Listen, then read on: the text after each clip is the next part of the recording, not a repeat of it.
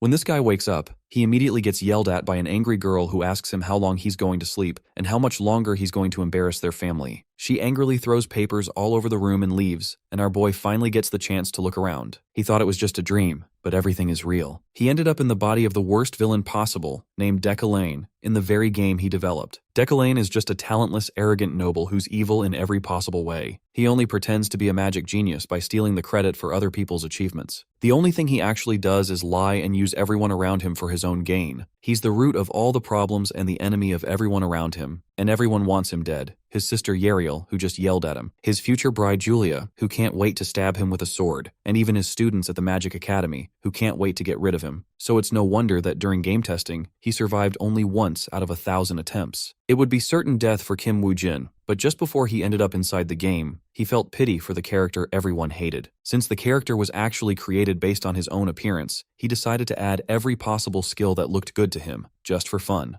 Comprehension, Midas touch, iron body, and much more. Just then, his coworker comes in and asks how testing is going. Inu Ara is a lead developer and also his ex-girlfriend. They had been together for 7 years and were happy the entire time. Woojin is naturally lazy, but unlike him, she's a born workaholic. Her ambition even helped him become a better person, but in the end, they broke up. And after 6 months, she found a new boyfriend. Still, even though so much time has passed, Woojin thinks she's the perfect girl in every way possible and still harbors some feelings for her. Maybe she does too, but it's over now. She just wishes him good luck with fixing the game's bugs and leaves. Just as Woojin returns to the screen to reset all the skills he just added to Decalane, he receives a message from an unknown person asking him to look outside. Woojin looks out the window and is shocked to see a huge thunderstorm with lightning striking right into his building. The next moment, he wakes up in the body of Decalane himself, the character who cannot escape death, no matter what, and destined to die. Woojin then glances at the documents Decalane's sister threw at him before storming out. Her name is Yariel von Grahan Eucline, Decalane's half-sister, and the one currently serving as the head of House Eucline in his stead. And it just so happens that Decalane doesn't share a typical sibling bond with her. Decalane also has a fiancée, and her name is Julie. Given how Yariel mentioned Julie in such a bad tone, Woojin suspects something must have happened between him and her. The document in his hand turns out to be a contract. Apparently, he has already signed himself up as Professor Decalane at the Impartial University, responsible for teaching basic magic and mana mindset. Looks like he has no choice but to attend the lectures he's supposed to deliver. While he has zero experience teaching, this opportunity also allows him to step outside and gather intel on the current circumstances of this world. A system notification pops up, blinking in front of him. It shows that his primary survival goal is to become necessary to the game. For the side quest, he is supposed to deliver a lecture in university. If he completes the quest, he'll be granted 0.5 store currency. He recalls how there are routes where Decalane dies because of Uriel's actions. To avoid that, he gets up to fulfill his current mission. Not to mention, that store currency will be crucial for his survival. Though he's not quite sure which topic he's supposed to deliver a lecture on, he figures he doesn't have to worry about it. After all, he has the comprehension skill he added before being transmigrated into the game.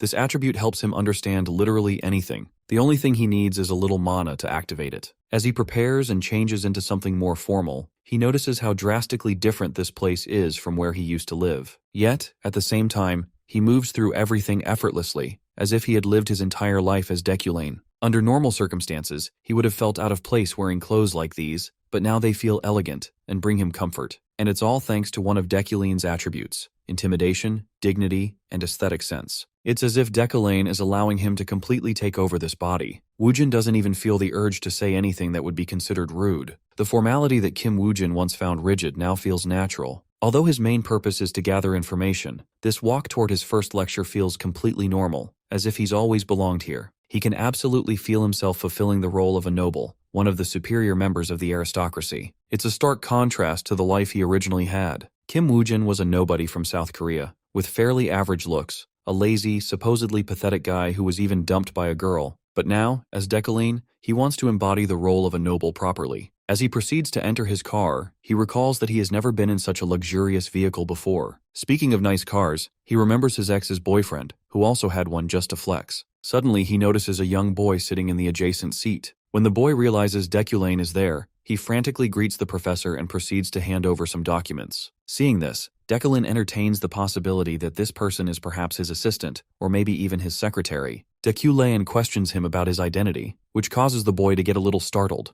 especially since he has already been serving Deculain for 3 years. Deculain soon realizes that the document he assumed was lecture material is actually just a script for him to read. It contains all the information needed for the lecture, down to every detail. He isn't surprised, though. Given Deculain's nature, there was no way he would have been capable of preparing material himself, considering how prideful and untalented he is. Which means this boy has done all the work. So, Woojin feels more than obliged to use a few words of appreciation. The boy is startled upon receiving a compliment. Even the driver is bewildered to hear his master saying something nice for once. Woojin also feels the recoil of this body after offering praise. It's a literal physical reaction. He actually feels sick after complimenting someone, which only makes Woojin question just how terrible of a person this guy Deculain really is. He felt this same sickening sensation when leaving the manor earlier. It seems that Deculain's consciousness is trying to invade his own. After their short journey, they finally arrive at the Imperial University, a place bustling with life. Now that he's here, his next task is to find the area mentioned in the documents, Roteo Hall. Once we arrive at the designated place, we see that the students have already taken their seats, and surprisingly, they seem eager to attend Professor Deculain's lecture. Rumor has it that Deculain is a master of spell interpretation,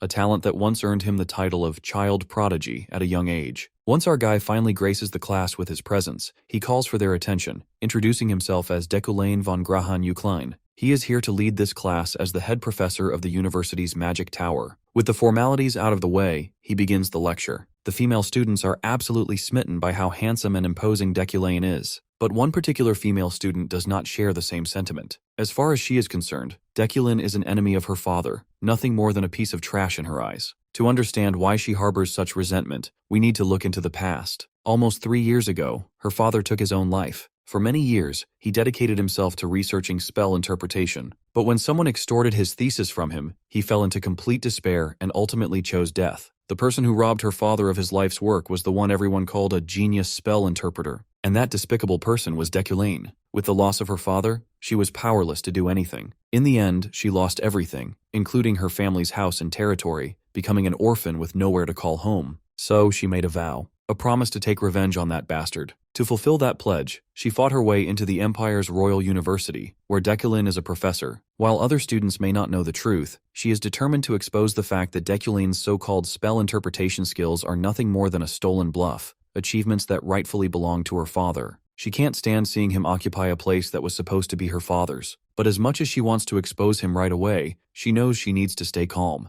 because the only way to take him down is to orchestrate her revenge meticulously. Deculain once again commands the room's attention, introducing himself as the head professor of the magic tower and a monarch mage who controls the elements. With that, he begins his lecture. He starts by explaining the fundamentals of magic, its 3 major attributes and 9 types. Attributes are the origin and source of magic, while elements are the materials that make up objects. The 9 types include summoning, spirits, destruction, support, enchantment, manipulation, ductility, bewitchment, and lastly, harmony. As Woojin continues delivering the lecture, he realizes that this job is actually much easier than he initially thought. It's his first time teaching, and he is unfamiliar with the theory of magic. Yet even though he is simply reading from a script, he understands everything perfectly. Not only that, but Deculain's natural presence and overwhelming grace make the students hang on to his every word. Even the burdensome traits of elitism, like maintaining interest and eye contact, feel natural rather than oppressive. Perhaps the current Deculain truly possesses the qualities of a great teacher. We then return to the lecture's content,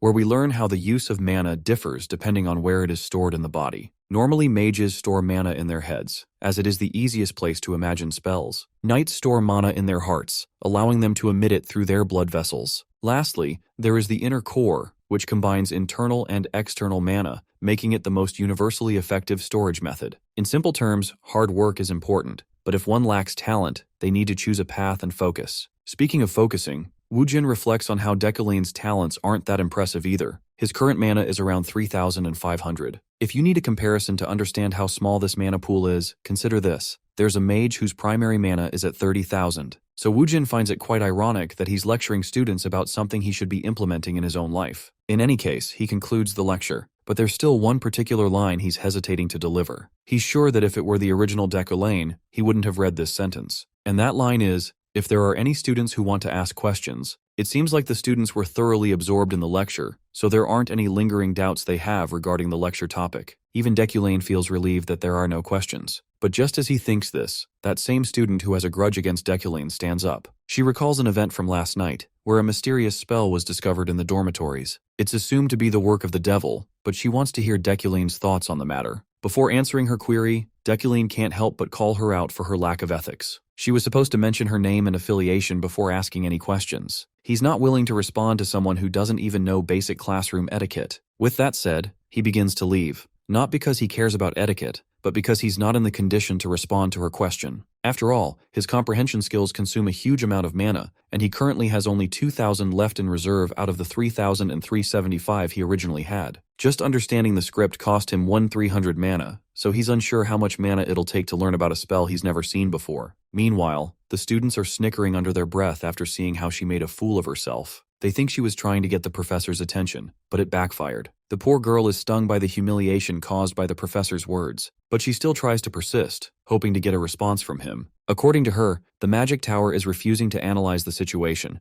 believing it's just a rumor. But if it's Professor Deculine, she's sure they might be able to figure out what kind of magic was used. She casts a spell herself and requests Deculine to interpret it. With no choice, Deculine examines the spell, which instantly costs him around 1,700 mana. She reveals that several remaining debutantes at the dormitory are analyzing it, but they found absolutely no leads. So she's hoping that Professor Deculine can at least take a glance at it. Without hesitation, Deculine declares that it's barrier magic, and his sudden response catches her off guard. He continues to elaborate that it's a bewitchment-type barrier spell, which means the caster of this spell intended to trap everyone in the dormitory. Now that he's answered her query, he dismisses her, telling her not to persist further. Since the side quest has been cleared, Deculine collects the reward currency he was promised. The scene then cuts to the university's Magic Tower cafeteria, where we meet that girl again, eating without much regard for table manners. By the way, her name is Ephorine. The only reason she had asked that question was to expose that Deculine's spell interpretation skills are a lie. But instead, she became the clown, and the embarrassment she endured was crushing. She's still convinced that Deculine didn't know what he was talking about and just said whatever came to his mind. You see, bewitchment magic is extremely difficult, and most spells require parameters. So, Deculine calling the spell bewitchment magic without mentioning any parameters seems like a stretch. What she showed him was a direct copy of the unknown magic circle that was drawn on the front door of the dormitory last night. While everyone was initially astounded by the unknown spell,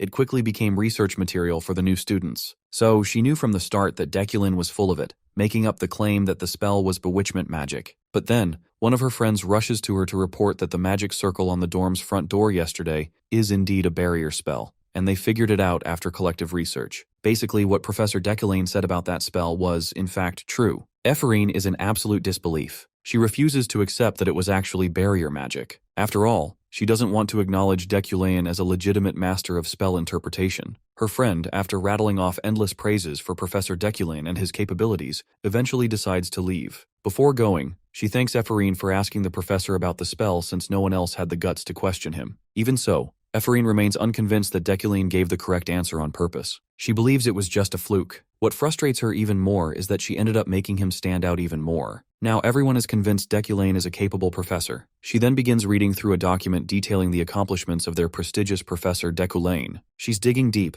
trying to learn more about Deculine. After all, there's a famous saying, if you know the enemy and yourself, you will never be defeated. She decides to steel herself. If she has to face that jackass daily, she'll make sure to expose him hard enough to ruin his reputation completely. The scene shifts to Deculine, who is still dreading the worst possible outcome that could have occurred in the classroom. You see, the moment he looked at that spell, his comprehension skill activated automatically. Just looking at the spell circle, with its tangled lines and intricate structure, was enough to drain every bit of mana he had left. And most importantly, even after sacrificing all that mana, he was unable to understand what the spell actually was. Even if he had twice the mana he has now, he wouldn't have been able to grasp the principles behind it. But for now, he's just relieved that everything worked out in his favor. Just as he continues walking, his path is suddenly blocked by a woman clad in white knight armor. With white hair and light-colored eyes, she's a familiar sight. Deculine immediately recognizes her because he's seen her countless times while working on this game. She is Julie von Dea Freyden, his supposed fiancée, and a named character who will eventually become the pinnacle of knighthood, though he wasn't expecting to cross paths with her this early.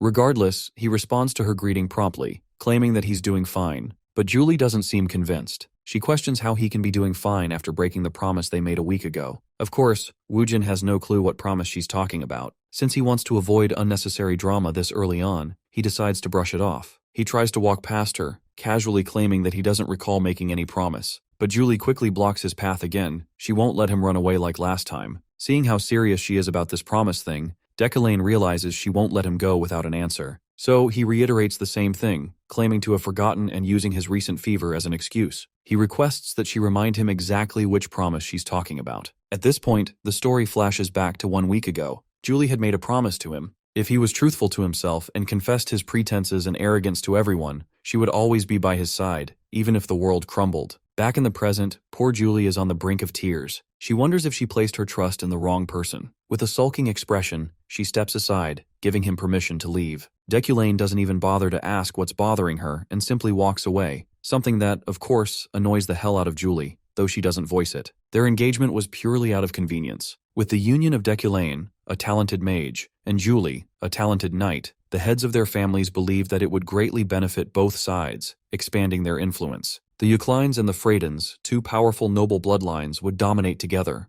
For this reason alone, there was no one to object the marriage, and this is why Julie has been roped to marry him, even though she does not love him a single bit. However, the two households later realized that Deculane's talents never truly existed in the first place. He was not the talented mage everyone thought he was. Perhaps Deculaine did not wish to acknowledge it, but he had lied to the world by calling himself a genius at analyzing spells, ultimately becoming a professor. There had even been headlines highlighting how the youngest top professor at the Magic Tower is currently on the decline. After that headline ran, he stopped showcasing any accomplishments. But despite this, the Uclines and the Freydens tried to keep it quiet, and Julie was sure it was because neither household wanted to become the topic of gossip. They didn't want their flaws exposed to the public, but Julie couldn't forgive the situation either. She had accepted the marriage without love, but she could not stand the lies, which conflicted with her beliefs as a knight. To her surprise, Deculaine had agreed to honor her beliefs by remaining a truthful person. But now, it seemed to her that it was just another load of bullcrap after all. Before we continue, let's take a moment to provide some background on the Imperial University and the Magic Tower. The Imperial University is the best university in this game, and its magic department is the top department of all. One could compare the magic department to the equivalent of Korean University Medical School, and the Magic Tower to the Korean National University Hospital. Woojin takes note of the grandeur of this place. It has a large campus, with a garden that's carefully maintained,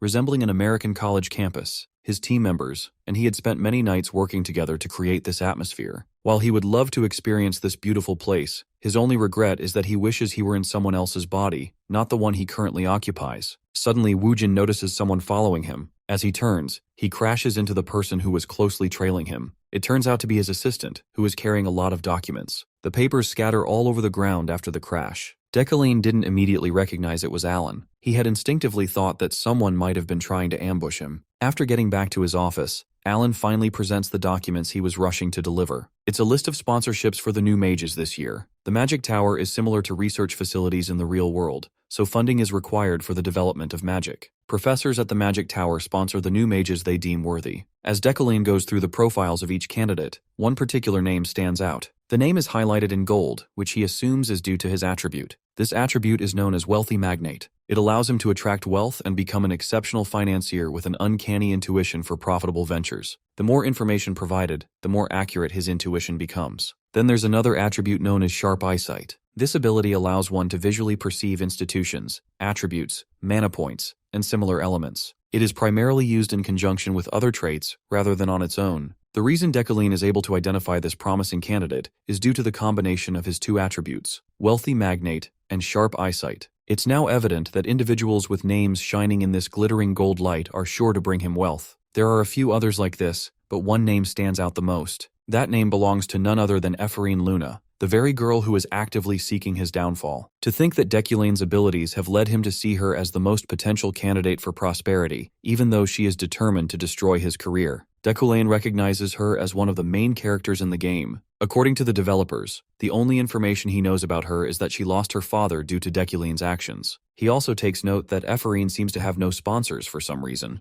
When he questions Alan about it, his assistant reveals that everyone is cautious when it comes to her. Well, it's no surprise. After all, no one wants to anger Deculaine by sponsoring someone who might become his enemy. One thing is commendable about Ephraim, however. Despite not attending the academy and learning magic through self-study, her talent speaks volumes. The potential in her is limitless. Yet, Ephraim Luna is his enemy, or rather, he is her enemy. since he is the one responsible for her father's death. If things proceed as they did in the original game, Deculain knows he might very well end up dead. After all, he is destined to die in the game. He also has the attribute Villain's Fate, which ensures that the entire world hates him and wants him dead. However, anything or anyone that fails to kill him ultimately makes him stronger. In the game, Deculain dies in countless ways, such as by sword, by poison, by assassination. The method may change, but the outcome is always the same: death. The only way for him to survive is to make different choices that the original Deculain would not have made. With that in mind, he ultimately decides to sponsor Ephraim.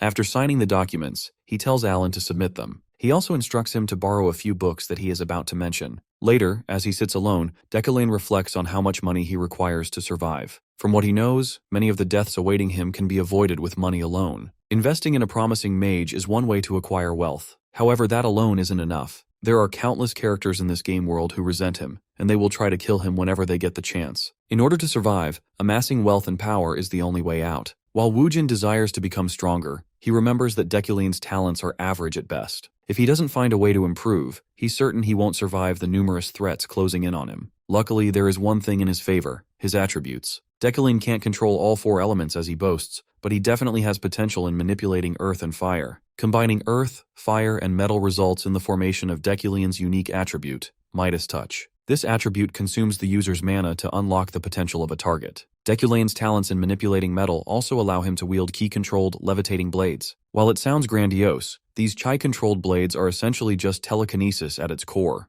However, in this world, telekinesis is not widely known or understood. If Deculain learns basic manipulation magic, he can compensate for his lack of raw power by manipulating metal objects. To make this a reality, he needs to first learn the fundamentals of manipulation magic. So, he decides to test his skills. As soon as he activates his comprehension skill, he begins absorbing all the concepts and spells related to basic telekinesis written in this book. Once he has absorbed the knowledge, he uses his newly acquired telekinesis powers on a pen. And just like that, the pen floats into the air. Thanks to his Memorize attribute, Deculain can cast the telekinesis spell without needing any incantation. Although the current telekinesis spell he's learned only covers the basics, it's already quite powerful. He can't even begin to imagine the possibilities once he learns more advanced telekinesis. The next thing Deculain wants to figure out is what to do with a magic circle. He considers engraving it over his entire body. In this world, magic circles become stronger the larger they are, so he plans to understand his body first using his Comprehend attribute. Not just his brain, but his heart and inner core as well. Then he will engrave magic circles all over his body to strengthen his telekinesis. Of course, there is a risk that his body might overload or suffer side effects. But this is where one of his attributes, Iron Man, comes in handy. This attribute grants Deculain innate physical abilities,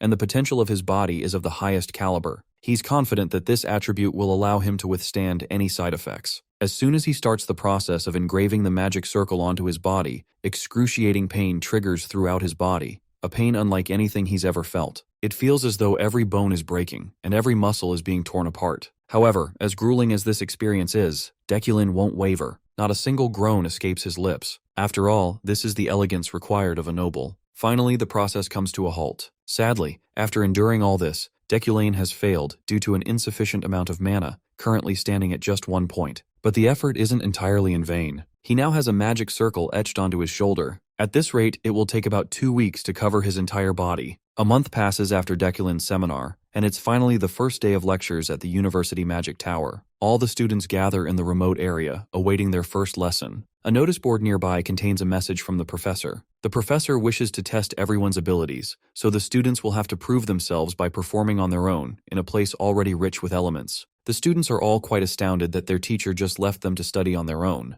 The one who is most annoyed by this is, of course, Ephraim. While she curses him under her breath, a girl walks past her and intentionally bumps into her. Naturally, Ephraim, already irritated, turns to confront the girl who just bumped into her. But when she recognizes the person in front of her, her expression quickly contorts into shock. It's none other than Sylvia von Josephine Elaide. The two girls lock eyes for a brief moment, but Sylvia just proceeds to walk away, ignoring Ephraim as though she doesn't even know her. Later, as Ephraim is focused on performing a task, her mind is still preoccupied with the encounter. She is certain the girl she encountered is from House Elaide. About 10 years ago, the Illades, fearing Ephraim's potential, surrounded their manor with troops and threatened them. So it's beyond Ephraim's understanding that Sylvia doesn't recognize her. Suddenly, the structure she is creating with her magic starts to falter, and Ephraim feels a heavy pressure in the air. It's as if her mana is being sucked somewhere. When she looks in the direction of the disturbance, she spots Sylvia, who has just created an enormous structure which is 1,000 times larger than the one Ephraim was making. Naturally, Ephraim is furious, as the turbulence caused by Sylvia's magic has completely disrupted her work. But Sylvia pays no attention to the noise around her, continuing her task undisturbed. This only infuriates Ephraim further. The fact that Sylvia doesn't even acknowledge her existence is maddening. In an effort to get Sylvia's attention, Ephraim decides to provoke her. She begins throwing jabs at Sylvia, undermining her strength. After all, they were rivals, and Sylvia always used to threaten Ephraim and forced her to step away from magic, all to surpass her rival. But once again, Sylvia refuses to acknowledge Ephraim's presence. She claims she doesn't recognize Ephraim but mentions having heard about the death of the impudent, negligent noble. Of course, Ephraim is enraged to hear this disrespectful trash talk about her father. Without a second thought, she leaps into the air, her magic activated around her balled-up fist. She's determined to make Sylvia regret what she just said. The enraged Ephraim lunges forth with a powerful strike, attempting to punish Sylvia for her disgusting words about her father. In response, the blonde conjures a protective barrier, her eyes flickering in doubt of her own ability. The collision results in an explosive boom, sending rumbles of winds across the bodies of the students, who groan before the impact. The aftermath of the explosion leads to the students checking on each other's health. When the dust settles, Ephraim is made visible, her left hand grabbing hold of Sylvia's head, roaring at the blonde for ever daring to insult her deceased father. As she continues to threaten Sylvia, Ephraim's eyes dart behind, realizing that some kind of mystical dark light has been created in the distance. The students panic and scream, while Ephraim questions if what she's seeing is a void. It's the same spot where both of their mana collided earlier, causing a rupture in space that is now engulfing everything around it. Realizing that the void is at risk of causing an explosion, the students panic even more and attempt to run away. Even Ephraim understands the risk of the situation at hand. The explosion could send metal fragments bursting everywhere like shrapnel, inevitably spelling everyone's doom. The space-devouring ball of black continues to eat away at its surroundings. Ephraim does her best to contain the magic with her might. All of a sudden, she no longer hears its sound or feels its weight, as if the void stopped on its own. When she opens her eyes, a towering man clad in aesthetic noble attire is standing before them. It's their professor, and he has just saved their lives. Deculane's sudden appearance is shocking, but what's even more shocking is the fact that he stopped the fragments using ice magic in an instant. Following that, Decalane left his students' mouths open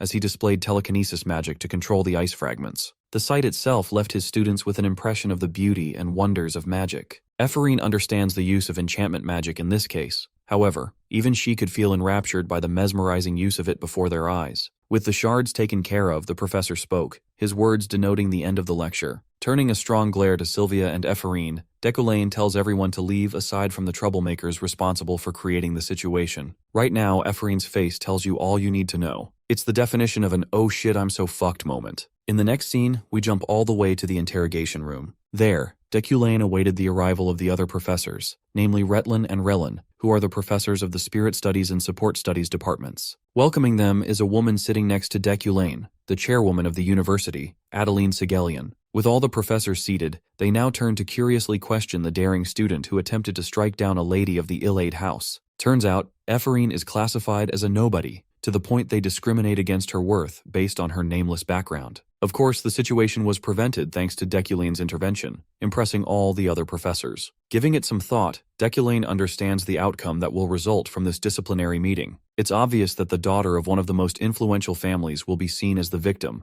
while the fallen noble Ephraim, a mere commoner before the university's eyes, will be seen as the evil perpetrator. Hence, Deculaine feels the urge to involve himself and bring about a shift to that perspective. After all, ever since he set his eyes on Ephraim, he could sense douses of scarlet energy just leaking out of her body. It's as clear as day to a villain character like him, an attribute called the villain's fate. Basically, when the entire world wants you to die, there's trouble brewing, and if he can't influence the outcome soon, his inevitable death will creep closer and closer. The official meeting to conclude Ephraim and Sylvia's fate is sprung into action. Relin is the first one to roar at the Ephraim for senselessly engaging in conflict and jeopardizing the safety of many students. It was only thanks to Deculane's personal involvement that nothing grave happened. In response, dejected as she is, Ephraim states that she cannot mention her reason for the attack. This kind of avoidant response comes across as an offense to the teachers, but right now, all Ephraim can think about is concealing her intentions, so her target, the scumbag Professor Deculaine, doesn't know that she's after him. Sylvia's provocative words race through her mind,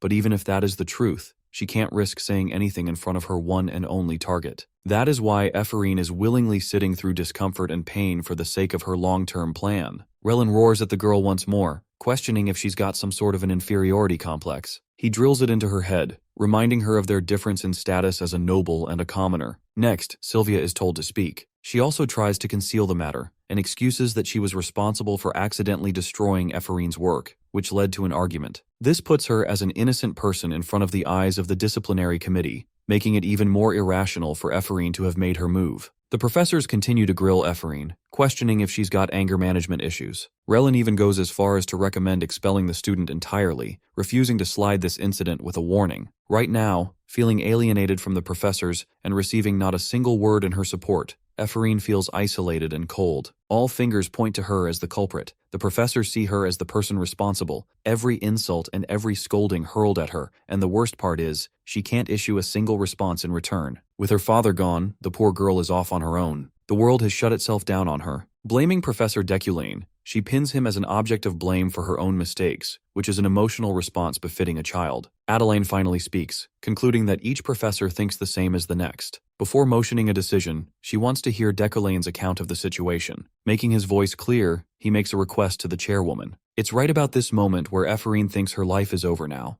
It's obvious that she's going to be expelled. But to a shocking turn of events, Deculane puts Sylvia under fire, arguing that she too had a fault in the incident that occurred. His response stuns both students, while Deculane continues to hammer his question once more. Ephorine is at a loss for words, unable to have predicted this trajectory in the meeting. Even Relin, the old fart who chose to see Ephorine as a worthless commoner, is having a field day comprehending Deculane's words. Our boy argues that Sylvia had every reason to act and prevent the incident that was caused, yet she chose not to. He wonders if her so-called esteemed abilities as one of the ill-aid household fell short in the heat of the moment. Sylvia's in a daze. She lowers her head in shame, apologizing first. Then she confesses the truth. Sylvia refused to block Ephorine's attack because she intended for the student to get into trouble. The silver-haired girl is tripping out. There's no way Deculane, someone who is her enemy, took her side just now. It's her fault too, so it's not like he has to protect her. Relin speaks up, countering that as a victim, Sylvia's fault matters very little with how she defended. Blame falls entirely on the assailant.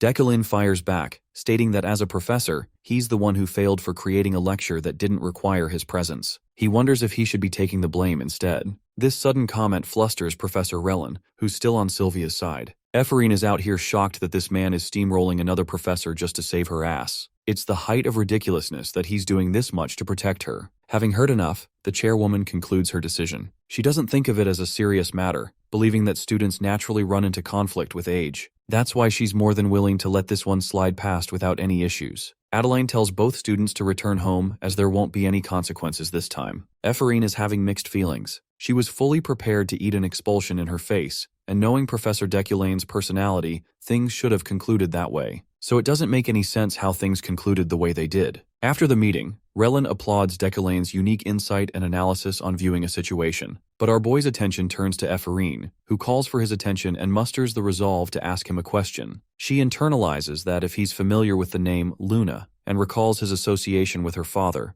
the one who he put through living hell, causing the man to take his own life to end the pain. Being a master of anticipation, Deculane expected her to reach out to him. This girl is hell-bent on getting an answer from him, and wonders how Deculane would respond to her question, and if he would try and overthrow the verdict of the meeting just to protect himself. Even worse, Ephorine feels afraid that this man may not even remember mistreating her father, which would make her situation even worse. Surprisingly, Deculane tells her that she shouldn't busy herself with the troubles of the past, hindering her potential to grow. Saying those words, he departs, leaving Ephorine with one conclusion. She's reached the understanding that he must know about her father, because if he didn't, he wouldn't have helped her just now. She wonders if the professor personally feels some kind of responsibility, which is why he helped her out of her own difficult situation. Ephorine misunderstands his help as a kind of pity. It fills her heart with joy. At least the scumbag professor didn't forget what he did. So long as that is the case, she's okay with the situation. The conclusion of Ephorine's case results in an addition of 2 points for Deculane's death prevention. In the next scene, we see Sylvia explaining the situation to her father, Giltheon,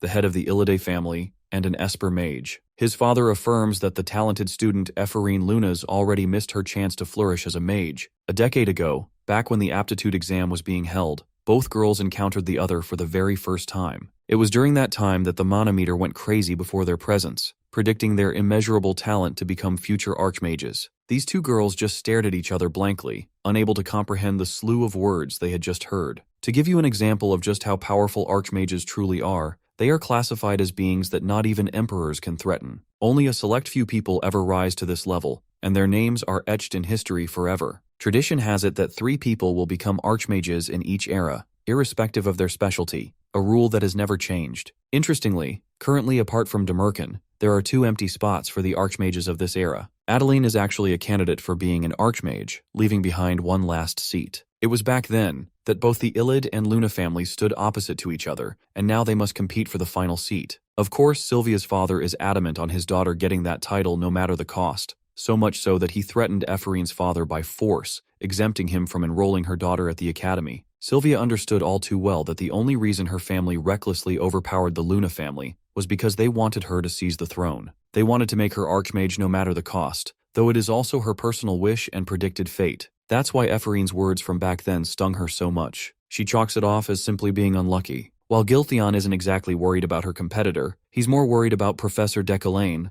believing that he's an ordinary man who was a genius at a young age. That's why there's no telling if he could suddenly rise above the ranks and become a dark horse. This isn't new news to Sylvia though, because she could sense his potential from the moment he deciphered her trap. When the explosion happened, it was true that Sylvia eradicated Ephorine's mana, but she also set up a personal trap to launch the Void as a conflict between their attacks. This way, the incident would cause even further demise and put Ephorine under fire. The reason Deculain shot them a glare back then was because he understood this trap from the get-go, despite her being careful of any observation close by. Even though he knew everything, Deculain kept both of them safe by offering a third way, a compromise. It was his warning, a way of demanding them to play along with his version of the story so that they could survive in one piece. Yes, before you even ask, the One Piece is real. In any case, she grossly underestimated his talents, but now it makes her ponder the kind of man he truly is. A few days flew by. We get to see Deculain's glorious manor. This man is living Bruce Wayne's life over here. Getting all dripped out, this man is escorted by his driver, his thoughts agreeing with his decision to support Ephorine in that critical moment. This way, he removed one of the death roots for himself, and even increased store currency. Personally, he wasn't expecting Ephorine to make herself known so quickly in their first encounter,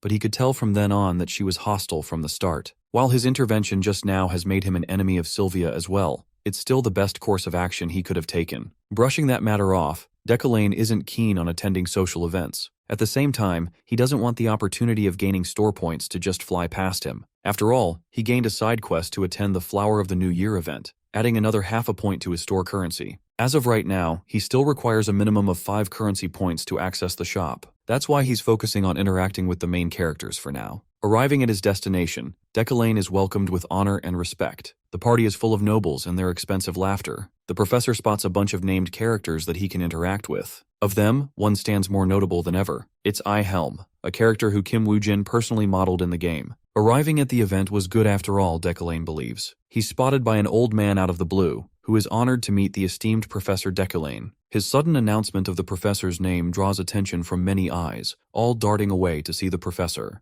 The party goes into an uproar, celebrating the professor's great presence. That cool and peaceful confidence he had about the party from earlier, it's all shattered to pieces now. While this is happening, Deculain hears someone remarking on Sir Ganesha. The professor draws away from the current interaction and follows the trail of the voice. Having heard about Ganesha, he knows that he can't risk not having an interaction with one of the most important characters around. His gaze shifts and carefully picks apart the crowd, but Ganesha is nowhere to be found. Deculain seriously doesn't want to lose this chance, but unbeknownst to him, the scary adventurer is standing behind him. At this point in the story, she's the 5th strongest character introduced. Deculain finally locates her on the higher floor, the scarlet-haired woman staring down at the scene. He quickened his pace to meet her, but gets cock-blocked by Yahello, who interacts with him at the worst possible moment. Let's explore Yahello a bit more. He's an exclusive mage of the royal palace, ranked as a monarch, equaling to Deculain's title. Yahello provokes Deculain, surprised that the great professor still remembers his name. He wants to check in on Deculain's research and immediately brings up the mention of some bad rumors. Yahello points out how his research has stagnated in the past 3 years, and many are now questioning Deculain's true abilities and talents. This audacious man is straight up talking shit in his face. It just so happens that Yahello was Deculain's peer in their university. They once had a close relationship, but after Deculain seized the position of head professor for himself, Yahello's jealousy grew harsher and hostile over time. Though the original character would have been peeved by Yahello's provocative remarks, our boy is as cool as a cucumber, refusing to respond with impulse. Also, the rumors only mention the truth, so he's fine with them too. Deculain's attention is drawn to shock when he notices that his target, Ganesha, is no longer there. Poor guy wanted to achieve one goal for the day, and it was ruined by this blabbering loudmouth who still continues to yap endlessly. Walking right past him, Deculain annoyingly swears at him and even calls him a piece of rotten cheese. I loved that insult so much I'm going to be using that as his nickname from now on. Rotten Cheese is left bewildered by the statement. The chill professor refuses to say another word and quickly moves on to locate Ganesha, fearing that she may leave the society even before he can acquaint himself with her. His plan is in shambles as we speak. His sudden disappearance from the event causes a bunch of people to wonder where he went. Deculain really wanted to end the Rotten Cheese then and there, but he was limited to his response because of the people around them. To his shock, Ganesha calls his name. She's there standing right next to him. She's curious if he came looking for her. It's true that Deculain found her unexpectedly, having escaped the clutches of the imbeciles in the gathering event. Still, her reaction makes him wonder if these two have previously met each other in the past. The Scarlet Adventurer lets out a chuckle at his response, when he confesses he merely got lost. Ganesha calls out his little lie and knows he was looking. She apologizes for messing up their earlier mission and even requests letting the matter go. Now it's confirmed that they had a previous relationship based on commissions. The adventurer apologizes once more for failing to recruit a talented child under his wing. It's because of her personal attachment that she ruined the mission, refusing to hand the child over to him. Now, of course, our boy is curious about the context of this discussion, and he's gained an understanding of Deculain's decisions. He was going to use a talented child to do the research in his place and maintain his name. Curiously, Ganesha asks a question. She sensitively asks how long he's going to keep up the facade and remain the way he is. Her careful choice of words puts him into contemplation. It's true that before possessing Deculain's body, he maintained character and acted violently, gaining many enemies and losing trust with the people in his life, even going as far as hurting others for his personal fame. But now, the current Deculain has come to a decision, confessing that he's going to live a different life. Intrigued, Ganesha is surprised. She was fully expecting him to lash out and attack her for that statement. Of course, since she was brash and acted on her own during the mission, Kim Woojin, who is possessing Deculain's body, is rather surprised that this bold professor would go as far as to attempt attacking one of the strongest people around at the time. It goes to show the villain's reckless demeanor. While he doesn't know much about the original Deculain's past relationship with Ganesha, he knows for a fact that this woman could easily annihilate him with no effort at all. Two of her most prominent attributes are invincible body and master of martial arts.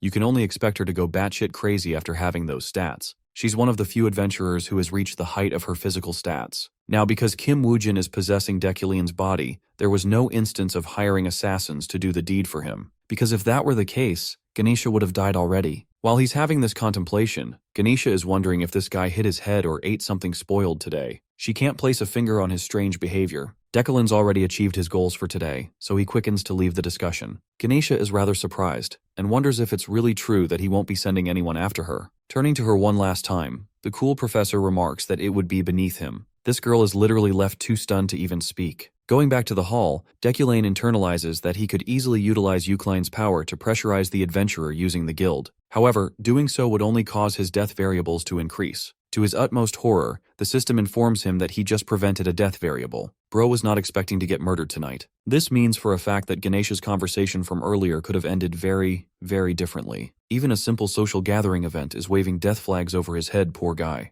The scene switches to Rayleigh, an adventurer who is relative to Julie. The talented knight is sitting in annoyance, clearly disoriented and in a bad mood. Rayleigh realizes what must be causing her sour expression, so she boldly asks if Julie has made any progress with her fiancé as of late. Just hearing that, Julie's body fidgets. Rayleigh clarifies that she means Professor Deculain, as there were rumors spreading about. Recalling his annoying response from their meeting, Julie doesn't hide her frustration, expressing that their relationship is in the gutter. Only this time she confessed it out loud. In a surprising turn of events, the man of the hour comes around to leave. He spots her, but he's already leaving, despite being known for loving gathering events. He didn't even shoot a look towards his fiancée, causing people to wonder if he's got a sour relationship with Julie. This adds to the rumors about him. Deculain's early leave from the gathering event raised a number of questions, all leading to one theory. They think it's because Julie and him had a fallout, but of course not even the game developer Kim Woojin could have predicted this turn of events. A week has passed since he attended the social gathering event. This man has been putting in the work, looking at his damn muscles as he finesses that pull-up.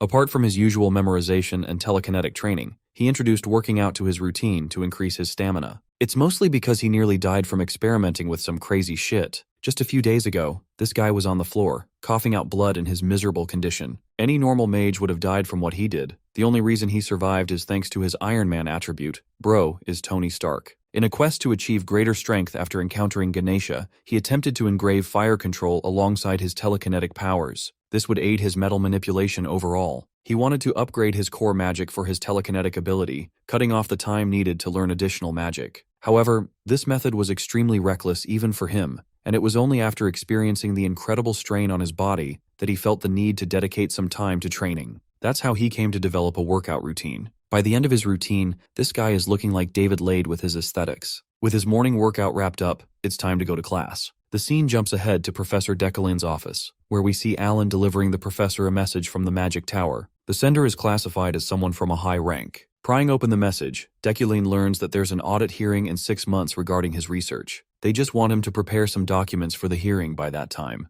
Of course, this is troublesome, because this means Decoline's research is put under fire and under question for being delayed. The thing about Decoline's role is that he's always been classified as the head professor in the eyes of the game. It's critical for him to maintain his title as a professor, because the moment he loses it is also the moment his hopes of returning home will be dashed for good. Right now, he's going to scavenge and find anything worth his time from his laboratory. Decoline enters the room, which is a complete and utter mess, as if there was an attack of some kind. The place has been uncared for, and if Decoline frequented the laboratory often, there's no way he would have kept it in this horrendous state. Interestingly, one disgusting spot looks particularly out of place. It begs the question if he was trying to hide something. There's no telling, but Decoline thinks it's a good way to test the waters and see what's up. Thanks to his telekinetic magic, he didn't have to dirty his own hands plodding through the trash. From the remains, he grabs a book and pries it open. It seems like Decoline encrypted his life's work to ensure that it wouldn't get stolen. Be that as it may, our boy can easily use his comprehension skills to bypass this issue.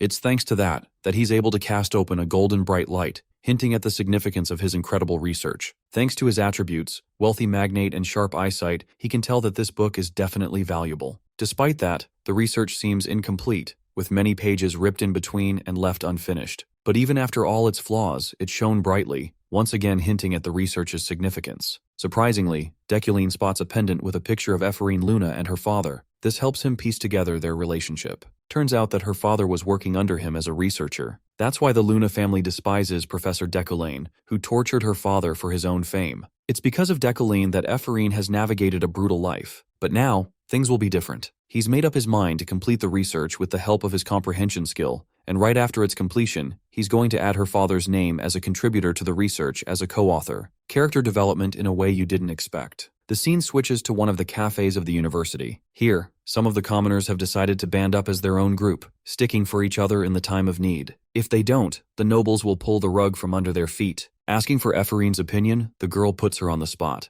Ephorine doesn't know how to feel about the situation. After all, she is a fallen noble herself. Still, she's fine with forgetting about her previous life, because right now, she doesn't even have a residence in her name. The orange-haired girl proudly accepts Ephorine as one of their own, the rest of them denoting her as the representative of the commoners. One of the girls, donning a shorter hairstyle, suggests they get permission from a professor to approve their club officially. It seems like the biggest obstacle in their path at the moment. At first they bring up Professor Relin, but knowing his attitude for always protecting nobles, he's out of the count. Then there's Professor Carmel, who also shuns commoners. One of them adds that Professor Decoline wouldn't be a good pick either. While this is happening, Ephorine is too busy salivating at the sight of a beautiful strawberry dessert. The orange-haired girl erupts in confidence, believing that they should definitely ask for Professor Decoline's help. They're all hoping that Ephorine will be the one to make the request on their behalf. A role that she clearly didn't sign up for is evident by her shocked expression. One guy agrees, believing that Decoline's their best shot, as he looks down on everyone, no matter the status. The fact that Ephorine escaped punishment thanks to him is enough to conclude that Decoline favors her a bit. Or at least that's what these guys think. The girl clarifies that there's nothing of the sort going on. She genuinely feels upset that the conversation has taken a shift like this. Ephorine wants nothing to do with Decoline after all. Refusing the request, she bolts away,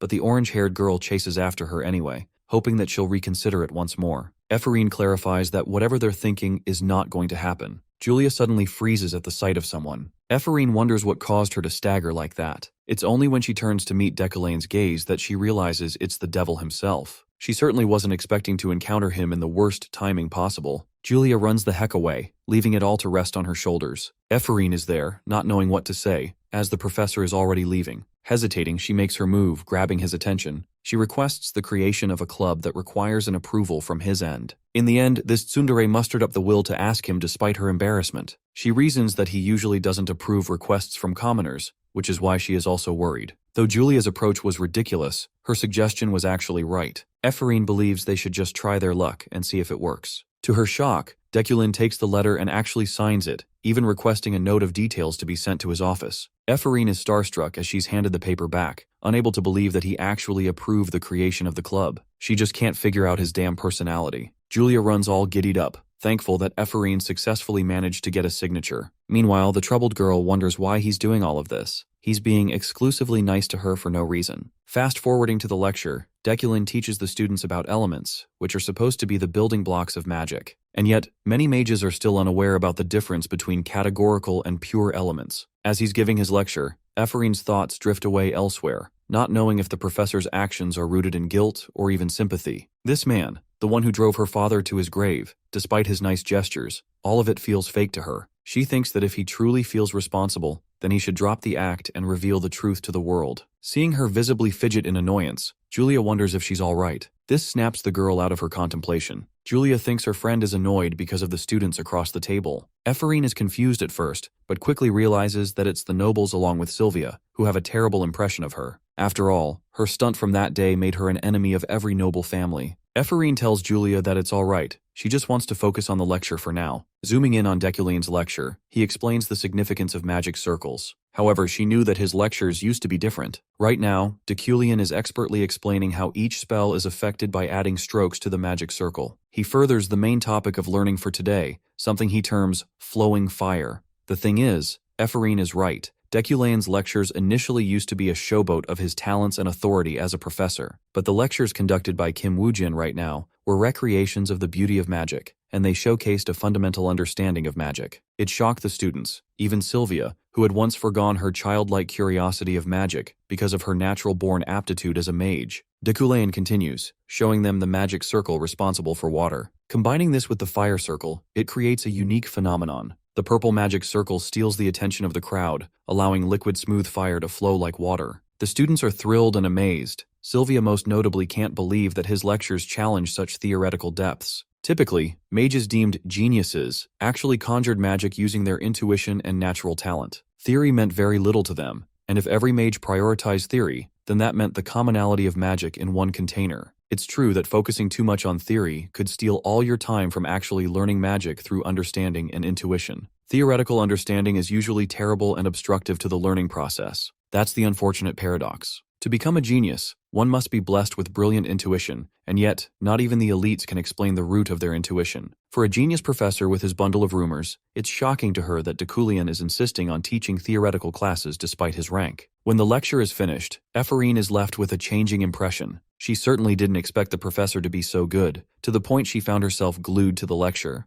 Ephraim's attention is stolen when she hears a mountain of slurs coming from the other side of the door. She knows it's the annoying nobles who want to harass her. That whole conflict with Sylvia made everything worse. To her surprise, she spots a sponsorship certificate underneath her door. Of course, her initial reaction is that it must be a damn prank. There's no way she got sponsored when everyone in House Elad hates her. Ephraim gives the situation credit, recognizing that she can later use this in a report. So she happily goes to the magical administration office, only to find out that this little piece of envelope is as real as it can get. She remembers her body jolting when the receptionist verified the authentic seal. Ephraim's face blooms with happiness. She can't contain her joy at all. The girl even tries pulling her face, wondering if this is some kind of sick dream. Then she cowardly checks her surroundings, afraid that someone must have spotted her reaction. Ephraim shrinks underneath the table, afraid that people will soon find out her ownership over 100,000 elne. To give you guys a good idea of the amount, it's equivalent to 100 million won. This girl is so scared, in fact, she's already packing her stuff in hopes of escaping when shit goes down. Even the staff members seemed suspicious and gave her a good look. Ephraim is losing her marbles when her tantrum leads to hitting her head on the table. This dork is convinced that it's no longer a dream. The absurdity of the situation makes her weep. The girl who was alienated all this time finally had her talents recognized. It fills her with the optimism to try harder for her life. I don't know about you guys, but I think this scene is a good example of showing how a token of kindness can restore someone's faith in the world. I really liked it, and I hope you did too. Anyway, let's get serious and visit the Euclid Manor. Here, Deculin's half-sister learns that he's currently headed to the auction site of Yahello. Bear with me, I know that's a weird-ass name. She's steaming in frustration, remembering how he had already wasted 10 million elne only last year. It makes her fear how much he's going to waste this time around. At the auction site, we come to see our boy, who has been longing to buy something worth his time. Back when he first began using telekinesis magic, the professor had realized he needed a kind of metal to make up for his sorry excuse of a talent. It's going to be a replacement for a temporary fix that he made using wood steel. The real deal will be here at the auction site today, which is why he's in the VIP waiting room. There, he spots a familiar figure. It's his fiancée. Yet again another unexpected occurrence. She sees him, gets up with an angry glare, and turns to confront him. The knight is practically irritated with his damn appearance. It's the definition of your girlfriend getting mad at you for ignoring her. Julie brings up the occurrence of Sylvia and Ephraim, whom he had detained to be judged before the committee. Knowing that it's pretty old news, the mage questions why she's bringing it up, and if she's going to blame him for that. Julie holds a stern expression, hounding him for crushing the dreams of newbie students through his annoying attitude. She highly advises him against repeating past mistakes. Julie finishes up by saying that it's her final piece of advice for him, her words hinting at an indication of a breakup. Calming his mind, Deucalion understands her intentions to break the relationship. But in reality, he actually favors this turn of events. Despite her enamoring appearance, he doesn't really intend to marry a woman over something insignificant, even in a fake life. Then there's the fact that she's a walking red flag full of death variables for him to encounter. This means the dude could literally face death on the day of their marriage. Deucalion chooses to remain silent until she turns away, his thoughts wondering why she came here, knowing she's not the type to attend auctions. Choosing to annoy her, he provokes Julie by asking if she came all the way here to get on his nerves. It embarrasses the girl, who brushes away any such thoughts, stating that she came here looking for something. Deucalion tells her to calm down, because the chick went from 0 to 100 in the span of a second. She's left all pouting and annoyance. Julie continues leaving, and it's the first time Deucalion thinks cute of her expression. Suddenly, he catches himself experiencing a sharp and sudden emotion. Right when he was reasoning just how dangerous it would be to surround himself with her, it's as if Kim Woo-jin is slowly being tainted by Deucalion's personal emotions. So far, he's kept his personality in check. An announcement addressing the visitors of the auction house is made. The auction is about to begin. Deucalion brushes away such meaningless thoughts, believing that it's just his body reacting this way. Back to the scene of the auction house, he's patiently awaiting as the first item gets revealed. It's a special vase made by a unique artisan from the East. Its significance is so loud that golden shimmers of light reach all the way to Deucalion, the same light he checked with his research papers. The light's insistent glow is proof that he should get it. The host entertains a bunch of bids, until Deucalion bids the highest at 2.5 million elne. The item is sold at the immediate price. The only reason he acquired the vase is because it represents a greater value than the money put up for it. He's got more than enough in his mega bank account. I'm serious. This guy has 200 million in his damn account. A bunch of high-value items are all snatched by Deucalion, including a special ring, a pair of special scissors, and a rune necklace. Even after all of that, this man has the gall to bid for 5.5 million. The people at the auction house are shocked to find Professor Deucalion making such wild bids. His fiancée, on the other hand, deems him as a mere attention seeker with nothing better to do with his life. She thinks their personalities clash too much, as he wasted so much money without cause. Still, she came here with a goal of her own. She wants to obtain the winter's fire for herself. The host finally presents the last object of the auction, an item so rare that it's impossible to find, an ore representing great history. It's the magic of nature itself, the winter's fire. The ethereal snowflare stone is revealed in all its beauty, stunning both Deucalion and his fiancée. This stone is one of the 10 rarest metals found in the game. Normally used to forge swords, this item is the height of paradoxical wonders, maintaining the essence of both heat and cold energies. Only dragon bones surpass them in value. Still, it's Deucalion's best bet, but Julie is also invested. Parties place their bets all the way up to 30 million elne. Julie is extremely confident in her bid and is about to win, her face lighting up with happiness. But then, one man intervenes, placing an offer of 31 million elne, stealing the limelight. She turns in annoyance, unable to accept what his damn fiancé is scheming. She doesn't want him to interfere with the only object she's after. She places a bid of 32 million, which is countered by 33 million by the professor. They're a bit surprised that the professor wants to obtain a sword-forging stone. They wonder if he wants to give it to his fiancée. They all think it must be the reason he's preventing her from making the purchase. Deucalion all of a sudden realizes that he's fighting against Julie so far. This confirms her personal ambitions to obtain the snowflake stone, which means if he obtains the object, she'll carry a grudge for life. At the same time, he wants it badly, because it's the first time in 3 years that the stone has made its appearance. While it's a gamble, a major risk, Deucalion is ready to walk that line. So he's ready to meet Julie with his fullest might. The price shoots up all the way up to 42 million, and it's at that number that the object is sold to Professor Deucalion. The people applaud in the epic battle that took place. which is funny because when you really think about it, these guys were just flaunting money. They also think Julie is the one who was being overly stubborn, because in their worldview, Deculion obtained the stone to give it to her to begin with. Right now, the knight is fuming, her blood boiling in anger. The events have all conspired similarly to last year. Deculion offered her riches and jewelry to enjoy on her engagement day, but she vividly remembers it as the worst day of her life. Damn, the worst she could say is no, always ends in disaster. The Deculion of that time wanted to flaunt his power and wealth, which is why she detested him so much. She felt humiliated if anything, her face showcasing her annoyance. All this time, there's only one thing she's been wanting from Deculion, and he refuses to give it to her. And no, you perverted gremlins, I know what you're thinking, but that's not what it means. Leaving the room, she ruined her engagement day for herself. But that act left a bruise on the professor's ego. Despite her dignity as a knight, she ended up in a relationship with a professor with a shitty personality. Of course, she was granted captaincy for it, but people gossiped all kinds of nasty rumors around her. She knew all too well that he was responsible for spreading those crappy rumors to begin with. It only made her hate him even more, and it was that day she decided that this man was unworthy of her love. Right now,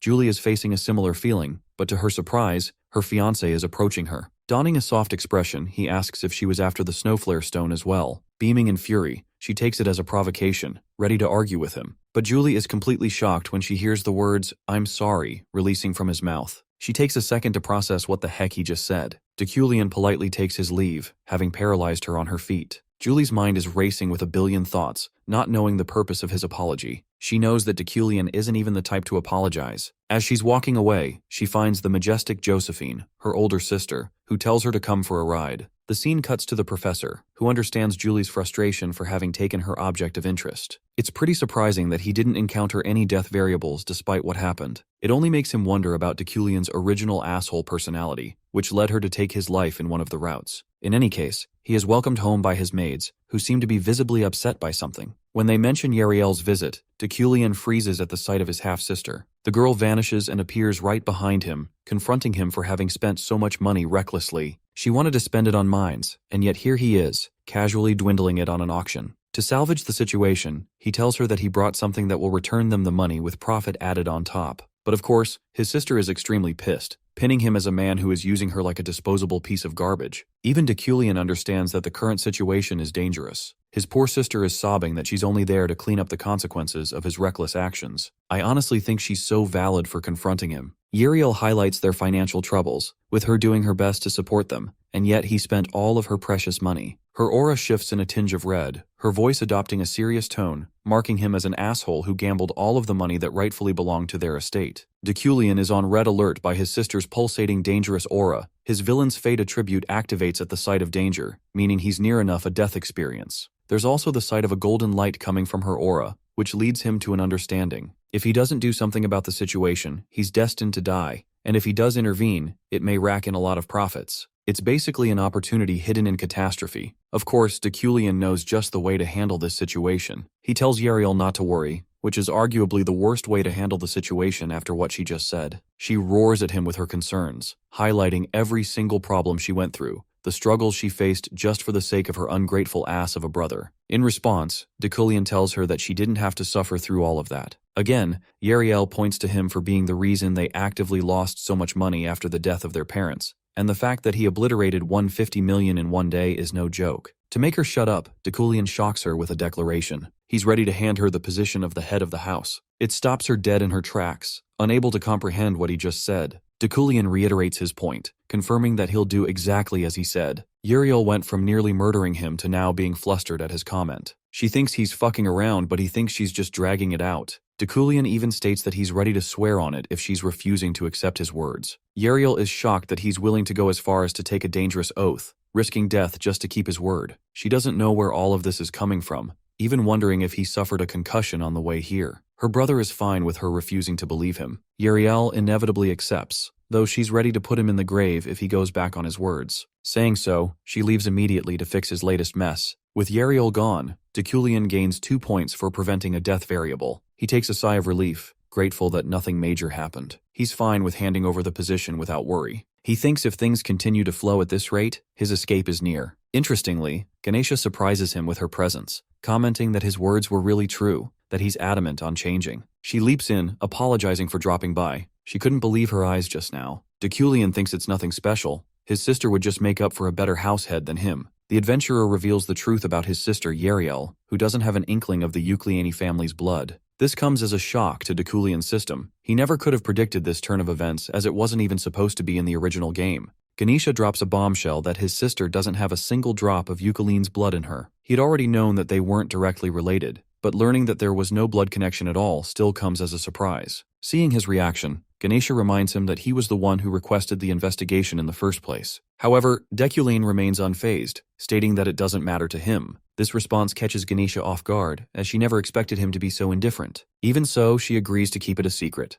As she turns to leave, she shares another piece of crucial news that the 6 snakeheads have begun to move. These individuals lead a notorious criminal organization, and each of them carries a bounty worth millions. Before leaping out the window, the adventurer pauses to warn Dekuline. The 6 snakeheads are after the item he purchased at the auction, and he should be more cautious. It seems like he's been neglecting his magical defenses lately. With that, she vanishes into the night, leaving behind a white kerchief. As for the revelation about his sister, Dekuline isn't bothered by it. To him it changes nothing. After all, he isn't the real Dekuline, and whether she's biologically related or not, he will always consider her family. Meanwhile, in the forest, Ganesha and her men sit around a campfire, discussing Dekuline's recent change in demeanor. She seems flattered by his words, but one of her men teases her, pointing out that she has always had a soft spot for handsome men, making her opinion biased. Ganesha, now furious, threatens to cut him into pieces. As the argument escalates, Rayleigh, an adventurer and a relative of Julie, expresses her surprise at Dekuline's apparent human side. Dusting herself off, Ganesha confirms the change and assures everyone that they no longer need to find a magic slave for Dekuline. She suggests they return and instructs the group to keep everything they heard today a secret. With that, they activate teleportation magic, vanishing into the sky in a bright flash. The next day, inside the magic tower at Imperial University, Dekuline browses the system store and comes across a level 1 attribute that enhances both mana output and quality. However, it costs 10 and although he now has access to the store, he lacks the necessary currency to purchase anything. The store only allows skills to be bought using store currency, which is limited per level. Each time he gains access, the cost of skills doubles. Dekuline understands that he can't afford to rush or waste this opportunity. He has been carefully integrating his training into his routine, but he recognizes that his physical strength is lacking. To improve, he needs better mana quality, which will allow him to train more effectively. He requires 4 more store currency to make the purchase and decides to find a way to obtain them quickly. As he considers his next move, Alan arrives, looking concerned. He hands Dekuline the latest issue of Wizard Journal. Flipping through the pages, Dekuline spots a wanted notice for a man known as the Wizard Killer, Lockhart, who has been seen roaming the outskirts of the area. Dekuline is well aware that the Wizard Killer poses a serious threat to mage players and has already started making appearances. However, since he is not an ordinary mage, he isn't too concerned. Instead, he sees this as a valuable opportunity to earn store credits and secretly hopes to encounter him. Turning to Alan, Dekuline reassures him that there's no need to fear and instructs him to head to the library and wait there. Then, out of nowhere, he asks Alan if he wants to become an assistant professor. The unexpected question leaves Alan completely stunned. He can't believe Dekuline would recommend him for such a position, especially when he has always criticized his lack of talent. As Alan bombards him with questions, Dekuline simply tells him to be quiet and hands him a bangle engraved with the Euclian emblem. Overwhelmed with excitement, Alan thanks him, while Dekuline considers how useful Alan's skills in organizing documents and handling minor errands will be in the future. He doesn't want him to leave, especially since many who resented Dekuline's cold nature have already walked away. Yet Alan remained loyal, handling everything without complaint. To further support him, Dekuline gives Alan a generous sum of money and suggests he treat himself to a good meal. With that, Dekuline heads to the staff-only library, leaving Alan in shock. His purpose for visiting is to study Luna's research papers on the creation of pure elements. However, as he reviews them, he finds numerous mistakes and decides to correct them. He is also searching for valuable grimoires related to manipulation magic. As he walks through the library's aisles, his gaze lands on Sylvia, who is browsing through the books. She shouldn't be there as it's staff-only library.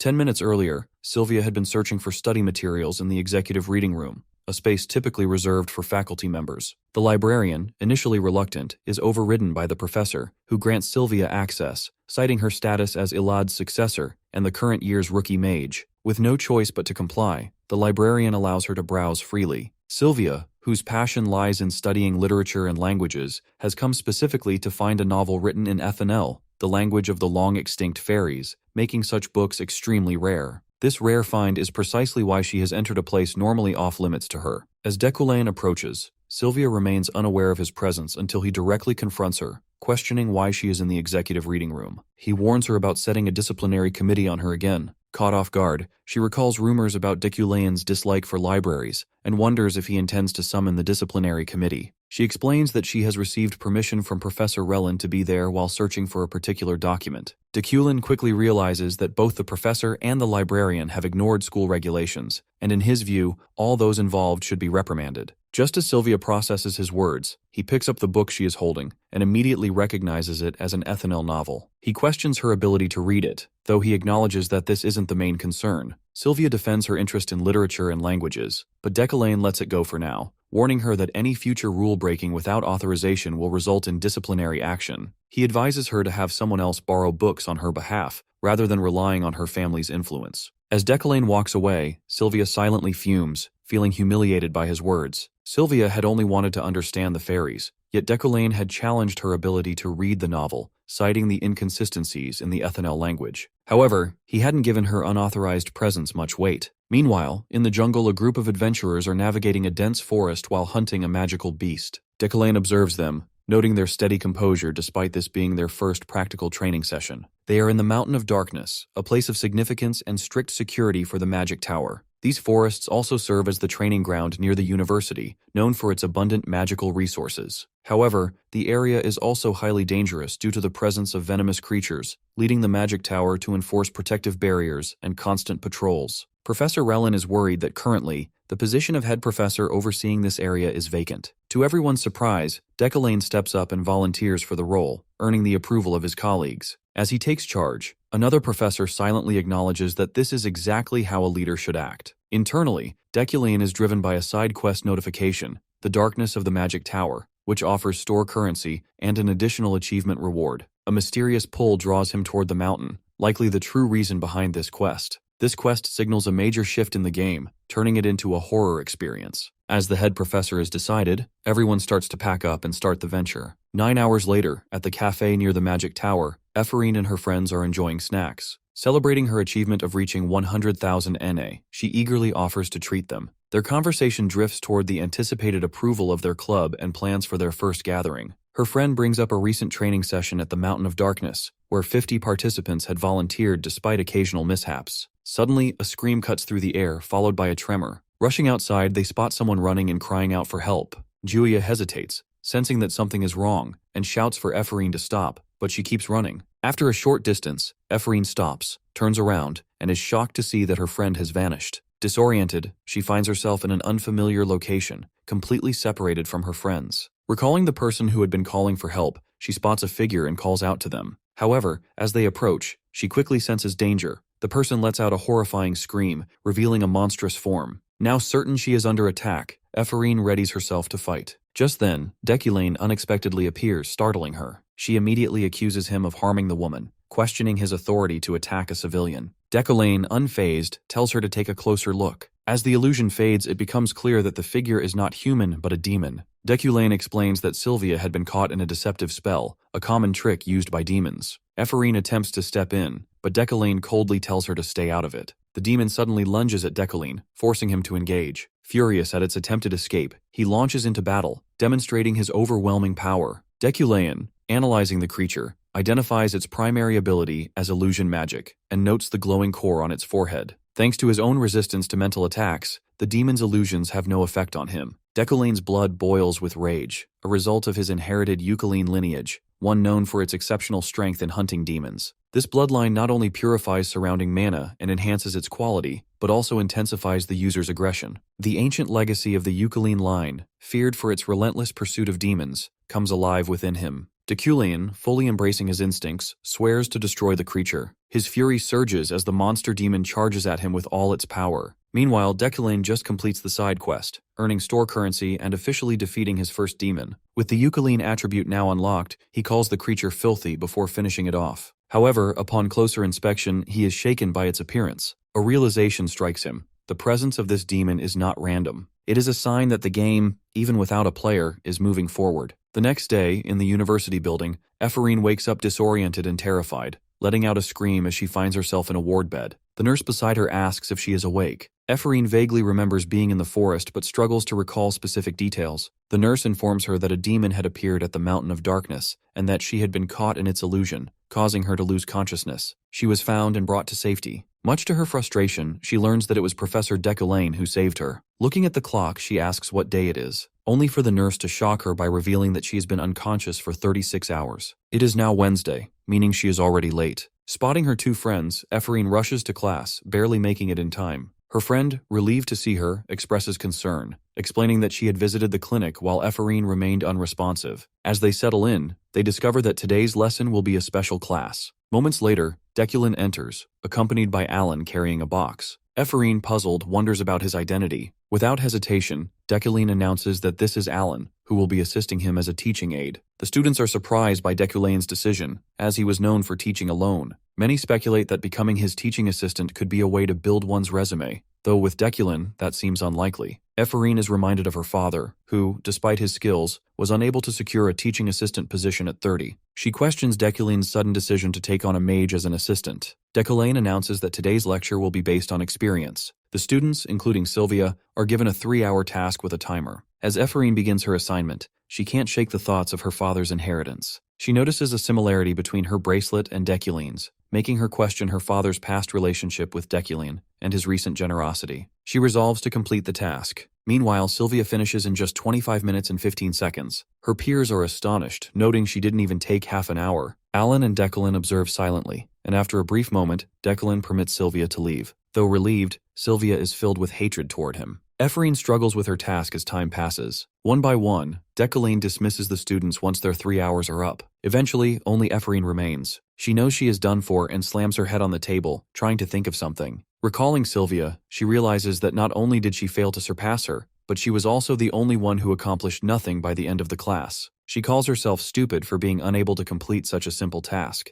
Berating herself, she mutters that she is incompetent and a failure. As she sinks deeper into despair, she suddenly hears Deculin's voice, revealing that 5 hours and 40 minutes have already passed. He asks how much longer she intends to make him wait. Shocked, Ephraim looks up, realizing he is still there. Meanwhile, Deculin criticizes her for failing to complete such a simple assignment on time and even having a breakdown over it. He tells her that no matter who mocks her, surpasses her, or even if someone she resents stands before her, she must remain cold and logical at all times. He declares that with such a weak mindset, she will never reach his level. His disappointment is evident as he turns and walks away. Ephraim sits there, stunned and in despair. The room is empty, and the clock continues ticking. She slams the table in frustration, remembering Deculane's cutting words about trusting in her. Refusing to accept them, she repeats his words to herself. As her frustration builds, a green power flares from her bracelet, its aura surrounding her. Fueled by determination and anger, she declares that she will do it, no matter what it takes. Meanwhile, Deculane reflects on the recent events on schooling Ephraim. Though he spent considerable effort on Ephraim, he believes it was necessary. She must grow stronger for the challenges ahead. The appearance of a demon at the Mountain of Darkness is a signal. The main quest is about to begin. During the coming age of overwhelming evil, characters with strong moral alignments will emerge, including a much stronger Ephraim. Right now, she lacks mental fortitude and a true sense of a mage's responsibilities. But Deculane anticipates her overcoming these weaknesses and growing into a formidable force, one that could potentially threaten him. Yet Deculane, a firm believer in self-reliance over fate, is confident he can prevent that. He refuses to let a newcomer surpass him. Ephraim steps out of the classroom, pauses briefly, and then rushes to Deculane's office. There, she presents the results of her magic assignment. Deculane notes that it took her 6 hours and 25 minutes to complete. While acknowledging her shortcomings as a non-academy graduate, he cannot deny the quality of her work. It is worthy of first place. With this, a side quest is completed, granting store currency. Now that Ephraim has returned, Deculane decides it's time to head home. However, as he walks, a white-haired man intercepts him. Deculane recognizes him as Zeit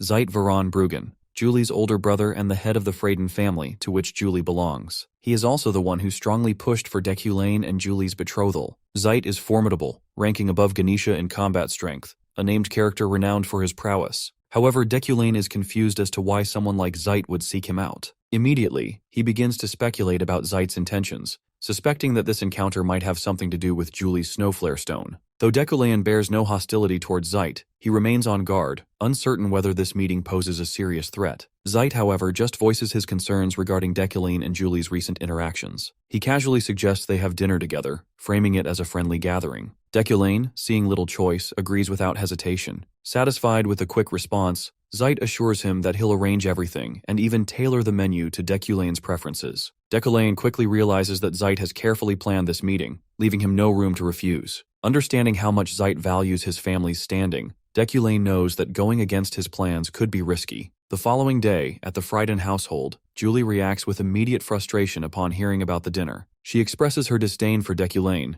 arguing that her rigorous training schedule leaves no time for such events. Zeit, however, dismisses her complaints, calling her reaction childish over something as trivial as a snowflare stone. Growing irritated, Julie listens as Zeit speculates that Deculine must have purchased the rare metal, typically used for forging weapons, with the intention of giving it to her. He goes further, stating that if Deculine were to present it as a gift, she would likely end the engagement on her own. Julie's frustration only grows, but Zeit remains firm. With his anger boiling, he advises her to think carefully, reminding her that emotions have no place in political matters. He pointedly asks if she harbors any romantic feelings, noting that, as far as he knows, there aren't any men who love her. She immediately denies it, insisting it's nothing like that. Zeit then asks if her concerns stem from Deculine's poor record, but she also denies that, stating it has nothing to do with him. Her response only irritates Zeit further. However, despite his frustration, he accepts her answer. Preparing to leave, he instructs her to be on time and to resolve any lingering issues before the meeting. As soon as Zeit leaves, Julie, unable to control her emotions any longer, lashes out, swinging her sword with tremendous force in a fit of rage. Her slashes create a powerful blast, shaking the surroundings. Meanwhile, her subordinates stand behind her, silently observing. Witnessing her outburst, the subordinate comments that her sword is turbulent. His name is Veron, a member of the Order of Hidakane and Julie's subordinate. Julie quickly apologizes for showing him such a disgraceful side of herself, but Veron understands. He also believes it is unfair for the current head of the household to pressure her into marrying someone like Deculine. Julie is warned not to speak ill of Deculine, though she insists that it doesn't matter to her. Seeing Veron fall silent, she turns away, ordering him to prepare as she gets ready to leave. Veron is deep in thought, contemplating the path he has chosen to prove his loyalty. It's a task that only he can accomplish, and he is determined to see it through, believing it will bring Julie happiness. At the Berkt Assembly of Elders, a conference is underway regarding the appearance of a demon in the Mountain of Darkness. The elders discuss the magecraft they developed using mystic arts to combat demonic entities, realizing that it is now time to take action. To address the situation, the conference leader orders his men to send letters to the 12 sorcerers, summoning them to Berkt. With that, the letters are dispatched. Meanwhile, Deculine finishes organizing the items he obtained from the auction. He prepares to equip Rufarin's ring, which enhances mana recovery, and the ancient rune necklace, designed to store mana. Following Ganesha's advice to prevent theft, he plans to secure the rest of the items in a vault. However, an issue arises. The Frostflame Stone isn't responding as expected. While he knew it wouldn't be easy to use right away, he is surprised that his telekinesis has no effect on it. Suspecting that the stone's mana is actively resisting him, he recalls spending a significant amount on it. He recalls reading about a related concept during his visit to the library, the idea of communion, a method used to tame legendary swords by establishing a connection with them. He wonders if this process involves forming an understanding of the sword itself. Deciding to attempt it himself, Deculine reaches out to the stone.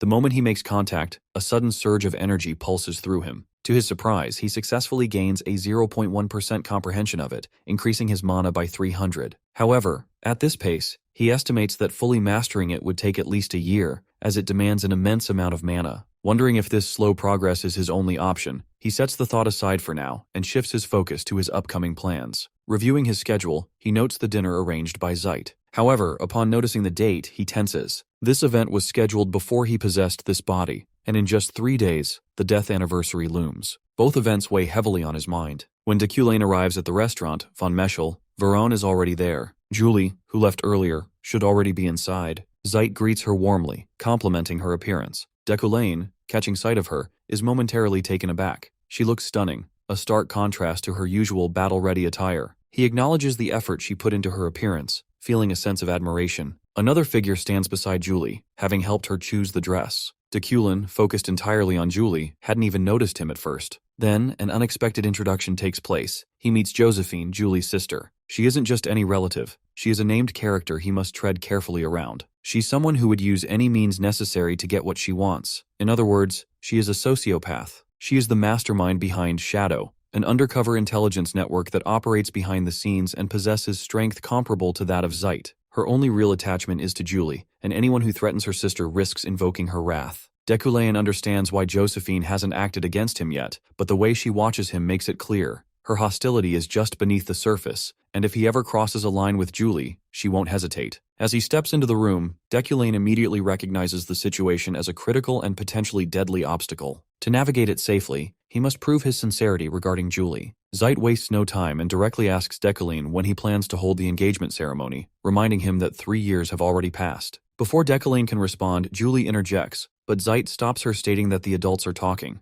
Deculain is about to reply but hesitates, troubled by the immense aura emanating from Julie's sister. Looking at her, he declares that he is leaving the relationship entirely in Julie's hands, stating that if she doesn't want it, he will gladly accept her decision. Julie is visibly shaken by this statement. Zeit, concerned by how easily the engagement could be dismissed, voices his doubts, stating that the family heads won't approve of such a decision. Still trembling, Julie turns to the head of the family and requests a private discussion. Zeit thinks for a moment, then agrees, and he and Julie's sister leave together. Deculain watches them go, trying to decipher Zeit's true intentions. Meanwhile, Josephine, holding a glass of wine, also wants to know what they are planning. Deculain thinks about Josephine and realizes that she is using some kind of skill to listen in on the conversation behind the door. Given her earlier laughter, he suspects it was merely a distraction to conceal a listening device. However, he sees this as an opportunity. If he can convince Josephine that his love for Julie is genuine, he might be able to neutralize this dangerous situation. Looking directly at Julie, Deculain begins to speak. He declares that he has already spoken his truth, leaving her confused. He insists that the engagement isn't something he can simply undo at will.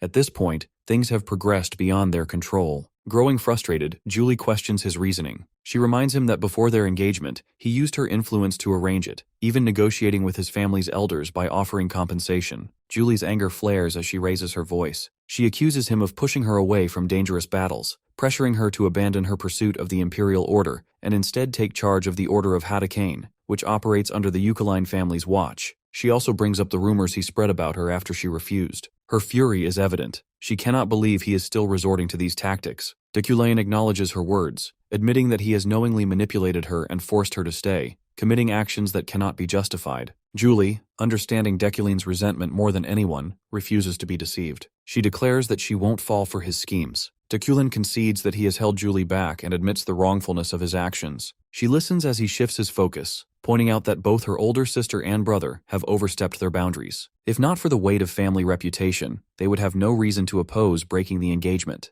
As Josephine silently observes, Deculain pushes his argument further. He tells Julie that if she truly wants to pursue her dream of becoming a defender, she must leave her family behind. Deculain, with a disarming tone, admits that he lacks both honesty and loyalty, leaving Julie in shock. He confesses that he embodies the very opposite of the values she upholds, making him an unworthy match for her. However, instead of breaking off the engagement, he suggests they remain betrothed but never marry. This would free her from the web of complicated interests surrounding them. Though he wishes he could let her go completely, he offers his name as a shield until she is ready to pursue her dreams. He promises to wait, keeping the engagement intact. Julie, stunned by his sudden shift in attitude, demands to know the reason behind it. Deculain assures her that he expects nothing in return, only that she smiles for him once a month. He declares that this is all he desires. His words leave Julie flustered, and even Josephine is momentarily taken aback. Deculain knows that he only said what Josephine wanted to hear to avoid an unpredictable outcome. Yet he acknowledges Julie's reaction, finding her embarrassment unexpectedly charming. Smirking, he concedes that she has managed to win him over in that moment. Julie, furious, snaps that she won't fall for his tricks. She finds his words humiliating, but if he is truly being sincere, she wants to see more proof. Josephine, flustered, begins to wonder if Deculain's feelings are actually real, and if that's the case, she decides to spy on them a bit longer. With that, Deculain successfully avoids a death variable and gains 2 store currency. 3 days pass quickly, and the anniversary of a significant death arrives. Deculain arrives at the cemetery in his car, making his way through with emotions stirring within him. The setting sun casts a golden glow over the overgrown grass and scattered tombstones. Though this place holds no personal significance for Deculain, it does for Kim Woojin, his earlier self. A flashback unfolds, revealing a conversation between Kim Woojin and his team leader, In-yu. They discuss adding an Easter egg to Deculain's background.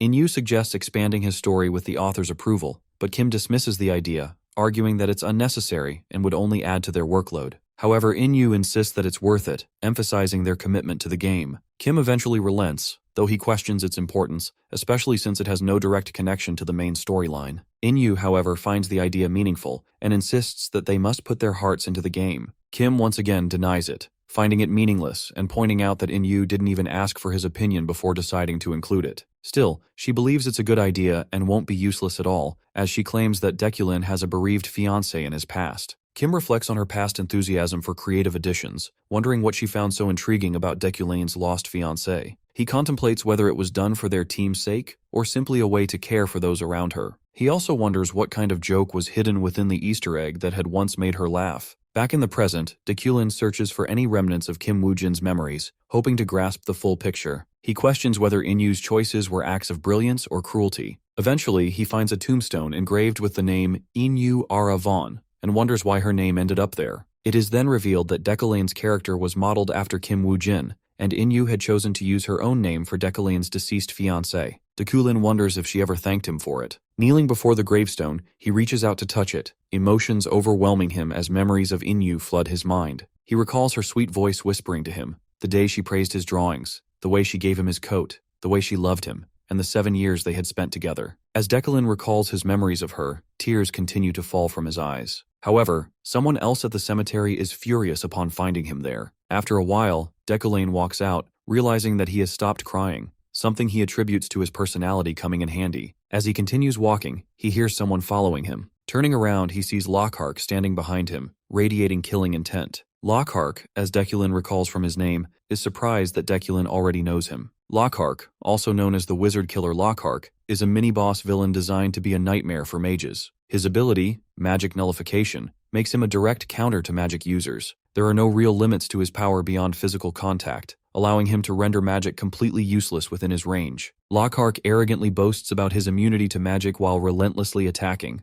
As he closes in on Dekulin, our boy swiftly dodges his relentless barrage of strikes, moving with precision. Lockhart is shocked. Most mages would have trembled in fear before him, yet this guy is effortlessly avoiding all his blows. Annoyed, he unleashes a powerful strike at Dekulin, only to be counterpunched in the face. Walking up to Lockhart, Dekulin calmly states that fighting him is meaningless. Several days ago, Dekulin finally managed to acquire 10-1 in store currency and purchased the mana improvement skill he had always wanted. This enhancement expanded his overall mana capacity. While testing it through repeated practice, he realized he would need to completely readjust, but he was thrilled to be able to unleash a greater amount of mana with the same effort. During his training, he discovered that the skill's effects extended over a larger range than expected. Then, as he grabbed his practice stick, he was shocked to see his hand sinking into it, making him realize that the skill had also increased his physical strength as a whole. After multiple attempts, Lockhart is finally defeated and lies on the ground in front of Dekulin, utterly beaten. Dekulin successfully overcomes the death variable, earning additional store currency. Reflecting on the fight, he acknowledges that while he initially believed his Iron Man attribute alone would be enough, the recent trade enhancements made the battle far easier than expected. Lockhart, stunned, refuses to accept defeat. Furious, he shouts trash talk at Dekulin, accusing him of being a traitor. Observing Lockhart's intense anger and unusual abilities, Dekulin quickly pieces together the truth. Lockhart is not an ordinary opponent. He belongs to the Red Film Race, a revelation that leaves Lockhart in shock. The Red Film Race, named for their distinct birth markings, are the descendants of demons. Scattered throughout the continent, they conceal their identities, as they are natural enemies of mages. Just as magecraft was originally developed to combat demons, the war between mages and the Red Film Race has been a defining conflict in the world. It is a major element of the game's lore. Standing over the defeated Lockhart, Dekulin realizes that, due to their heritage, the Red Film Race is constantly at risk. He suspects that a large-scale purge is underway. Though he understands the suffering Lockhart's people have endured, he points out that killing innocent mages would only turn him into the very monster he despises. Lockhart, furious, demands that Dekulin stay silent and finish him off. Instead, Dekulin surprises him by expressing his belief that the Red Film are not inherently evil. Lockhart, disbelieving, accuses Dekulin of hypocrisy. Dekulin calmly states that the only time he has ever lost control of his instincts was when he faced a true demon, something ingrained in his Ukulane's bloodline. For generations, his lineage has hunted demons,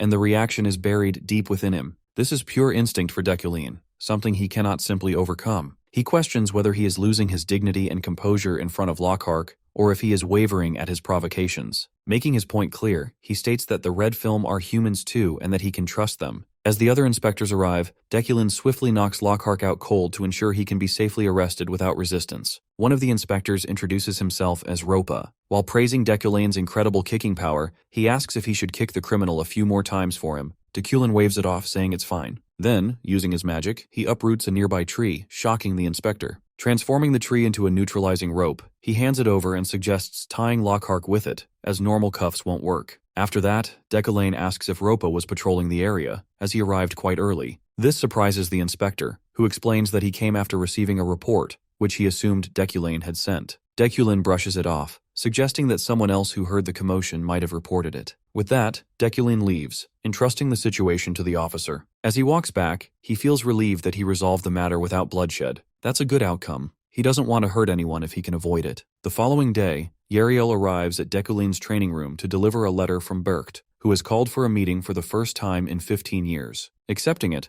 Deculin wonders if Yahello really came all this way just for that, as he believes it should be his duty to handle such matters. Opening the letter, he reads about the recent demon incident that took place in the Mountain of Darkness. The Berkt are summoning all mages for a meeting to discuss the situation. This marks the beginning of a new main quest for Deculin, titled Berkt's Call. The meeting is set for a week later, and he is permitted to bring one guard along. Yahello suggests that Jeff accompany him, but Deculin immediately refuses, pointing out that Jeff is merely their driver and has no idea how to wield a weapon. Despite this, Yahello insists that he should take a guard, as the journey to Berkt is known to be dangerous. Hearing her concern, Deculin is slightly surprised that she seems worried about him. Flustered, she quickly clarifies, rather loudly, that she only cares because she doesn't want him to die. With a slight blush, she offers to handle the matter of selecting a guard on his behalf. Deculin agrees to let her take care of it. Meanwhile, at Freyheim's outpost, Julie is occupied with training young knights in sword fighting. A vice captain watches everything unfold, mumbling to himself about what course of action he should take. Suddenly, Veron responds to his thoughts, startling him as he hadn't even noticed Veron standing behind him. Taking a moment to calm down, the vice captain reveals that a commission has arrived for their order, but he is unsure if the captain will approve it. Veron encourages him to ask, but the vice captain hesitates, revealing that the commission involves guarding Deculin. In reality, the request is to protect the entire train he will be traveling on, as they knew that if it were only about guarding Deculin himself, it would likely be rejected.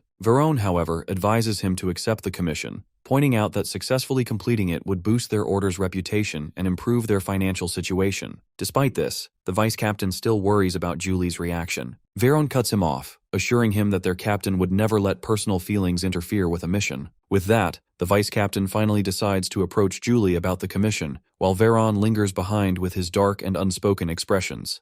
Brecht, also known as Alpines, is a high-altitude, formidable region in the continent's north, commanding respect and authority at 3,500 meters. It's home to the Elders, a powerful group of mages. Every magic school across the land submits to their ideas here, with the magic tower playing a key role. But what really sets Brecht apart is the floating island of mages. Even the legendary mages have to follow the decisions made in this place. By the looks of its immense power status, Brecht takes the high honor of being called the magic world's central pillar. Even the rarely occurring summoning assembly every few decades is a great honor, also a mark of true renown for any attending renowned sorcerer. In spite of that, a summons to Brecht is a double-edged sword whispered to the mage's grave. Now that this man lets out a surge of man, the man's presence fills the area with oppressive power. Aside from that, the train to Brecht platform, normal life continues here, including the usual farewells and daily routines. While the preparations are in order, confirming the workers' details, the Anne assures everything is in hand. Aside from the silver-headed girl nodding in agreement, she gives away her approval for this. Just then, the silver-headed girl, who is assigned to handle this today, announces his arrival. A man with a sharp-suited demeanor, with his face utterly blank, enters the scene with a kid who is practically vibrating with excitement. This kid is totally wide-eyed to spot snow in April. He couldn't believe it was worth it. Out of nowhere, this girl steps in to inform the professor that from this point forward, the Order of Freyheim will be handling the guard dirty for the first half of the train.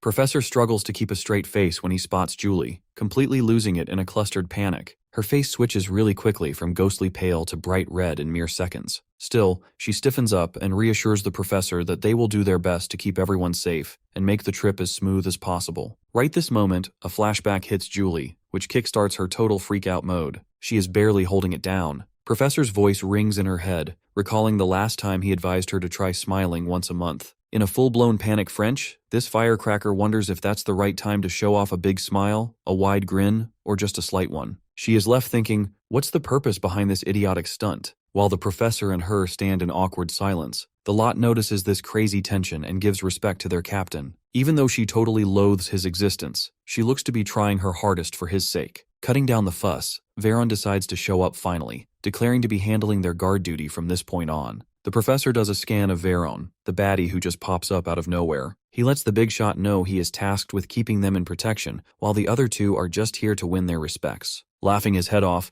this comrade gives Veron a good, hard pat on the shoulder. He asks the dude to cut it out already. Then he drops a quick intro, revealing that it's Veron, the mighty, skilled man known by the whole order. He mentions this guy is dealing with their guard assignment while claiming they are in good hands. Not taking his word for it, Professor checks him out with his sharp eyesight. He could feel no special vibes coming off him, considering it could be just his overthinking mind tripping. Moving on, Veron describes the mages as having full-blown security, with one escort talked per cabin. Without further ado, he insists on assigning himself to their cabin. That settles it. Time for their departure. She wishes them a quick, nice trip. Then she bolts out of there, but a quick head turn while flashing a smile his way. This forceful grin might crack her face soon enough. Meanwhile, the professor is totally clueless about what's up with her. Her lackey wonders if Julie is right in her head. But the professor quickly realizes that this bimbo kept her word. Several hours later, he settles inside the train quite nicely. Professor informs Veron to catch a quick nap, as they have plenty of time to chill. At this thought, Veron decides to opt for a quick slumber. In the meantime, the professor's mind is left wondering over this summon from Brecht, aka the mage's grave. In his point of view, there's a big reason behind Brecht's superiority as the pillar of the magic world, while keeping up as the contrasting second face. He thinks it over if it has any relation to the unexpected events that rise to the occasion each time the summoning assembles comes by. Knowing the possibility of a train attack, he figures Decollane dies at the hands of a game of wits, and he isn't planning to choose the reckless way to go. For now, he is out to figure out which train guarantees their safety, while the red lingers with the fate of being blown up. For a quickie, this guy knows the cheat of buying intel to learn which train got the highest chances. Although this guy bets the original Decollane would have made it easier. But imagining the ominous freaks out there, Professor calls off all the dark connections after getting his hands on Decollane. That only led him to tighten his security. For this reason, he opted to learn the legendary technique of martial arts, Estrain using comprehension. Considering Alan's hype, it's weird to see him out cold. Days ago, Alan practically cried in happiness for having the chance to accompany him towards Brecht. However, the professor is about to have a quick change of heart when he sees Alan's dripping snot. Turns out the professor is one big germaphobe. Even then, he never thought Alan would pack an ambitious mindset to ride this trip. Soon reaching Brecht, he is quite shocked to see such a smooth ride in his wake. Even after blunt preparation, George's suit, jacket, and shoes level up his defensive capabilities and unleash his full potential of Midas Touch. Some time ago, thanks to Midas Touch's manipulative powers, helped him take Master of Clothes tailor to his needs. His wood steel shuriken got a major upgrade thanks to Midas Touch. He powered up numerous pieces of wood steel which were scattered throughout the train, and even tweaked into Alan's clothes just in case. Apparently, the professor used up protective robes and upgraded their integrity by using Midas Touch. Something still bothers him. Turns out, Professor's big use of Midas Touch kept his mana tank emptier than usual. Preparations were necessary, but he would like it if nothing happened. He sighs in relief, as he craves that he would like it if things were super chill and nothing happened.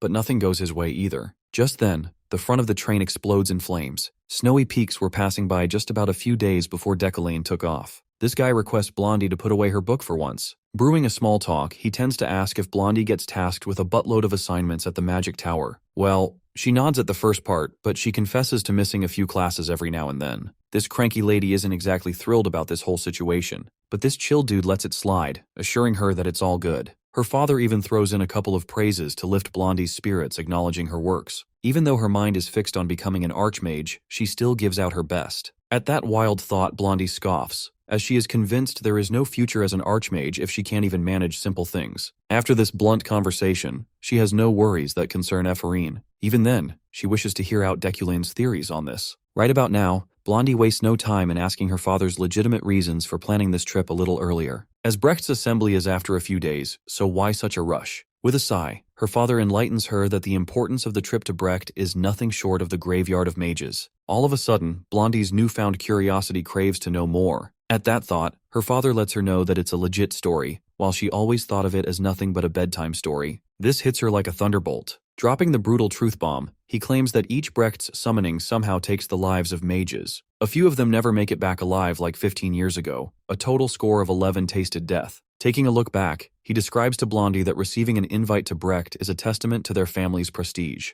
Being chosen among 20 families, there is no backing out of this one. Not to mention, attending this event would totally carve their names in history books, but absentees are destined to face harsh expulsion from the regime. Not to mention, any absent family gets kicked out pretty quickly, and a new one takes their spot with no fuss whatsoever. That's when her father checks out Blondie's smarts, asking if she can pick an easy way to clear out the prestigious trash. Taken aback, she couldn't believe her ears. As it turns out, the infamous trip to Brecht is more than just an assembly and does a quick job of dumping out trash. This ruthless game of ambitious sorcerers targets to take down the existing ones, carving their own path to prestige. That said, her father rests his case on explaining why choosing to travel early. Apparently, this dude's sources leak intel about a shady group scheming to ambush the late departing trains. As a precautionary measure, her father decides to take her along for the ride. This old man thought to let Sylvia know, so she could face the world's cruelty with a sane mind. Out of 12 traditional families, he believes that all the sorcerers must receive a penalty for brewing this nonsense. Without skipping a beat, he is quick to admit that straight up dying on their way to Brecht is basically just like dying a magical natural death. A few days later, Alan and Professor enjoy their cozy slumber in the train with no care in the world. Right then, out of nowhere, a huge explosion snaps Veron and Professor back to reality, while Alan freaks out to spot a blinding light. Panic rises high as Alan has trouble speaking out his concerns. Without missing a beat, the little guy jumps a mile high in shock to spot the train floating in midair. As it turns out, the professor's quick thinking of using telekinesis took hold of the train and put it right back on track. While Astarn's martial arts were impressive, memorizing telekinesis before their departure came in handy. In the meantime, a bunch of creepers lurking on the train's roof are plotting a major heist, taking down a train packed with nothing but professors. But their huge payout keeps them motivated, and they are ready to strike. Diving in head first, the professor smirks at this bunch of morons who think they can take on him. Knowing these dumb fools picked the wrong cart to mess around, their luck just ran out. Just now, Professor wastes no time, pulling out shards of wood and steel. He stabs the thugs and lets them have a taste of death. Alan's jaw practically hits the floor in shock, so Professor knocks the kid out as it's time to rest. Without further ado, he orders Veron to evacuate Alan and other passengers to safety, as he has a bone to pick with these thugs. That said, he tosses the filthy trash out of the train. That said, he figures that Iron Man's 5 senses would easily map out the differences, but no time to overthink here. The professor gets on board to handle things here and sort this mess out later. He turns to the remaining thugs, letting them know they signed their own deaths today. While Veron stands guard to Alan, the professor gets their show rolling, alongside lowering the explosive damage, putting the train back on track, and taking the thugs to their deaths. This all took a toll on his mana reservoirs. Left with 103657, everything settles here while Veron notifies of safely evacuating each passenger. Out of the blue, professors feel something is off about Veron. He cannot shake off this feeling that this dude's gaze is downright unsettling, but he can't blame this guy for having his guard up. Apparently that's not it. Just then, Veron's body erupts with the murderous intent of the villain's fate. This catches Professor off guard. Seeing this sneaky jerk unleashing his true colors, he can't believe he actually let his guard down. Thus, Veron admires Professor's survival tactics, but he is ready to kill him with his own hands. Things just got seriously creepy in here. With everyone out to safety, Veron fulfilled his duty, which left him to get his reward. That means it's time for Professor Deculine to say goodbye, as it's game over already. Caught at such a bad time, with his mana battery already running dangerously low, the professor is completely taken aback. He never imagined his own guard would lift a blade against him. That said, curiosity takes hold, and he tends to ask Veron if he is acting alone or if someone's pulling the strings here. When asked if Julia is the mastermind behind this operation, Vernon's fury goes off the roof. Boiling fumes, his murderous intent spikes as he glares at Professor, who got his breath numbered. That said, Veron orders Professor to quit mouthing his master's name from his filthy mouth. Dripping with fury, he warns Professor that any casual slip of the tongue might serve him much worse than what he has already planned. Even then, Veron thinks of Julia as an upstanding knight who wouldn't go to such lengths. His eyes are filled with bloodlust, and he is quick to announce that he plans on killing the Professor himself for Master Julia. With a look that screams kill, Professor can't seem to pinpoint what's wrong with this dude. To top it off, his most trusted Frehium guy turned out to be a maddening rogue.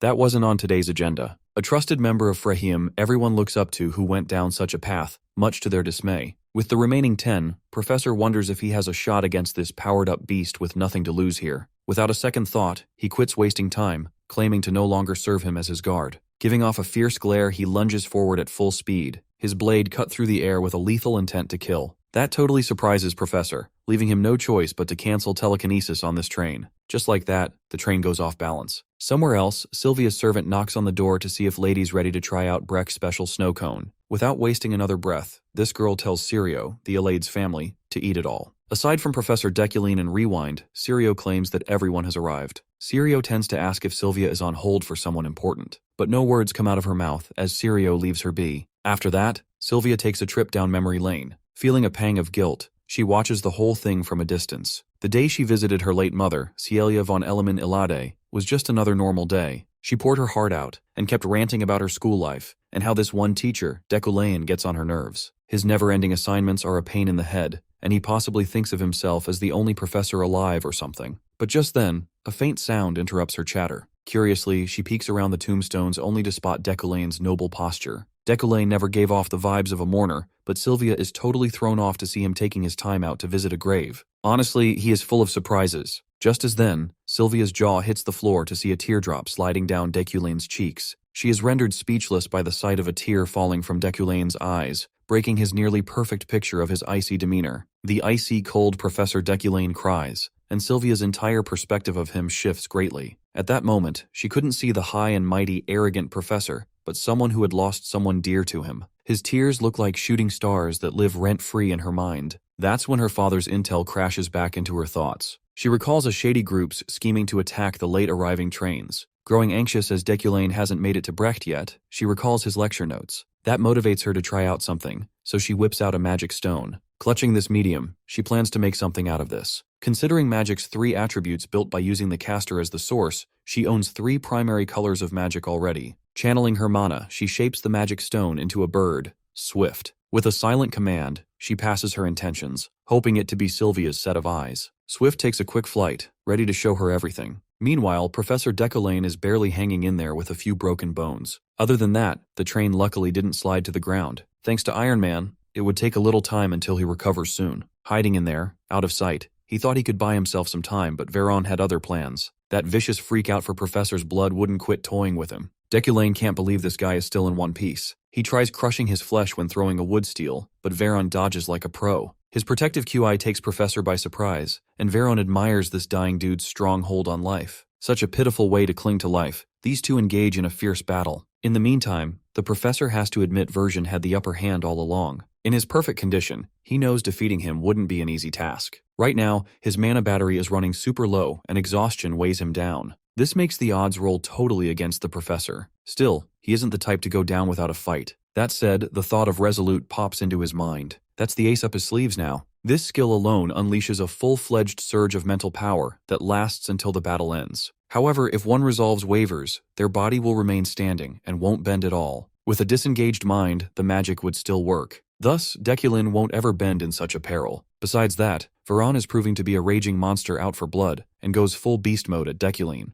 Charging at him with his sword, Deculain knows that Veron's one cut and he is as good as dead. He is left wondering if he will wake up again in his office or not. Suddenly, a splash of blood paints the whole room red, and Swift races to the crash site as Sylvia's set of eyes. Veron's wild instincts go into overdrive and his mind goes haywire for vengeance. He leaps into action, ready to settle this once and for all, but something unexpected halts him in his tracks. A sudden interruption catches Veron's attention. He takes notice of the space around him wavering unnaturally, making him lose his footing and lower his guard. In that instant, Deculain's little trick plays out perfectly as he catches the lad off guard. In a flash, Veron's hand is suddenly split and thrown away with a fountain of blood. Letting out a blood-curdling cry, his screams cut through the chaos. But Deculain, still unsure of what just happened, knows one thing. It's time to end this battle. With the very last pinch of mana, he tosses a wood-steel weapon, knocking Veron further off balance. Fallen on the edge of the train, his life hangs at the doorway by a dagger, clinging to life with his leftover hand. Right then, Deculain steps out with the smirk of a victor. Veron, gasping for breath, demands to see his cards. He wishes to know what sort of trickery Deculain pulled at the last to flip the tables around, but even Deculain has no clue what happened. However, now that the fight has reached this end, Deculain finally sees a chance to get some answers and hears out Veron's reasons for killing him. Deculain is looking for answers, and he is fully aware of never having any beef with Vero. Thus, it doesn't make sense for him to go this far. Veron lays it out straight that Deculain wrongs his liege and committed unforgivable sins. That kick starts his brain into thinking if it's all for Julia. Raising an eyebrow, he questions why,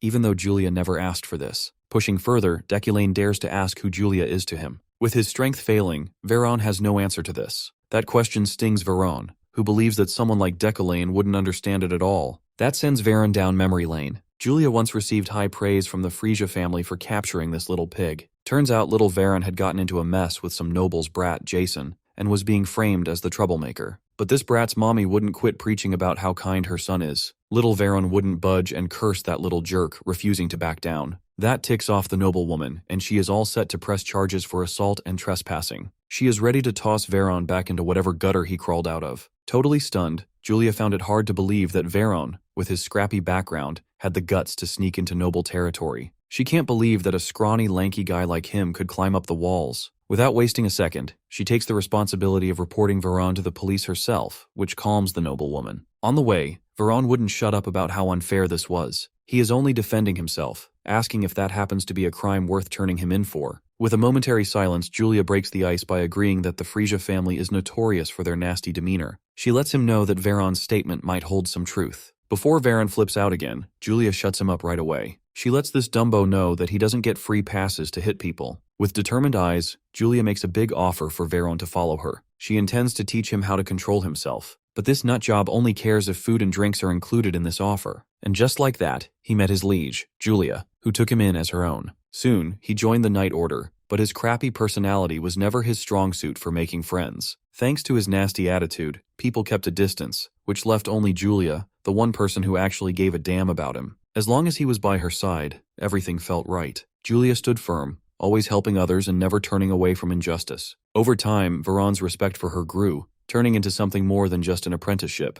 He soon fell for her, but he knew he could never act on it, leaving those emotions nothing but a burden for her. His feelings, no matter how strong, would only hold her back. Although Veron claims his emotion is nothing but a burden to Julia, which is why he is dead set on killing Deculane, he is pretty sure that Deculane would be the end of his liege. This man would become the sole reason for Julia's demise, and to him, it's all pretty clear. Every disaster in this twisted game is a ripple effect of Deculane's actions, and this guy knows that Veron's prediction isn't wrong at all. But Deculane, unfazed, tells Veron that he is wrong and that he will change the outcome of Deculane's fate. He will make sure this guy won't walk down the path of destruction. That said, he swears of never harming Julia and offers Veron a hand. Yet Veron's goals are unbothered by Deculane's newfound understanding. Eyes blazing with mana, he refuses to change his mind and still wishes to kill this professor. With a heavy sigh, Deculane knows that his stubborn choice will haunt Julia for eternity. Now there is only one thing left to do, so he kicks Veron off the train. In the meantime, Julia's subordinates catch her in deep thought, probably worrying for Veron. She brushes it off, knowing Veron is capable enough to take care of himself. Falling through the endless sky, Veron lets his tears fall freely. He can only hope his liege a happy life. Swift flies like a free bird, letting her maker see the full crash site. Having a full view, Sylvia finally gets the hang of this situation. She realizes that Deculane killed his own guard, and the guard went down the cliff and into oblivion. Keeping a full focus, she gets a full understanding of how this situation proceeds to such a grave ending. Learning the night Veron had motives of killing Professor Deculane first, but failed miserably, she learns that in his act of self-defense, Professor Deculane had no option but to eliminate him by kicking the knight off the train. Soon enough, Sirio calls Sylvia's attention back to Earth,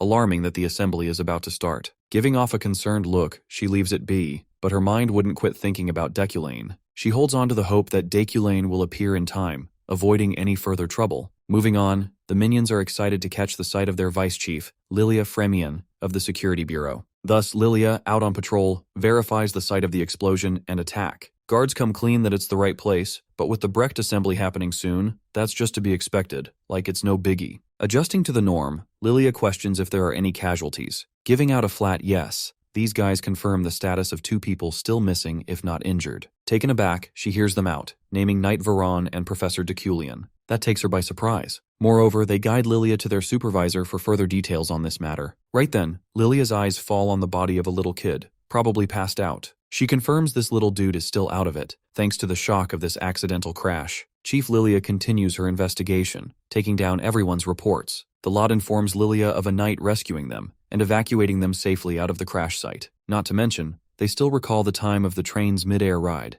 but by the time he woke up, it had already crashed off the cliff. Considering a second opinion, this victim claims that Assassin's second attack might have escalated things. The theory of mid-air didn't quite make sense. Good thing this guy took a picture out of shock, so they have evidence now. Lilia is wondering if he just magically picked up the train. Out of nowhere, this mystery voice echoes in her mind, claiming that Knight Veron is dead. Not just that, it also admits that Veron pulled this whole thing off and did his best to eliminate Deculain, but failed miserably. Keeping it short, Head Professor Deculain survived. Chief Lilia is totally caught off guard by this creepy telepathic message lending support for her investigation of the crime scene. This telepathic report might come in handy, but that surely freaked out Lilia. Having a look around, she doesn't see anyone who looks remotely suspicious to have pulled this off. This stunt leaves her with more questions than answers now. All of a sudden, some dude informs Lilia of someone walking right from the crash site. She notices a super chill dude with a noble posture coming into sight, and she quickly figures that it's none other than Professor Deculain himself. Totally worn out and bruised, Deculain, in deep thought, hasn't noticed the crowd and Lilia yet. He is aware that the strange happening hadn't happened at the exact moment. He would have been dead meat. Just like that, he would have been known for being taken out by some nameless knight of all people. Not to mention, he would have lost the opportunity to figure out what or who saved him back then.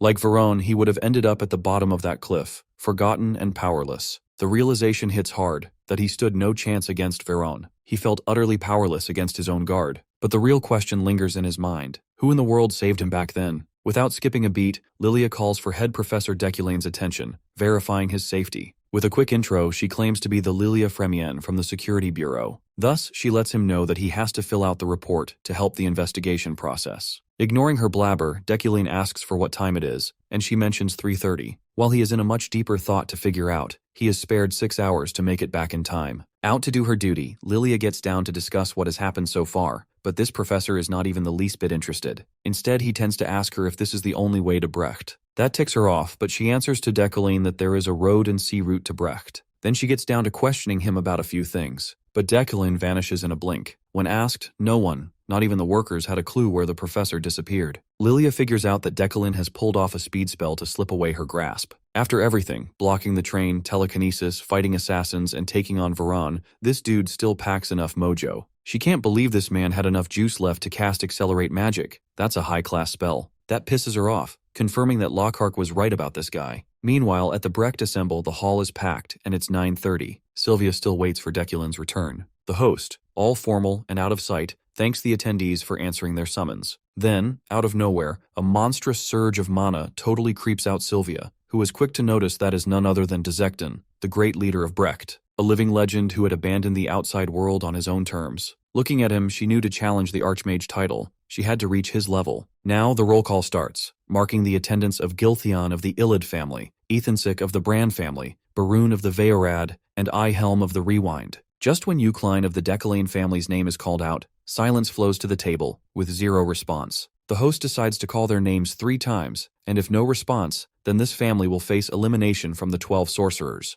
This escalates the gossip like wildfire, how the head of the Deculain family's downfall started with Eucline's coming. Their first summoning was marked to be 200 years ago, and it would be a big tragedy for their demise. Sylvia hears it all, how they trash talk about the current head of the Deculain family, being a serious letdown compared to his ancestors. Laughter echoes through the hall for the talentless prick, as the host calls Deculain's name 3 times. Right about now, the host is about to move on. The doors burst open with a force that silenced the room. Standing there, Eucline of the Deculain family marks his attendance, catching everyone off guard. The meeting that had started in shocked silence progressed smoothly and swiftly. The first item on the agenda was the demon that had appeared in the Mountain of Darkness. It was discussed with no opposition. Ethansel, the presiding head of divinity and head of House Bran, expressed her opinion. She wanted to put more eyes on the matter regarding a demon appearing near the capital. She proposed that each school cooperate with the church and that mages be dispatched into suspicious regions. Everybody agreed, and the meeting proceeded with their first short break. Deculain took a deep breath of exhaustion. He ran like crazy to reach Bercht as fast as he could. He could not afford to be late. Now he is devoid of mana or stamina in his tank. Despite his fatigue, his outward appearance hasn't been impacted. He still looked as slick and composed as ever. Deculain's noble traits and attributes are annoyingly incredible. As the council petered out of the round table, a certain someone called the professor with a worried voice. It was the teary-eyed Alan who had just arrived. He apologetically asked if his boss was all right. He was told to wait outside since he arrived when the meeting had already started. The professor assured him that there was no need to worry. After that suspicious interaction on the train, Deculain can no longer think of this child as innocent anymore. He's certain that something is off about Alan's identity. He can't quite pinpoint what it is yet, but it reminded him of a famous movie in his previous world. So, he instructed Alan to always stand next to him from now on. Keep your friends close, but your enemies closer. He wants to keep a closer eye on Alan going forward. He is determined to find out what this pipsqueak really is in due time, no matter what. After the short break, the council convened to go back to the round table of discussion. The next agenda on the docket is one of grave importance and controversy. They must figure out what to do about the blood shroud sorcerer who had been killing mages. It is a sensitive topic, so this won't be concluded as easily as the previous agenda. The head of the Veyorad family, Vethan, made a big show of smacking his hand against the table and giving an impassioned speech. He views the blood shroud race as cockroaches who have been secretly breeding and laying eggs within human society, corroding human lands. Ethansel, head of House Bran, immediately opposed such distasteful comments. Besides, they do not have the means to differentiate blood shrouds from other races at all. Vethan proposed that they could just invent a method using the paltry clues they have about the race's features. He believes eradicating these cockroaches is possible with the power of the Imperial Magic Tower. Diculin maintained his silence. He knew that opinions would clash from the start,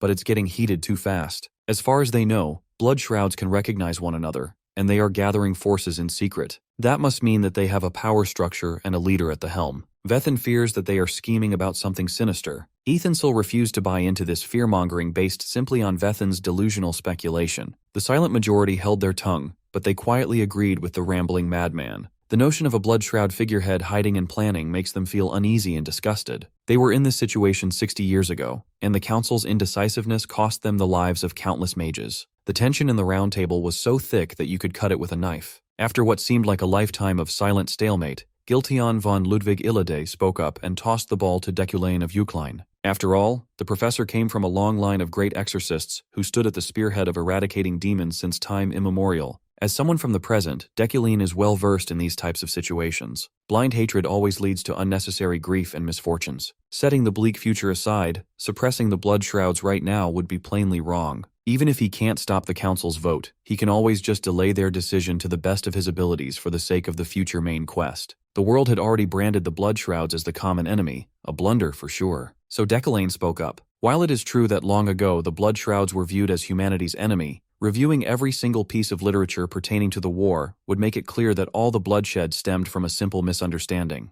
Vethan grimaced upon hearing such a ridiculous statement. Deculain continued that 237 years ago, during the Rodrin witch incident, Rodrin was falsely accused and punished. From that incident, the Great Suppression occurred, leading to the death of countless blood shrouds. Refusing to accept the injustice, they retaliated. More blood was shed from both sides, and the cycle of violence continued. In Deculain's cold and fact-driven eyes, the incident 60 years ago simply got ugly because of politics. Some greedy pig discovered a mana stone mine in blood shroud lands and made up some ridiculous accusations to seize the precious resources. That greedy pig was one of Deculain's ancestors, a Uklein. Vethan had long since closed his ears, blinded by his rage. He is certain that those cockroaches are born with demonic energy coursing through their veins. The Uklein family should know that better than anyone. Deculain resented that implication. His family's tradition is hunting demons, not killing blood shrouds, no matter how hard Vethan tries to conflate those two different things. The professor asked that rambling man if he could take responsibility for all the heinous shit he's been spouting since earlier. Accusing humans of being demons is a serious crime. The one spouting such hateful rhetoric can easily be indicted of being the thing they hate most. With Vethan Veyorad stomping away like a child who didn't get what he wanted, the first meeting wrapped up inconclusively. The blood shroud agenda was moved to the next day. As the council went on their own way to retire to their rooms, we saw Giltheon doting on his daughter. He doesn't want to be separated from Sylvia, but an archaic rule demands that Berkt members be isolated throughout the summit. While the father was teary-eyed, the daughter was unamused. She prefers getting away from his dad as much as possible. Before going their own ways, Giltheon warned his daughter that the Berkt mages have abnormally high mana densities. With such a high concentration centered in one place, all sorts of magical phenomena can occur at night. It's imperative that Sylvia reads the hotel regulations. Upon reaching her hotel room, Sylvia changed into something more comfortable and looked at the extensive list of odd regulations. She reckoned that this ridiculous list is just a way to instill fear in young children. Deep into the night, she dozed off without any problems until something whisked her away from her dreams. She got up, feeling a dryness in her throat, and drank some water. Suddenly, her sleepiness vanished upon feeling an intense feeling of being surrounded by mana. The walls of her room seemingly peeled away, exposing a different plane.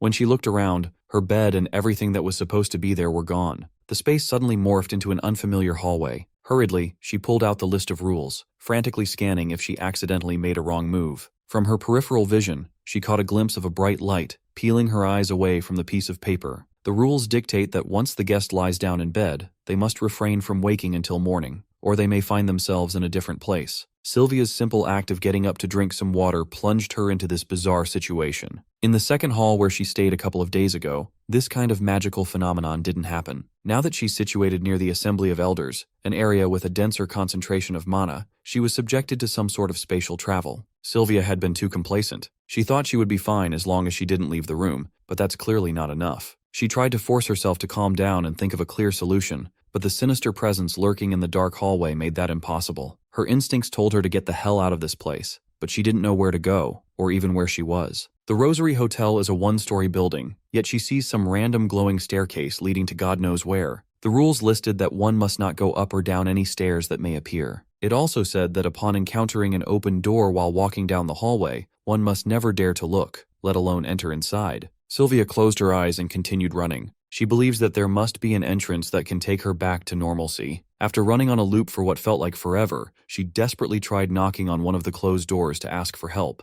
However, hotel rules state that one must not respond to any knocks or noise coming from outside. She tried seeking help relentlessly, jumping from one door to another, growing more desperate and hopeless as the malevolent presence closed in. Filled with despair, tears fell from her golden eyes, and finally, someone responded to her desolate calls to be saved. The door slowly opened, filling the dark hallway with blinding bright light, and a familiar voice asked Sylvia if she was lost. On the other side of the door was none other than Professor Decoulain. One look at his expressionless face gave Sylvia immense comfort and a sense of security. Decoulain invited her in, and she gave her most genuine thanks as the dark presence warily retreated. The fire pit crackled, filling the room with warmth. Sylvia explained how she got up from bed for a brief moment and ended up in the hallway, being chased by an unknown entity. The professor expected as much. Berkt is the center of incredible magic phenomena. Furthermore, many spirits who have lost their consciousness to magic tend to stick around. Sylvia looked at the man's reliable frame, his never-changing appearance, unwavering gaze, and the air of steadfast nobility. She couldn't help but feel like Decoulain was the only one who could have saved her. Her reverie was broken by a bizarre gurgling sound coming from the door. A slimy substance is slowly seeping through the tiny gaps in Decoulain's entryway. A few moments later, the ghostly slime took the shape of a vengeful spirit made of pure darkness, hungry for life. Decoulain didn't seem to mind the uninvited apparition and simply told his student to stay still. Suddenly, two pieces of minerals flashed past her. They danced in the air swiftly and forcefully dispatched the apparition without trouble. Upon being torn apart by the telekinetically controlled weapon, the apparition lost the stability of its form. Once the pair of minerals stopped in mid-air, Sylvia was awestruck by how such a feat was even possible. She had never seen the subjugation of roaming ghosts before. Decoulain explained that he used a type of specialized magic designed to kill, which is nothing to be particularly proud of. After all, magic was not created with the sole purpose of killing. Hearing him say such noble words after saving her from such a hopeless plight tugged at the young woman's heartstrings. She felt compelled to show the man what she was capable of. So, she conjured a flowing flame that made the professor look away from the book he was reading to Aura Farm. Next, Sylvia displayed her raging lightning. Then we moved on to metallization, forming flower-like figures made of pure metal. With a blue hue, she also showed off her beautiful goblin fire. After showing the professor the spells that she was most proud of, Sylvia pouted at the fact that he barely even paid attention.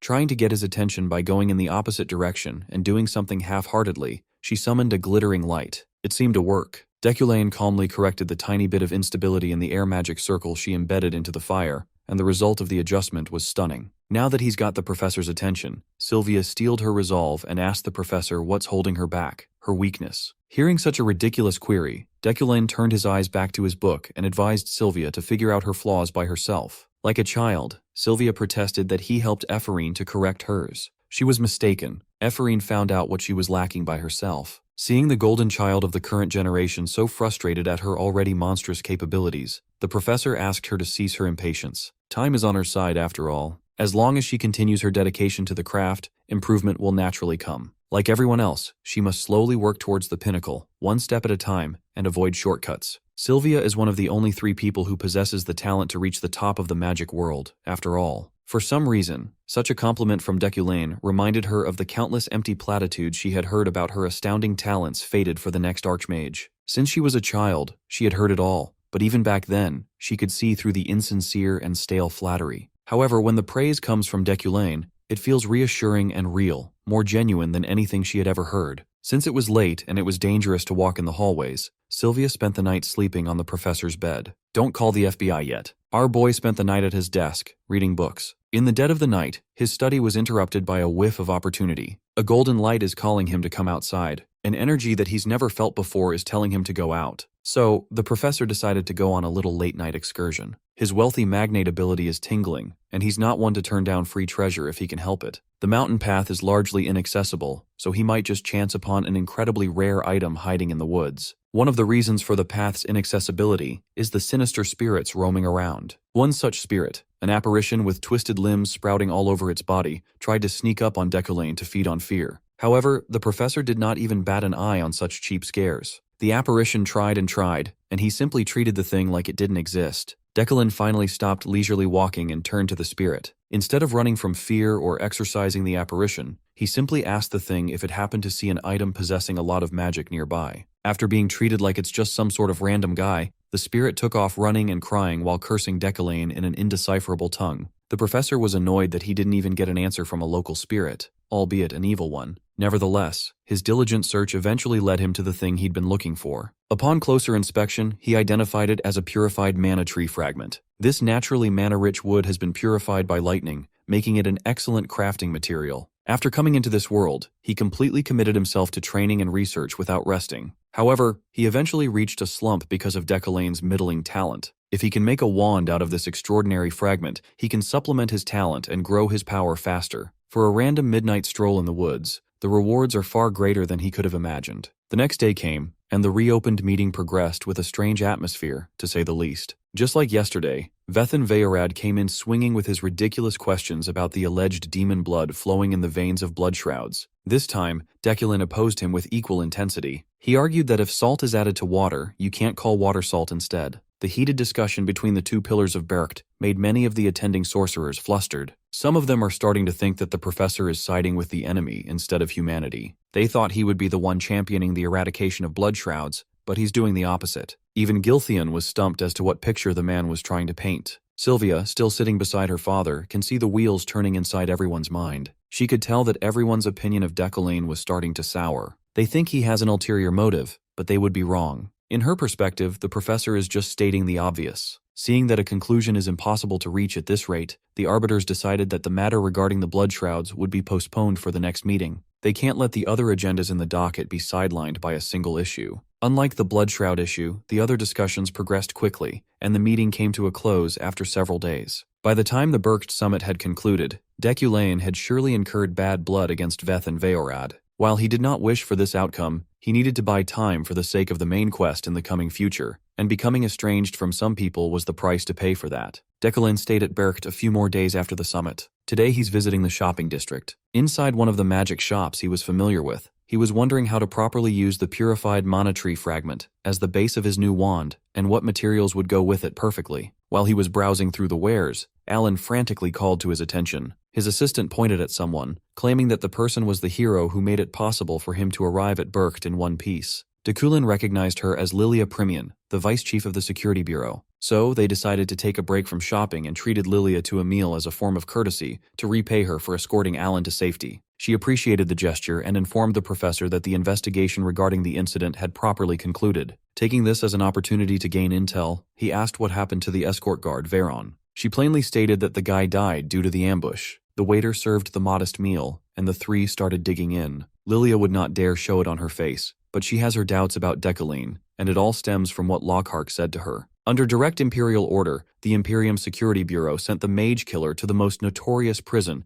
Lacordac, for his crimes against magic and humanity. Lockhart's arresting officer for his case was none other than Lilia herself. In the interrogation phase, the chatty mage killer had become tight-lipped. Seeing as she was not getting any relevant info from the criminal, the vice chief changed her tone and demanded that the criminal use his power. Her entire demeanor changed upon demanding as such. Upon understanding what she was trying to do, Lockhart smiled. He silently activated his power, sending thrums of nullifying magic throughout the room. When the waves hit the surveillance camera on the ceiling, it malfunctioned and eventually lost power. After making sure that the Bureau couldn't hear or see them anymore, Vice Chief Lilia Primian finally dropped the act. Her composure crumbled as she smacked her fist on the interrogation table. With rage, she cursed Lockhart for being caught like a fucking idiot. She had already told the kid not to be rash, yet he continued sullying the name of their kind, setting back the Blood Shroud plan because he just couldn't stop killing mages. In all honesty, Lilia just wants to kill this imbecile to get it over with. If it's revealed that he's a Blood Shroud, the public opinion will worsen beyond repair, putting pressure on her. Lockhart does not respect what she's doing for the cause. He thinks she's just leeching off the empire that hates their kind.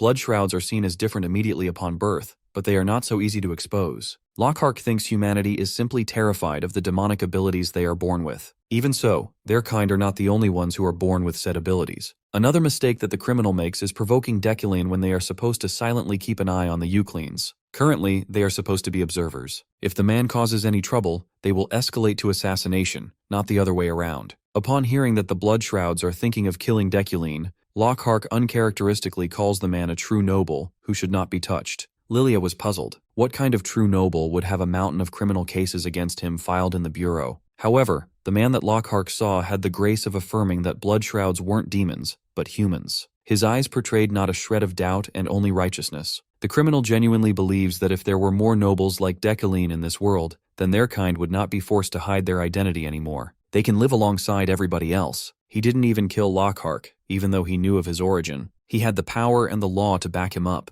yet he stayed his hand. Even though Lockhart is not one to joke around, Lilia still refuses to buy such horse shit. The Euclane family stood at the forefront of slaughtering and oppressing their people after all. The criminal argued that if they start treating the descendants of said ancestors based on the crimes of the past, they would be no different than demons. Realistically speaking, Lilia won't be able to stay in a position of power without getting caught sooner or later. However, she's confident in her ability to blend in. Humans and Blood Shrouds are indistinguishable from each other after all. The only glaring distinction is a certain food that Blood Shrouds cannot eat. Changing the topic, Vice Chief Lilia heard murmurs about the Emperor's worsening health. Someone new will soon be appointed to take the throne, and they have no idea how the new Emperor will view Blood Shrouds. They must lay low. For now, Lockhart will be locked down in Lacordac. Back to the present, Lilia chewed on her steak while eyeing this so-called true noble with utmost vigilance. No matter how hard she looked, all she could see was some annoying aristocrat. Suddenly, an uninvited guest walked up to their table, and the pungent smell of alcohol assaulted her nostrils. Without taking his eyes off his plate, Deculine nonchalantly dismissed the drunkard without sparing a glance. It was the annoying brat, Ilhelm von Garion Rewind. Even after being shooed away, he insisted on staying and giving Deculine a piece of his mind. While the confrontation was happening, grim news hit the Order of Freyheim. Julie von Diafrieden was just informed of the fate of one of her most valued knights. Hearing that Veron had perished during the escort mission to Bercht shook her to the core. She stood up and ordered her men to get ready to depart. Julie wants to hear what the hell happened from Deculine's mouth. Back in the restaurant, Vice Chief Lilia awkwardly stopped her meal upon Ilhelm's midday drunken intrusion. She recognized the brat as the current head of the Rewind family. Caught in the middle of two opposing powerful noble clans, she was confused, to say the least. Ilhelm wanted to get some clarity about Deculine's odd stance in the meeting. He can't wrap his empty head around it. He wanted to know why a Euclan would side with the Blood Shroud so vehemently. Overhearing such a bombshell, Lilia almost let her real reaction show. Ilhelm remembers this peer of his, declaring that he wanted to annihilate those Blood Shrouds before. So what changed? Even before that, Deculine always blabbered on about how such lowly species should not have the right to live at all. Furthermore, he published a paper condemning Blood Shrouds at the university. Ilhelm tried to get a rise out of the professor, accusing him of finding a Blood Shroud slave to perhaps conduct research for such a talentless hack. Surprisingly, Alan defended his boss vigorously. Carefully dabbing his lips with a napkin, Deculine instructed his assistant to pipe down.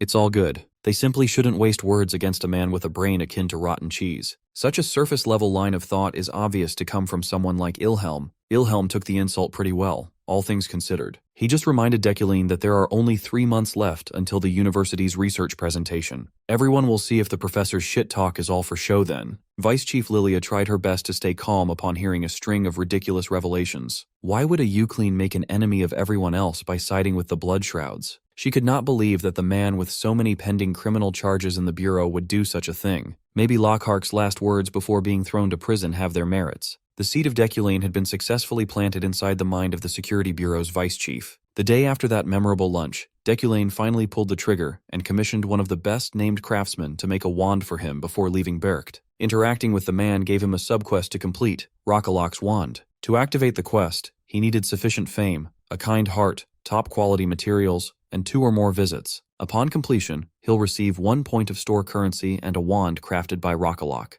Thanks to fulfilling every condition, he was able to clear the quest without a problem. After getting his new wand, Deculine and Alan boarded the train homebound. On the way back to the Empire, they shared the same carriage as the raging noble, Vethan. The guy did not bother hiding his hostility at all. Thankfully, no conflicts actually erupted throughout the long ride. It was just really uncomfortable. In his mind, the professor just wanted to get back to the magic tower. Finally, they got off the tension-filled carriage. There's only one more train transfer left, and they will soon see different scenery other than snow. On the platform, the whole order of Freyheim, led by Julie, had been waiting for them to disembark. Without pleasantries, she directly asked her fiancé about the ambush and threw him some polite words for making it out safely. It's obvious that she had already heard about the news of Veron's passing. While Deculine doesn't know what version of the story the Order heard, it's obvious that they are not happy that he is the only one who survived, unlike their colleague. Julie, on the other hand, looked and sounded devastated. She heard that Deculine and Veron worked together to save the civilians, so she just wanted to ask one more question. She simply wanted to know what Veron's last moments were like. Julie's grieving and expectant eyes met Deculine's. For a moment, the professor did not know how to respond.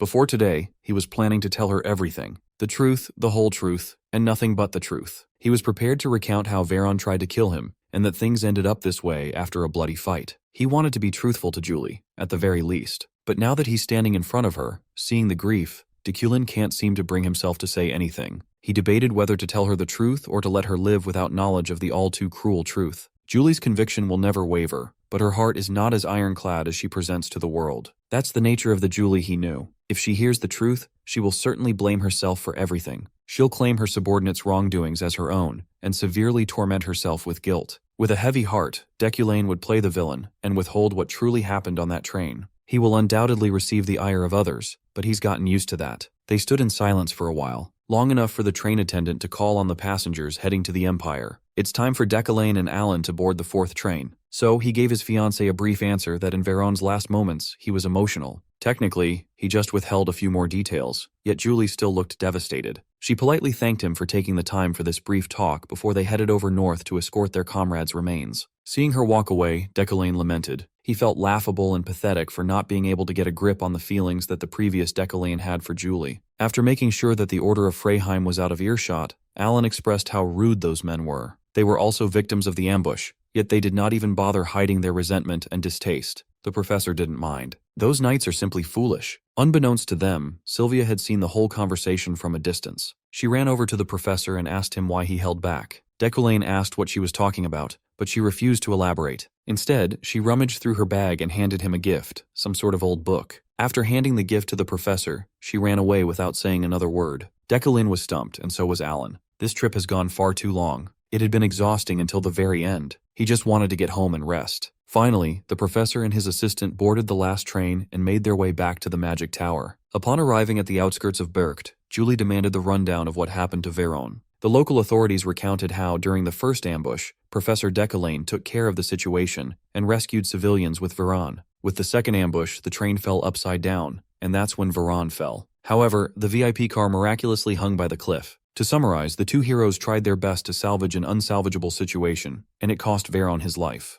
Julie listened intently and thanked the local officer after the rundown. Her men asked if they could take home some keepsakes, but nothing survived. Furthermore, it is an unwritten law that crimes unfolding on the way to Bercht around this season shall be left alone. Julie had lost her reliable right arm, and he left this world in vain. The grief and sadness she's feeling was suffocating. Before heading back to the magic tower, Deculine swung by the family house to be greeted by his sister's reprimand. She just found out that he wrote another family check in Bercht, and she is livid. Yahello had already told him multiple times before that the family was in dire financial straits, yet he was spending like he had an infinite money glitch. At this rate, they won't last for more than 2 months. Admittedly, the fee to create the wand was greater than he was expecting, but he had to get it no matter the cost. Commissioning a named craftsman is no joke. Still, he was surprised to hear that their finances could only hold out for another 2 months. This is a wake-up call to take some sort of action. So, he asked his sister to calm down for a moment while he secured more funds. Deculine led Yahello to the warehouse where his recently acquired treasures were stored. This incensed Miss Eucline. She thought he was just flaunting his wealth. Honestly, he's more offended that she's been speaking like a brute instead of a lady this whole time. Yahello almost committed homicide right then and there. This guy is pushing the family to the brink of bankruptcy, and he has the balls to criticize her way of speaking. Meanwhile, Deculine is pondering the real reason why his wealthy magnate ability shone at the sight of these wares. At that time, he He just thought they were art investments that could be used to store monetary value. However, he just recently came to a realization while he was getting ready to leave Berkt. He just found a way to exponentially expand his wealth, and that is by using his other broken ability, Midas Touch. His first target was the vase situated at the front of the pile. Yahello wasn't impressed by his actions. In her eyes, this dumbass brother of hers is just standing and holding his hand out like a moron. While she was complaining and talking trash, Decaline had finished modifying the first product. The next step is calling for an appraiser and putting the items back up for auction once more. Anyone with half a brain would think of him as insane. Selling antiques just days after buying them when you're supposed to hold on to them for an extended period of time is a surefire way to lose money. At this point, the items won't even go for half the price he paid for. Ignoring her complaints, he ordered Roy the butler to call an appraiser and get ready for transport. Looking at the new description of the vase of the Eastern Master Craftsman, its potential has been awakened. It now has the special effect of holding flowers that will never wilt. Additionally, said flowers will slowly transform, with each petal possessing varied effects ranging from mid to high-class fatigue recovery. He bought this vase for 2.5 million elne, but it had now turned into an item that he would have a hard time letting go. The transport team arrived fast, not even giving Yahello the time to yap and oppose the decision. In her perspective, this is just a dumb band-aid solution that will bankrupt them sooner or later. Absolutely tired of arguing with his sister, Decaline dismissed her concerns and got ready for work. Back in the University Magic Tower, the new Magic Exploration Club had established its own club room. Inside were 5 students of humble backgrounds playing cards in their downtime. One of them was Ephorine, who pushed her hand with a killer gaze. It was a full house with kings. Her clubmates were taken aback. When it comes to cards, she is practically unbeatable. She'll do anything to be exempt from cleaning duties for a whole week. The atmosphere in the clubroom was cozy and fun. The students without noble backgrounds finally have a place for themselves. Sometimes Ephorine wonders if she's dreaming. She came from a disgraced baron family. She could not even afford to go to the academy. Ever since she entered the tower, she received constant hate. The ire of a noble student was one thing, but even most professors did not take kindly to her either. There were a lot of incidents that pushed her to the limit, even risking expulsion. To think that everything would pass and she would be able to have mundane fun with friends is simply bliss. Out of nowhere, she joyfully expressed how much she loved this ordinary magic exploration club they built. Her friend warned her not to be too boisterous, as they never know what can happen if someone targets them again. Speaking of the devil, a professor barged into the clubroom and saw a bunch of peasants having fun, and was incensed beyond belief. A student who looks like he's cosplaying as Decaline and failing snitched on the low-class commoners, taking up space in the magic tower and doing pointless poor people activities. Ephorine immediately recognized Professor Relin and that bastard Beck. These two are notorious for making an issue out of everything concerning commoners. Professor Relin looked at the ordinary Magic Exploration Club signage and was utterly offended for no reason. Though this isn't exactly a welcomed visit, Ephorine and the gang had already expected something of this sort to happen. They need to handle this slob honorably. So, she stood her ground and calmly explained that they were granted permission to create an official club.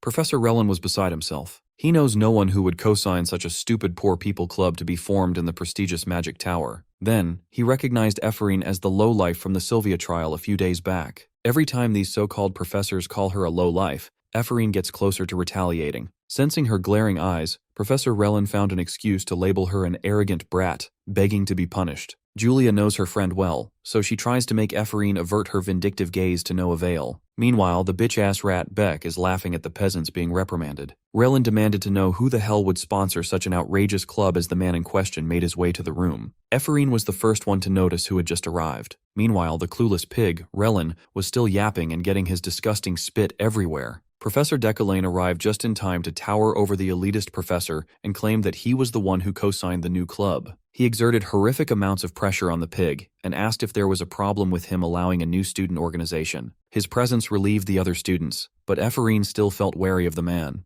Relin felt his blood run cold in the presence of the awe-striking head professor. Decaline continued to press the plump bastard about the issue, for he had heard the demeaning demands from across the hall. The slick professor escaped home after getting harassed by his sister, and trouble kept chasing him all the way to work. He is not in the mood to argue with short-sighted people today, so he just lets his aura do the talking. He watched as Relin squirmed and thought of a way out. The plump bastard's attitude made a 180-degree turn, transforming into the kindest-looking educator and claiming that the clubroom was too empty. He claimed that the mages of the Imperial University's Magic Tower needed better equipment and furniture, which was why he had been enraged earlier. He just lost his temper because the precious students weren't getting the resources they deserved. So, he volunteered to take responsibility for changing that and furnishing the clubroom himself. Decaline just let the fat bastard dig his way out of trouble and repent. Now he has to grit his class's teeth and help the Commoners Club. On the way out, Deculain side-eyed the snitch student, Beck, and offhandedly commented that those akin to cockroaches will always act like one.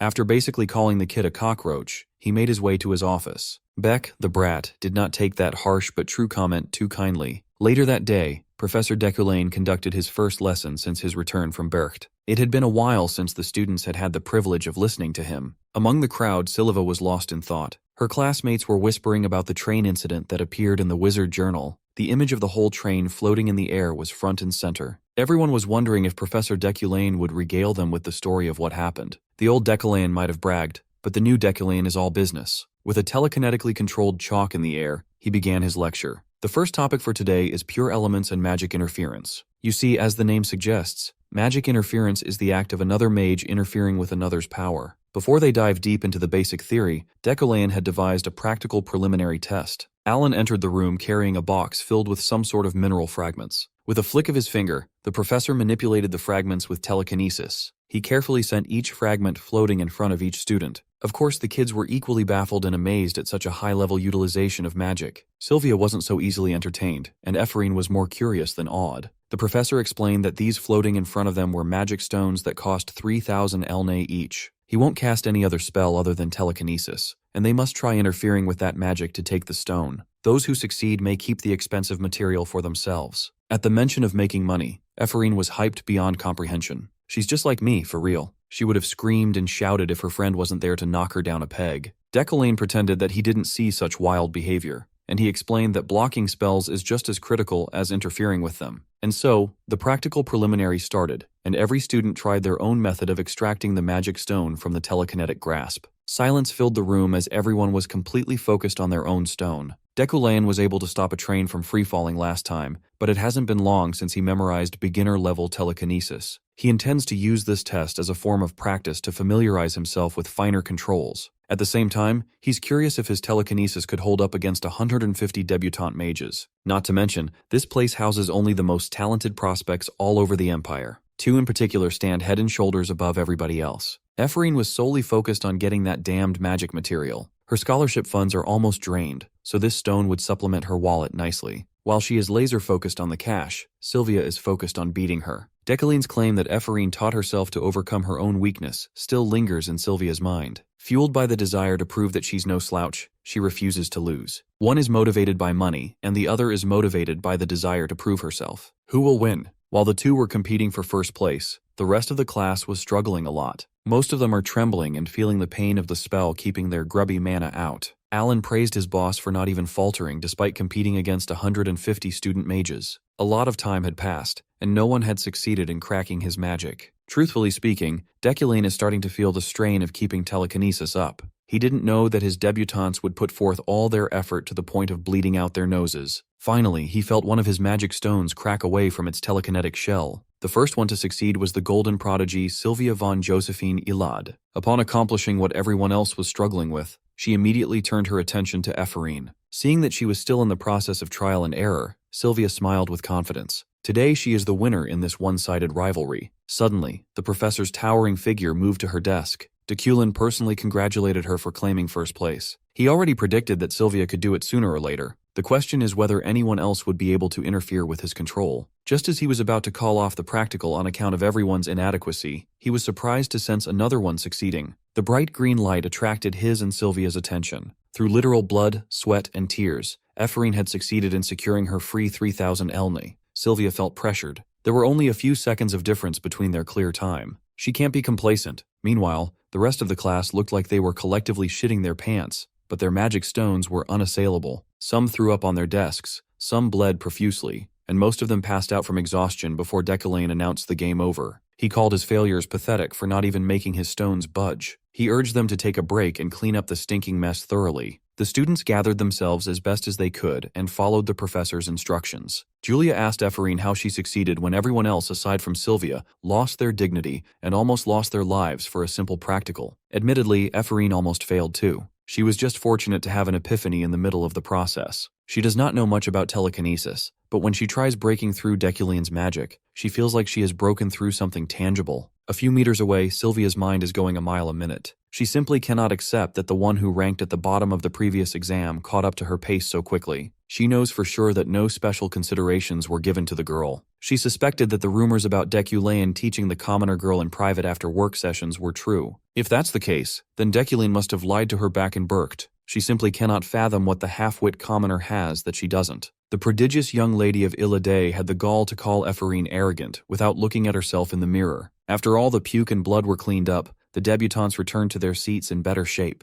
In that warm-up practical, everyone tried their best to perform magic interference, but missed out on the easiest way to stop his telekinesis. The two people who were successful might have an idea of what he's talking about. The method is hidden in the mana. Instead of the spell itself, one must interfere with the opposing mana. Unlike the commonly known methods that consist of blocking the demonstrated magic, mana interference is all about understanding the specific spell and disrupting the flow of mana. It sounds simple on paper, but there's a glaring reason why this method is not universally utilized. It has a big limitation. Mana interference only works if the user knows a lot of magic circle formulas by heart. You can only interfere with mana on magic that you know intimately. It is not a practical way in the heat of combat. In most workable situations, barriers are simpler and faster to use for defense. A solid block can be followed up by an effective counter. However, the professor intends to use this semester to properly hammer in the concept of mana interference into their bones. No pain, no gain. First, he gave them the crux of the technique itself. One must figure out a wide array of magic circle central circuits. These central circuits are formed based on the type of magic used, be it destructive or supportive. It also factors in what elements are being used. In other words, figuring out what central circuit the opponent is using at any given time would give them a free pass for interference. Once they familiarize themselves with this concept, the more complex magic interference should become easier. With that in mind, today's lecture will be focused on the central circuitry of commonly used magic circles. To demonstrate, Deculain displayed the magic circle of the spell called Stormblade All, a destructive type of magic with a circuit that combusts from the inside out. He moved on to demonstrating support magic, and so on and so forth. Meanwhile, his students were locked in, latching onto his every word and voraciously taking down notes. After 2 hours of non-stop show and tell, Deculain turned to look at the clock and saw that it was time for dismissal. There's still a little more content they haven't covered,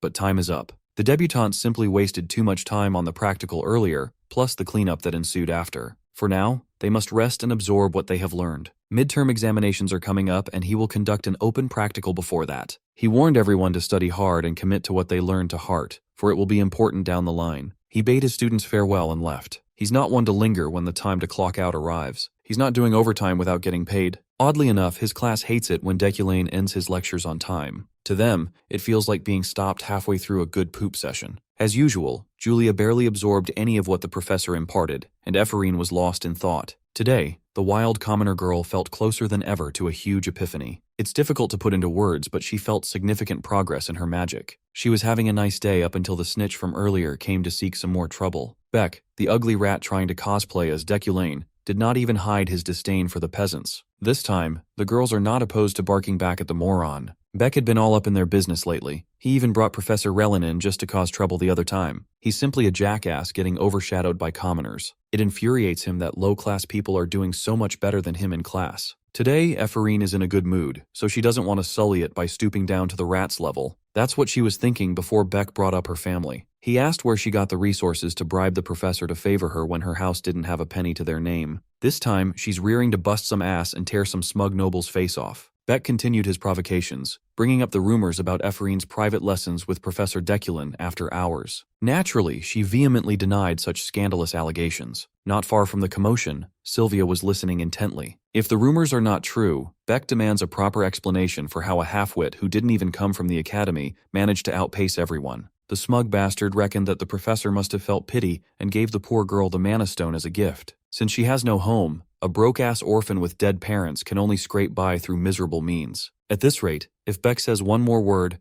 Ephorine might lose control and commit murder right then and there. Refusing to back down with an air of arrogance, Beck dared her to make a move. Sylvia watched even closer as the conflict rose to its climax. Ephorine would have torn through Beck's conceited face with her bare fist if Julia wasn't there to keep her level-headed. She reminded her friend that another punishment would essentially spell an end to her career before it even started. At this important junction, Ephorine remembered the professor's advice that mages should maintain a cold and calculating disposition at all times. So she tried her best to rear in the rage and stayed her hand. She smiled and thanked her friend for keeping her grounded. She was worked up, but she's okay now. Ephraim just goes a little crazy when trying to converse with idiots, so she apologizes and pretends as though Beck doesn't exist at all. She led the way and invited Julia to get something to eat in the cafeteria. From a few seats away, Sylvia quietly observed and re-evaluated Ephraim in her mind. Sure, the wild commoner girl managed to hold her temper, but that doesn't mean she's no longer pissed off. She really wants to teach that moron Beck a lesson he will never forget. Just as she was thinking of ways to deal with the elitist bastard out loud,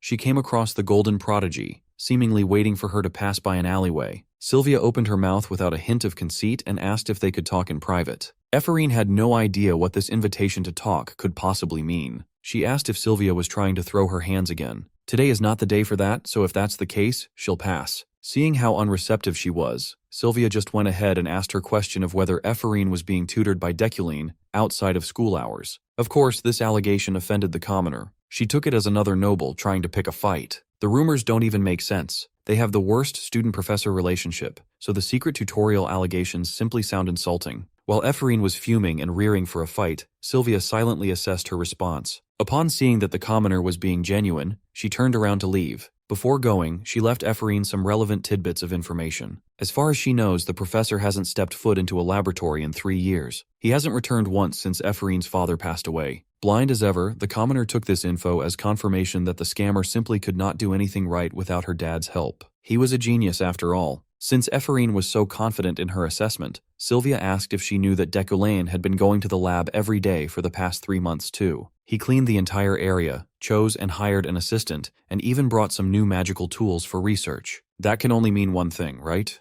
Ephraim was taken aback. Her mind immediately jumped to the worst-case scenario. Maybe the thief is going to extort her late father's research findings again. However, the scumbag Deculine everyone knew should not be capable of continuing such high-level studies himself. Still, this left her feeling an uneasy pit in her stomach. In front of Sylvia, she simply dismissed the matter altogether, projecting that this did not affect her one bit. Ephraim claimed that whatever the professor is trying to do in his lab is his business, and debutantes shouldn't pry. Sylvia could see through her act and hid her smile. After rattling her with an unexpected revelation and seeing her reaction, Sylvia bade Ephraim a dismissive farewell. The commoner was left to ponder the possibility of her father's legacy being exploited beyond his grave. Several days later, the continuation of the previous lecture commenced. The debutantes slowly petered out of the building and into the training field. Afterward, they neatly lined up under the sun for unknown reasons. None of them had a clue about what the professor was cooking up to require a class to take place outdoors. While everyone was wondering what was about to happen, Beck deliberately bumped into one of Ephraim's commoner buddies, making sure to knock her hard. This time, Ephraim was the one who had to rein Julia in to be the bigger person and let the offense go. A moment later, a calm and commanding voice demanded silence so he could start the lecture properly. As Professor Deculine mentioned before, today will be the last practical before the official midterm exams. With a snap of his fingers, he properly introduced today's lecture style. The tapestry hiding the stands fell from their clippings to reveal a sold-out crowd of spectators. As a surprise, the debutantes will undergo a public practical in front of countless people. Ephraim and the commoners had never seen such a large crowd gathering before. Deculine elaborated that the students will all demonstrate magic combat in front of all these watchful gazes. Using whatever magic they can manifest in their arsenal, the debutantes will fight each other. They will be required to properly showcase at least 3 forms of pure elemental magic. The wins and losses don't really matter. They will be scored on the quality of the fight and how well they conduct themselves within the rules. Deculine will personally observe and write down each debutante's strengths and weaknesses. He can only hope that most of these kids can use those notes as a foundation to improve their craft.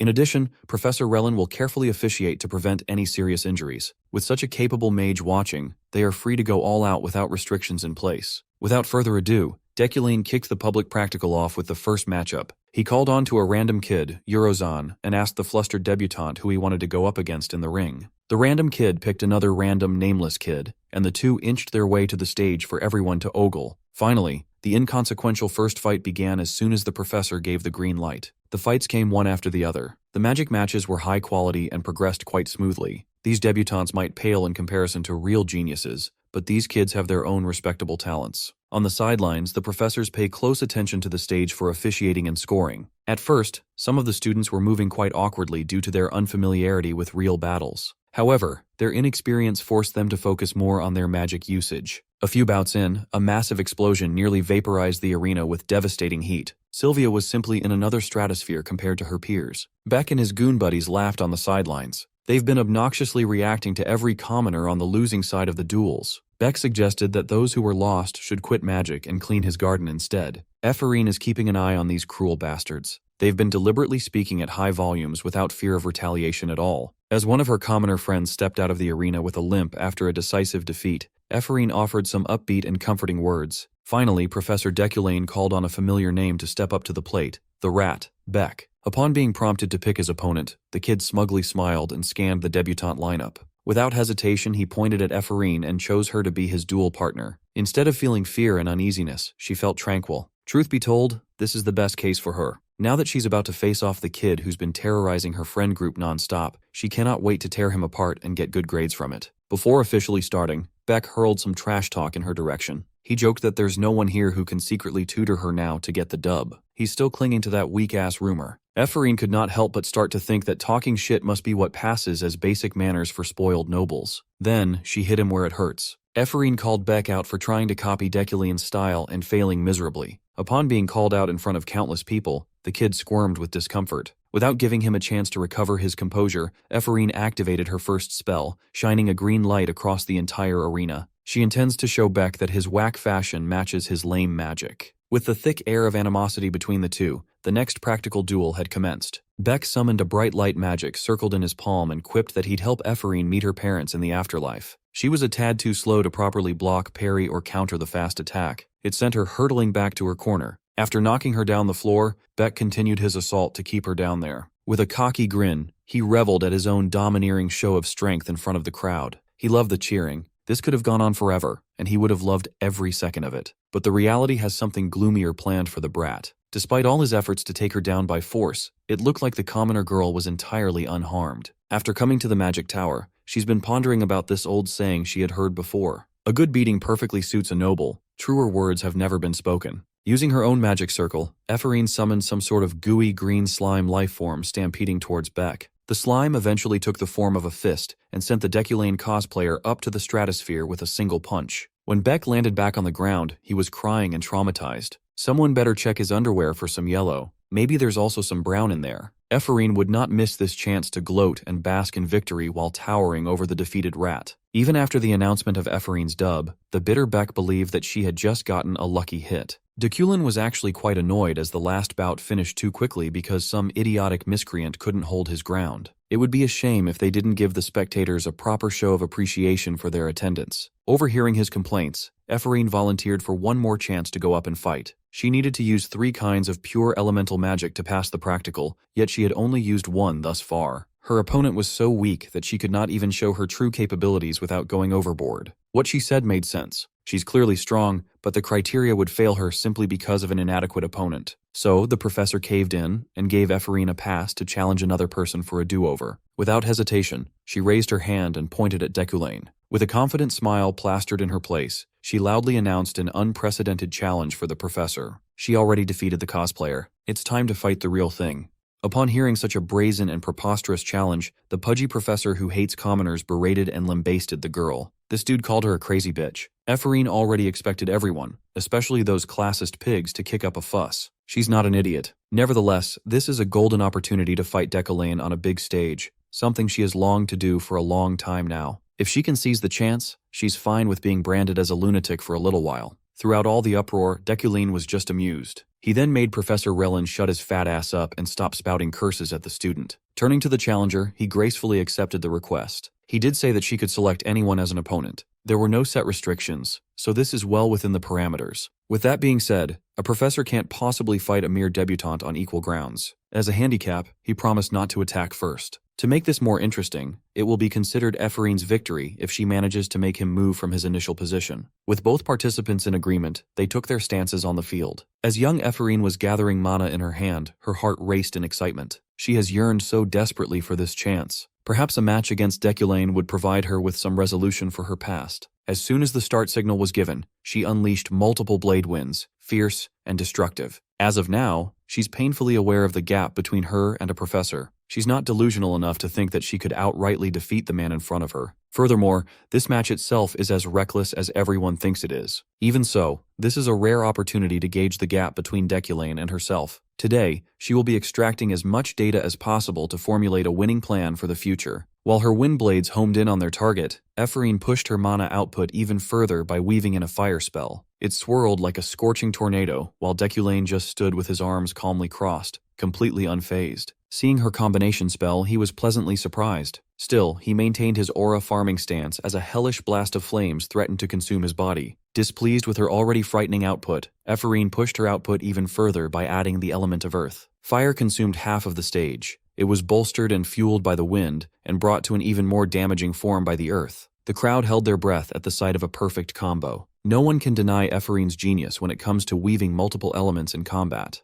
Her simple fire spell was turned into a molten lava of pure annihilation. Any other debutante would have been utterly destroyed, but Professor Deculane is no amateur. Without lifting a finger, he protected himself and cracked the surrounding lava dome open. Seeing his expressionless gaze, she grits her teeth in frustration. Even though her grand display of skill was thwarted, she continued her barrage of attacks by using projectile wind strikes, while easily dispelling the sharp gusts of wind projectiles with magic interference. The professor pointed out a bad habit she has when casting magic. In fact, said habit grows in prominence the larger her magic's movements are. He was giving her a valuable tidbit of information, but she refused to listen and continued hurling spells. At least she tried to. This time, Deculane did not give her the chance to freely get a spell off. He canceled that shit before anything materialized. She felt that something was gravely wrong here. He must have hindered her magic circuit. From now on, she can no longer use magic in front of him. In a fight against mages, getting your magic stripped away is a death sentence. Even so, she refused to flame out pathetically. If her magic is taken away, she still has her fists. In the first place, she's more confident in using her body after all. She ran as fast as she could while loading up a haymaker, only to feel as though she was facing an impenetrable wall. Deculane lightly flicked her forehead and sent her flying like a loose kite. All it took was one light counterattack to get her out of the stage. This was an undeniable stomp, but Deculane was incredibly impressed with her showing. She managed to come up with an effective combination of pure elements, namely wind and fire. In addition, she ingeniously added the earth element for a frightening dust explosion. Her magic sense is simply out of this world. But even if her sense is great, it is impossible to properly execute complex attacks if one lacks the necessary dexterity and mastery over the elements. Right now, she could bypass her shortcomings thanks to her talent vessel. As long as she's equipped with that bracelet, she can tap into and use all elements. It's an artifact that anyone in the world would want to boast about. The old Deculane would be unsettled if he were to look at the current Ephraim. If a virtuous named character like Ephraim develops properly, she would be a powerhouse. He calmly approached the girl and nonchalantly gave her the obvious result. With that being said, he also praised her for not doing too badly. Hearing that crumb of compliment gave Ephraim a warm and fuzzy feeling inside. The professor turned to the crowd and announced the end of the public practical. Now, the debutantes must focus on preparing for the upcoming midterms. After watching the last fight, a lot of people were praising Ephraim's efforts. They didn't know she was so cracked because her match with the cosplayer was so boring. Beck was forced to swallow all the insults to his lacking capabilities. Deculane had already left, and Ephraim was still basking in the glory of the compliment. She would have stayed where she was sitting if her friends had not gotten her. In a faraway coastal land, the adventurer Ganesha excitedly waits for a boat to dock at her port. As soon as the sails went down, she welcomed Leo and Carlos.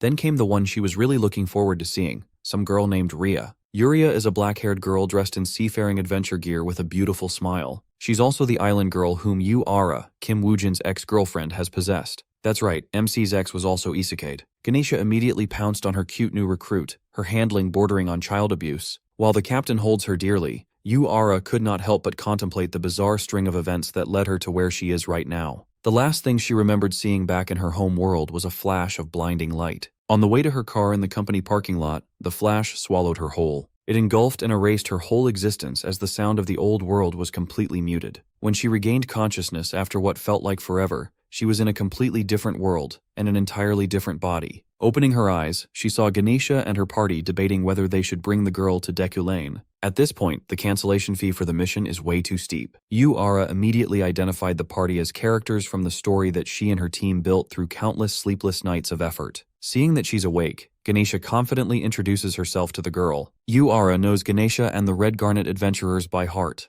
Observing the surroundings, she could feel the warm breeze and the smell of nature. Based on the interaction and the setting, she must have taken the form of Yuria. That is how Yura turned into one of the characters from the game she created. While Leo and Carlos were running around and playing along the fort, Yuria stuck close to Ganesha. Yuria knows that in the future, this woman will become the world's best adventurer. So, in order to survive, she reckoned that the best method must be for her to stay by Ganesha's side. She must survive and find a way to return home. Back in Deculin's luxurious mansion, he just received the extremely valuable package he's been waiting for. Opening the box, he was greeted by the sight of Lokalok's Eucline wand, a magic artifact crafted and tailored for Deculane von Grahan Eucline. It can store 500 mana and enhance magic casting by a large degree. More importantly, it tickles his aesthetic sense just right. The wand was beautiful. It was crafted with the best of all wood materials after all. With automatic learning bolstering his utilization efficiency and aesthetic sense, adding flair, this thing is the perfect weapon. Furthermore, it was blessed by Eucline's bloodline, making it extraordinarily capable when it comes to exorcising and expelling demons. At first, he was being scammed for 9 million Eelne, but now that the wand is in his hands, he realized that he got a great deal. The wand's true value far surpassed the cost. Interrupting his me time with the wand, Roy the butler informed him that dinner was ready. Today's spread was lavish and appetizing.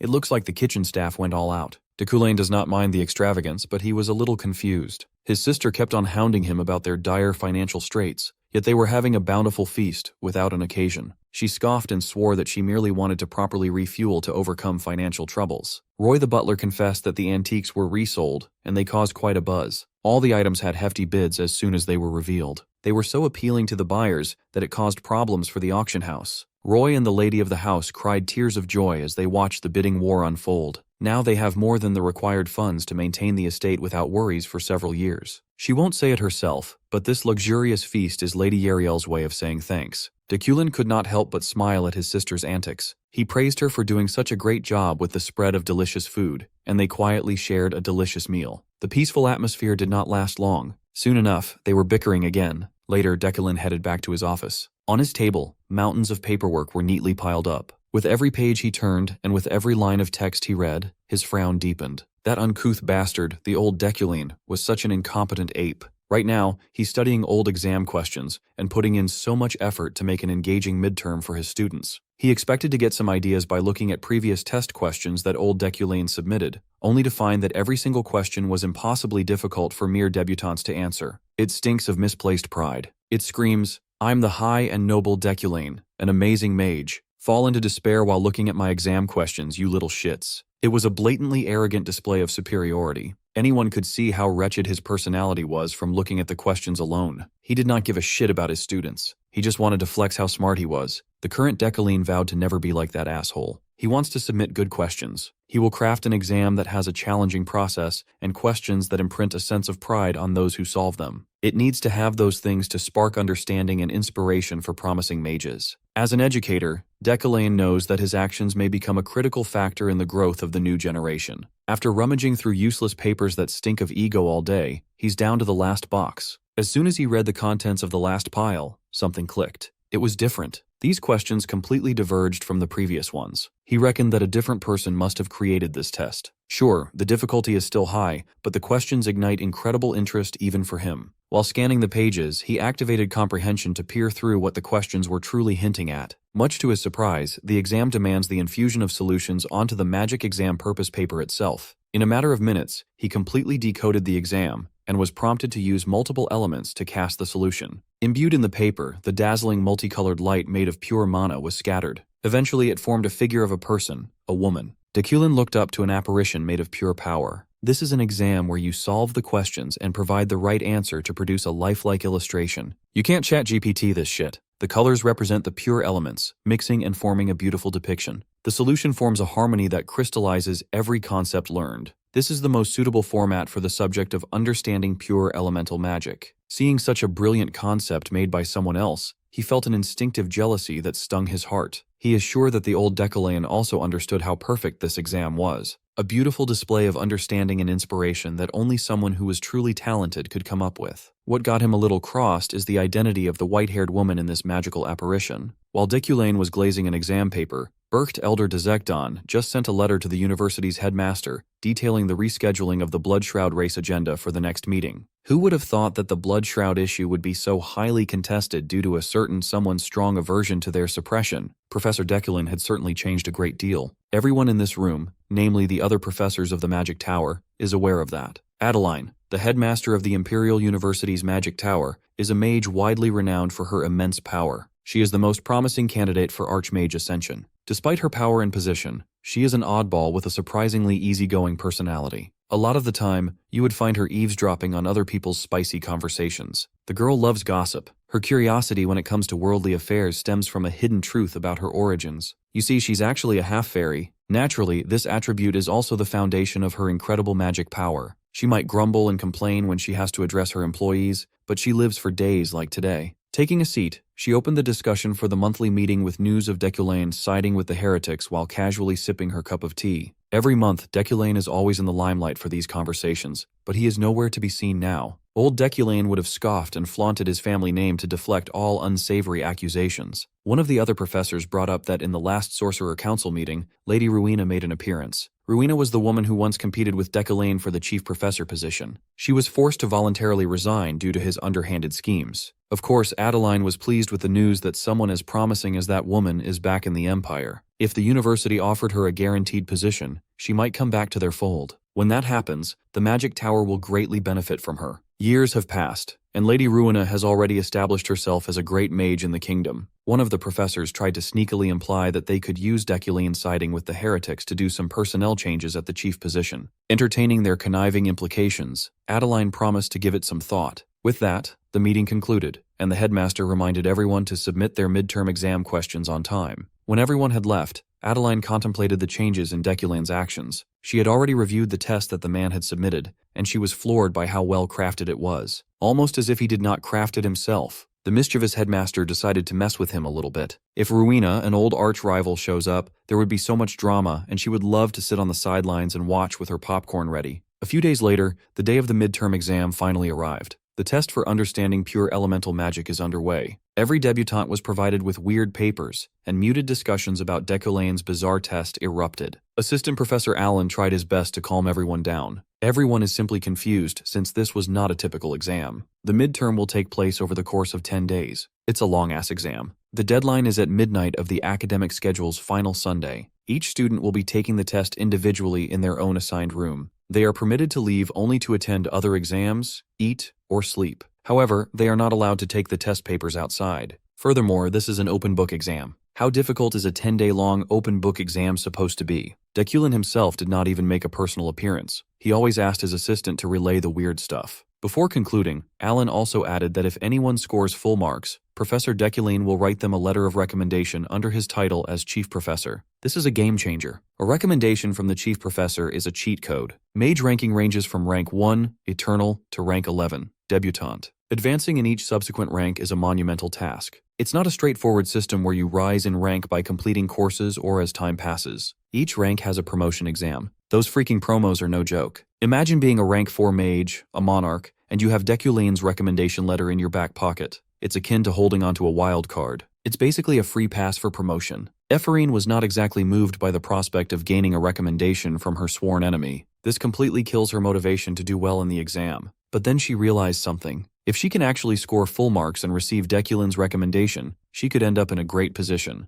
Ephraim could stand over his groveling body while mocking him for helping her achieve her peak sooner with the recommendation letter. Wouldn't that be so satisfying? With that image as her fuel, she pumped herself up for the 10-day exam. She was snickering like a lunatic. Her friend was on the verge of sending her to a mental asylum. Just like that, 4 days have passed since the exam started. Ephraim is now accepting the fact that this shit was way too hard. The first question took her an hour, the second was 4 hours, and the third was 10 hours. Each time she moves on to a new question, the difficulty dramatically spikes. The pile of test papers on the table felt like an indomitable mountain. Still, she recognized just how brilliant each question was. Sure, the process of solving them was painful, but the moment everything clicks, it brings about a sense of realization she had never experienced before. It's hard to believe that Deculane, the fraud, made this test. Even though every line is agonizing to think about, Ephraim could not put it down because of the possibility of realization. These papers have been beating her ass for 4 days now. but she is still determined to get that recommendation letter. No matter the motivation, you can't just brute force your way to the correct answer. Stuck in a bottleneck, she decided to go out and get some fresh air to recover a bit of brain power. It looks like great minds think alike. Sylvia von Josephine Illade also left her exam room for some much-needed outdoor time. She just finished solving one of the questions after spending a whole 30 hours on it. Sylvia wasn't dumb enough to be wowed by the promise of a letter of recommendation. It was a meaningless bait disguised as some grand favor. Anyone capable of scoring full marks on this test wouldn't fail the promotion exam anyway. But still, she wants to perfect this midterm, not for the grades or the letter, but for herself. Sylvia found every question she was presented with beautiful. Each one is a key to unique enlightenment. If she can solve them all, she knows for a fact that her growth as a mage would skyrocket. While she was reaffirming her motivations, Ephraim arrived at the same park. The two geniuses were thinking about the same exact thing. How many questions have either of them solved? They even asked the question at the same time. It was embarrassing. After a moment of silence, Sylvia answered that she is currently trying to crack number 8. Ephraim was shaken to hear that the princess was already so far into the pile. Right now, she is still stuck at the infuriating 7th question. Unbeknownst to Ephraim, Sylvia lied about her progress. In reality, they are stuck on the same question at number 7. This lit a fire under her ass to get back and finish that damn test before Ephraim could. Trying to act nonchalantly, Sylvia got up and walked in the direction of her exam room. While the Magic Tower's students were in the middle of their grueling exams, Deculane was pondering a massive shift approaching. He just read in the paper that Emperor Krebaim is currently in critical condition. Now the game really starts. Emperor Krebaim was known as a gentle and mild-mannered man. He was a benevolent and peaceful ruler. He always sought out balance between divine and imperial powers. Furthermore, he did not enforce hostile policies against the Blood Shrouds. The new ruler who will take his place after death will be a problem as soon as he dons the crown. In-game, that next monarch is also the world's most important figure, Sofian Yekatere August. He has a long-ass name, a long-ass hair, and will have a long-ass list of war crimes to his name. The world is about to go through a big change. Since the start of midterms, 10 days have quickly passed. On the last day of the exam, a large number of students dropped out of the hellish marathon. However, the distinction between the lower and higher ranks had never been clearer. Disregarding grades, all the students bragged about taking the exam as if it were a medal of honor. Imagine taking a test so good that it makes you want to be a good student. Most of them did not relish their freedom but reflected on what they learned instead. It was an unusual phenomenon that naturally grabbed everyone's attention. Even the other professors in the Magic Tower were eager to look at the rumored exam. At this point, the number of students attempting to solve the last question is down to 2. As expected, they were Ephraim and Sylvia. This damned 8th question is the final hurdle, and it is a gigantic one. Scattered all over Ephraim's exam room were piles of downed coffee cups. She looked emaciated and drained. Her obsession over the final question was the only thing keeping her awake. Waiting outside, Deculane and Alan were pleased to see a bright light shine from one of the rooms. One of the final 2 solved the last question. Deculane knew that it was going to be her. He gently opened the door and laid eyes upon the undisputed number 1 prospect of her generation. Deculane gave her a much-deserved congratulations for coming out on top. Of course, it was Sylvia. As a result of her success, the distilled knowledge from all those hellish questions took the form of a picturesque light show, a painting of dazzling beauty. The bright colors were filled with condensed magic elements. Even in the darker hues, one can feel the warmth. Under the stars, the light shines hope within the darkness. Deculane was blessed to see a true masterpiece. Even though he was the one who theorized and derived these questions, he himself wasn't able to manifest this beauty due to his own limits. This is not the handicraft of Deculane, it was Kim Woo-jin's. He once dreamt of becoming an artist, but was slapped by his insufficient talent. He made peace with that fact, but he still wanted to make people emotional with his pieces. He continued to pursue art in a different medium. With Kim Woo-jin's desire and Deculane's aesthetic sense, the final question was born. Both of his halves were comforted by what Sylvia invoked through his guidance. She was surprised when the stone-cold professor wholeheartedly thanked her for solving the final riddle. Afterwards, he left the room. She did not even get the chance to show her gratitude. Looking at the dazzling representation of her power and knowledge, Sylvia was reminded of her path thus far back as she could remember, everyone around Sylvia placed the burden of becoming the next archmage on her shoulders. Her family put her on a pedestal, obsessed with the power and prestige that comes with the title. During the past 10 days of complete immersion in the theory of magic, she found its beauty. On the other hand, Ephraim's tireless efforts did not bear fruit in time. Her time is up, and the last question remains unanswered. She was forced to accept her shortcomings. Even so, Alan praised her valiant efforts. After all, there were only 2 people who even attempted to touch the last question. He had to break the news that Sylvia solved everything. Instead of sulking, Ephraim surprisingly took the news well. Sylvia is just a monster. During the course of this exam, thoughts about the recommendation letter and sweet revenge have vanished. The only thing that remained was her boundless thirst for knowledge as a mage. She really wanted to conquer the last mountain. Well, the exam might be finished, but the question is still on the table. She asked Alan if she could stay for a bit and solve the final riddle. Ephraim did not feel the exhaustion from the 10-day marathon.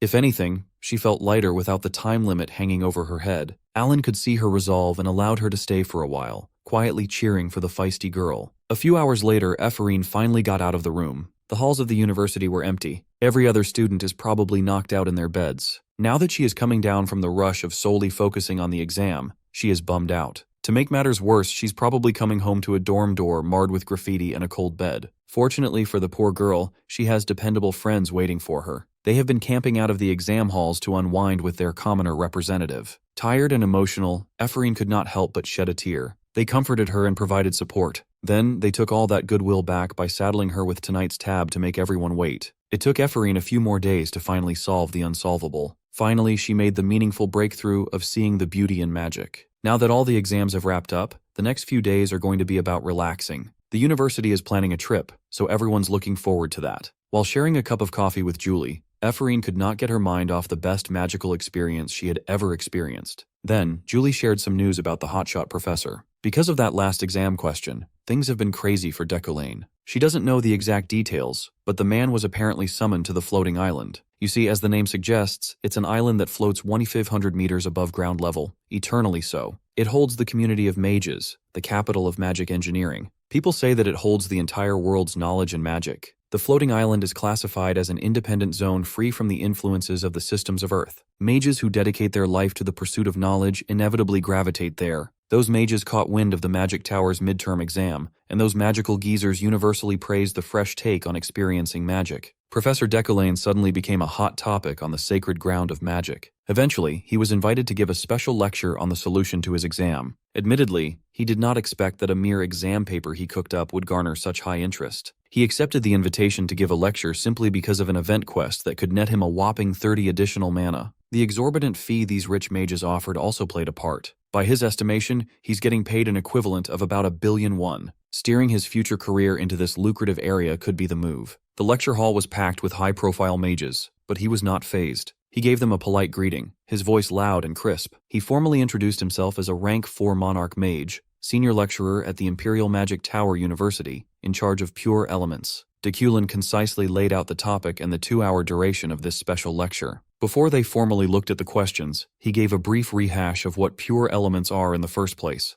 Among the crowd, Headmaster Adeline was in attendance with someone she seemed familiar with. This woman is Rowena von Schulrat McQueen, and she is 100% certain that her rival plagiarized that brilliant question. Although he has some haters in the audience, the lecture went smoothly. Before delving deep into the questions, he utilized the content he used in his previous lectures to aid in understanding. The attendees focused their attention on the systematic and eye-opening explanations for each item. Eventually, he reached the 6th question. It was then that a high-pitched voice annoyingly butted in with a question of her own. Of course, it was his boss, Headmaster Adeline. As discussed, pure elements can be differentiated by their types. Flexing her innately deep understanding of the subject, Adeline shot a luminous magic circle for everyone to see. Then, she asked Decollane what she would need to combine the magic with question number 6 to make the circuit as destructive as possible. Decollane scoffed. It is obvious why she is here and why she is trying to grill him. She's not acting out of bad faith. This mischievous fairy just likes to fool around a lot. And given old Decollane's history, a little suspicion about his integrity is to be expected. Since that's the case, he decided to play along and entertain his boss for a bit. He duplicated the complex magic circle she displayed and expertly manipulated its circuit. She was pleasantly surprised to hear and see the demonstration of such high-level theory. After that first question, she continued pelting him with countless questions about every little thing, clearly enjoying herself. Decollane stood his ground and answered all of them while showing a deep comprehension of his expertise. Fortunately, several mages grew displeased with Adeline's restless interruptions, forcing her to stop interfering with the lecture they paid for. Her antics cost them a lot of time. Decollane only has 10 minutes left to his lecture. To make up for lost time,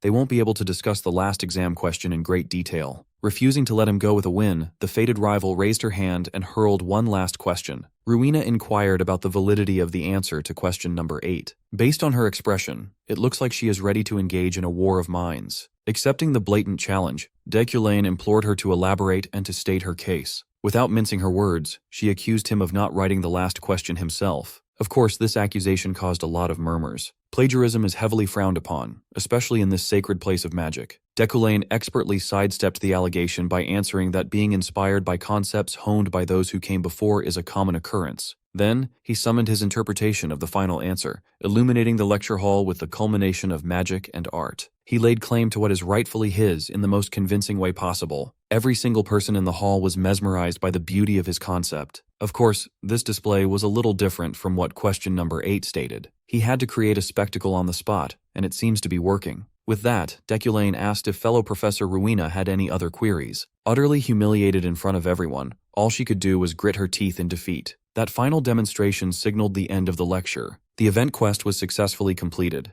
That is another 30 points of mana in the bag. While walking out of the lecture hall, he tried to recall the bitter rivalry between Decoulain and Rowena. Nothing too bad really happened today, but a problem will undoubtedly arise soon. Sure, Decoulain is supposed to be a villain, but being surrounded by haters everywhere he goes is quite taxing. He took a random turn in one of the halls and came across someone who looked oddly familiar. When their eyes met, the dark-haired woman grimaced at the sight of his face. He had no clue why this familiar girl would look at him with utter disgust. After staring at her cringing expression for a little while, he finally remembered who this woman was. She was Decoulain's peer at the university, so he politely extended his hand and greeted Charlotte. She seemed utterly offended to hear her name come out of his mouth. They weren't close back in the university, and she has no intention of starting now. Ignoring her displeasure, Decoulain asked about Princess Maho's well-being. In truth, he doesn't care about old Decoulain's closeness with this woman. What's important is Princess Maho, the girl whom Charlotte guards. Emperor Krebaim is on his deathbed. His demise is only a matter of time. At that moment, the game will undergo a huge turning point. Many named characters will face life and death scenarios as multiple events occur, Princess Maho included. She must be saved at all costs. Kim Woo-jin personally modeled her character. She will become an important figure who will be a good influence on the main quest in the latter half of the story. The princess is a special case due to her complicated bloodline. She is second in line for the Yuran Republic's throne and third in line for the Laok Kingdom's succession. It's a unique position. She is a princess eternally followed by bloodshed. At this point in time, she's staying in the Empire using her studies as an excuse. But the moment the Emperor croaks, she will be a massive target. Charlotte does not appreciate hearing the princess's name from Decoulain's mouth either. Without entertaining her hostility, he handed her a crystal ball. Out of the blue, he promised to be a valuable lifeline to save the princess who had chosen to walk the path of death. Charlotte was taken aback, but felt compelled to accept Deculain's ball. It was a standard communication crystal ball attached with a promise to lend a hand when the time came. At first, she denounced the arrogant-sounding vow from the mess known as Decoulain, but what he said next made a ton of sense. There is no time to pick and choose whom to get help from. The decision is up to her. Whether she decides to communicate and ask for assistance or not is completely up to her. While she was stressing over the ominous interaction, someone entered the room. It was none other than the kind-hearted Princess Maho. Charlotte tried to act composed, but the princess is completely aware of their impending predicament. She knows that the followers of her brothers will be arriving soon, and they won't be friendly. Those fanatics will try to either use her authority or outrightly eliminate her, even though she doesn't give a damn about the succession to the throne. There's no need to pretend that things are fine. The princess is terrified. She fled from the chaos of succession, entered the empire to study, and grew fond of the place. Even still, they might have to drop everything and escape at a moment's notice. The next emperor, whoever might succeed the ailing ruler, would be a fool to leave her alone. She reckoned that it might be better to flee quickly. For that reason, the princess had already withdrawn and gathered the cash she had saved up until now. She knows that they will need to hire escort mercenaries for the trip back. Charlotte tried to insist on finding the funds herself, but the princess refused. She urged her bodyguard to stop carrying the weight of the world on her shoulders all the time. Besides, she wholeheartedly believes that her money rightfully belongs to everyone. Seeing how earnest and selfless the princess is, Charlotte could not possibly refuse. She accepted the cash of money and immediately worked on hiring top-end mercenaries for a safe escape. Judging by the shady people eavesdropping from the shadows, they might be too late. Thankfully, Charlotte was competent enough to notice the hooded spy using the darkness of the night as cover. Once noticed, the spy skedaddled out of the way. This only proves that they have to move and move fast. Perhaps she should swallow her poor impression of the man and consult Decoulain for help. Back in the Yuclain mansion, Decoulain quietly goes through some reading material in his office. Yahello came by to pester him, but he didn't fall for his sister's rage bait. Then, she slyly broached the subject of the lecture he gave at the floating island to ask how much he was paid for such a fancy lecture. Sniffing out her intentions right away, he outrightly denied giving a single coin from his hard labor to Yahello. With her plans to get some cash thwarted, Yahello brought up the topic of an official document that came earlier in the day. The debutantes of the Magic Tower University inquired if they could go to Eucline family's homeland, Hydecane, for the semestral break trip. Declan gave a resounding no as an answer. He is well aware of what happens on those trips. He won't let Hydecane become a vomiting spot for kids. Cleaning up after those youngsters would be impossible. It's more trouble than it's worth. Still, Yahello insisted on getting her brother to at least take a look at the document and the fee the university is willing to shell out. In addition, this is an opportunity to show their family's magic tower to young mages. He dropped the book he was reading and beckoned his sister to get the hell out. Declan even gave her the serious death stare, for this is a serious and final decision. Yahello was stunned and stammered over her words as she relented. She pouted and walked away from the office. The university trip wasn't the only reason he needed the room alone. The crystal ball connected to the one he gave Charlotte is receiving an urgent call. It was sooner than he expected, but he promptly picked up. Charlotte doesn't want to admit her powerlessness, but she must put the princess's safety above all else. If she has to beg for Declan's help, then so be it. He telekinetically grabbed a map and gave her colleague a concise rundown of how this escape plan would pan out. At their current position, Princess Maho only has one viable way out. It will be a very treacherous journey, but that also means it will be the safest. They must traverse the deadly crevice canyon. Charlotte refused to accept his solution. That place is infested with demonic energy. He countered by asserting that using one of the countless ordinary routes is practically a death sentence. Declan implored Charlotte to trust his methods just this once. Crossing the crevice canyon is the only viable option. The canyon is filled with rugged terrain and dense demonic energy since it's situated near a demon lair. People often say that demons haunt this dangerous path. It's also considered an independent area. If they can pass through this hellscape, they could reach the Urin Republic in no time. Charlotte has done her homework. Of course, she knows the advantages of its geographical location. Declan committed to personally guiding the princess to alleviate her worries a little. Before agreeing to the batshit insane plan, Charlotte asked about his true motives for doing all this when there was not much to gain. He simply explained that he's quite interested in politics. He's also more intelligent and perceptive than the woman on the other side of the crystal ball. He just wants the princess to live so that the Eucline family and their territory could benefit from a full-blooded royalty. He's not helping due to the kindness in his heart. This is purely a business deal. 3 days from now, they will rendezvous at the entrance of the crevice. If Charlotte can't even get the princess there safely, then that means they don't have the right to live in the first place. Stealing her resolve, she accepted his plan. She could only hope that he had the skills to back up his big talk. Immediately, a new exclusive quest popped up. Escorting the princess successfully could grant him 4 store currency and additional completion rewards. 3 days have quickly passed since that ball call. Today, the university debutantes have arrived at their trip destination, the breathtaking Hydecane. As the state capital of Eucline household, Hydecane is widely regarded as a tourist destination known for its plentiful food and activities. This lavish place was built to reflect the cities known to be great places to settle down in the real world. It has been proposed as the field trip's destination several times in multiple years, but Declan refused the university's offer time and time again. This time, he even came with the debutantes. Of course, Yahello was there to bug him about his sudden change of heart. Well, he only came here because Hydecane is close to the crevice canyon. It's a 3 to 4 hour trip on horseback. He can easily leave when the chance arises. The students booked out one floor of the Hydecane Romance Hotel. It doesn't exactly sound like an appropriate place for teenagers to stay. Each room will house 4 students, though they can pay out of pocket for individual rooms.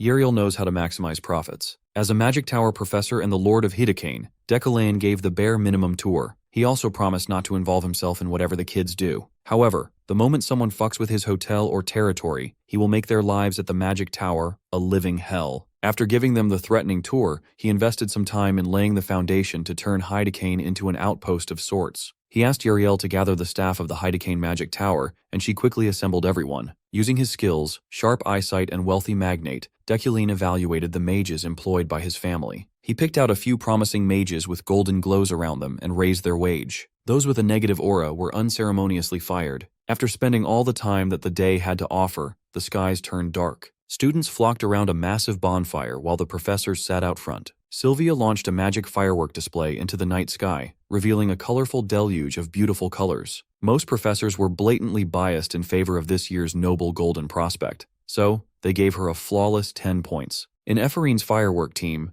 Julie is complaining about doing an assignment when this trip was supposed to be for unwinding. Finally, their group was called up to show their crafted product. As the representative, Epherine gave a brief rundown of how they created a firework with ductile and destruction magic. Before she could explain all the work they did, Professor Relin rudely cut her off. He wanted them to forego the boring explanation and just light the damn thing up. They cannot oppose a professor's whim, no matter how rude it is, so they just fired that bad boy up. As expected, it produced a beautiful array of lively explosions. Their peers praised the fireworks. It was truly pretty. The professors, on the other hand, blatantly criticized them for unwarranted reasons. Relin gave them 6 points for making the fireworks too loud. The old bat beside him awarded the firework with a measly 4 points. Julie wanted to appeal the unfair scores, but Ephraim stopped her from making it worse. They are commoners. These old fucks are just trying to find chances to bring them down. Once everybody else had given their unreasonable scores, Professor Deculan spoke up and gave Ephraim's team a perfect 10. He judged the product based on the exquisite balance between destructive and ductile magic. This was a surprise for both the students and professors. The lively atmosphere slowly died down, and the night deepened. While everybody else was fast asleep,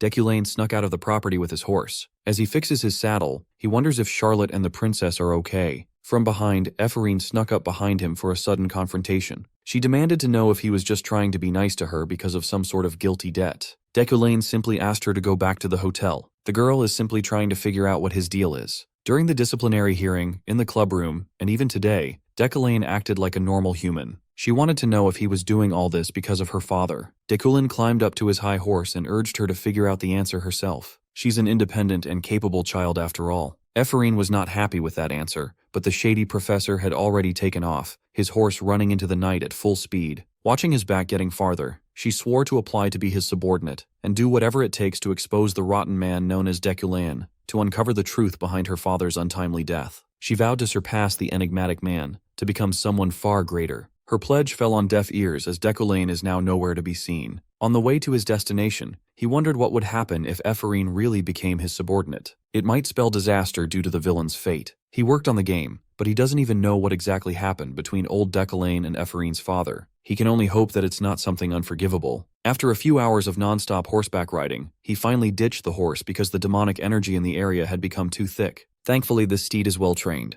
It will go back to the stables and come back at noon. Scanning the perimeter, he tried to look for Charlotte's party. It didn't take long before Charlotte called out his name. Looking at the group's tattered state, it's obvious that they went through hell just to reach the crevice canyon. Seeing the little princess, Deculan politely gave a graceful bow. He introduced himself using his long-ass name and his title at the Magic Tower University. Tonight, he will serve as the group's guide through the only reliable escape route on the land. Princess Maho seemed wary of him, but she respectfully extended her gratitude. Charlotte approached his former colleague and handed him a letter from the adventure team. Upon skimming the intel they currently have, he could not help but scowl in disgust with the overreach the other royals are capable of. Still, they just need to pass the crevice to reach safety. Throughout this journey, they must make sure to keep up with Deculan's pace. Without further ado, he led the princess and her subordinates to the den of demons. Traveling at night, their only source of light was the moon. His wood steel guards are primed and loaded for any obstacles on the way. After seeing how the professor reacted after reading the adventure team's letter, Princess Maho curiously asked her bodyguard about its contents. Since they're in the thick of it now, there's no point in hiding the level of danger they are in from the princess. That letter says that there are 37 assassins and a Dianantes hot on their heels right now. Dianantes are phantom demons.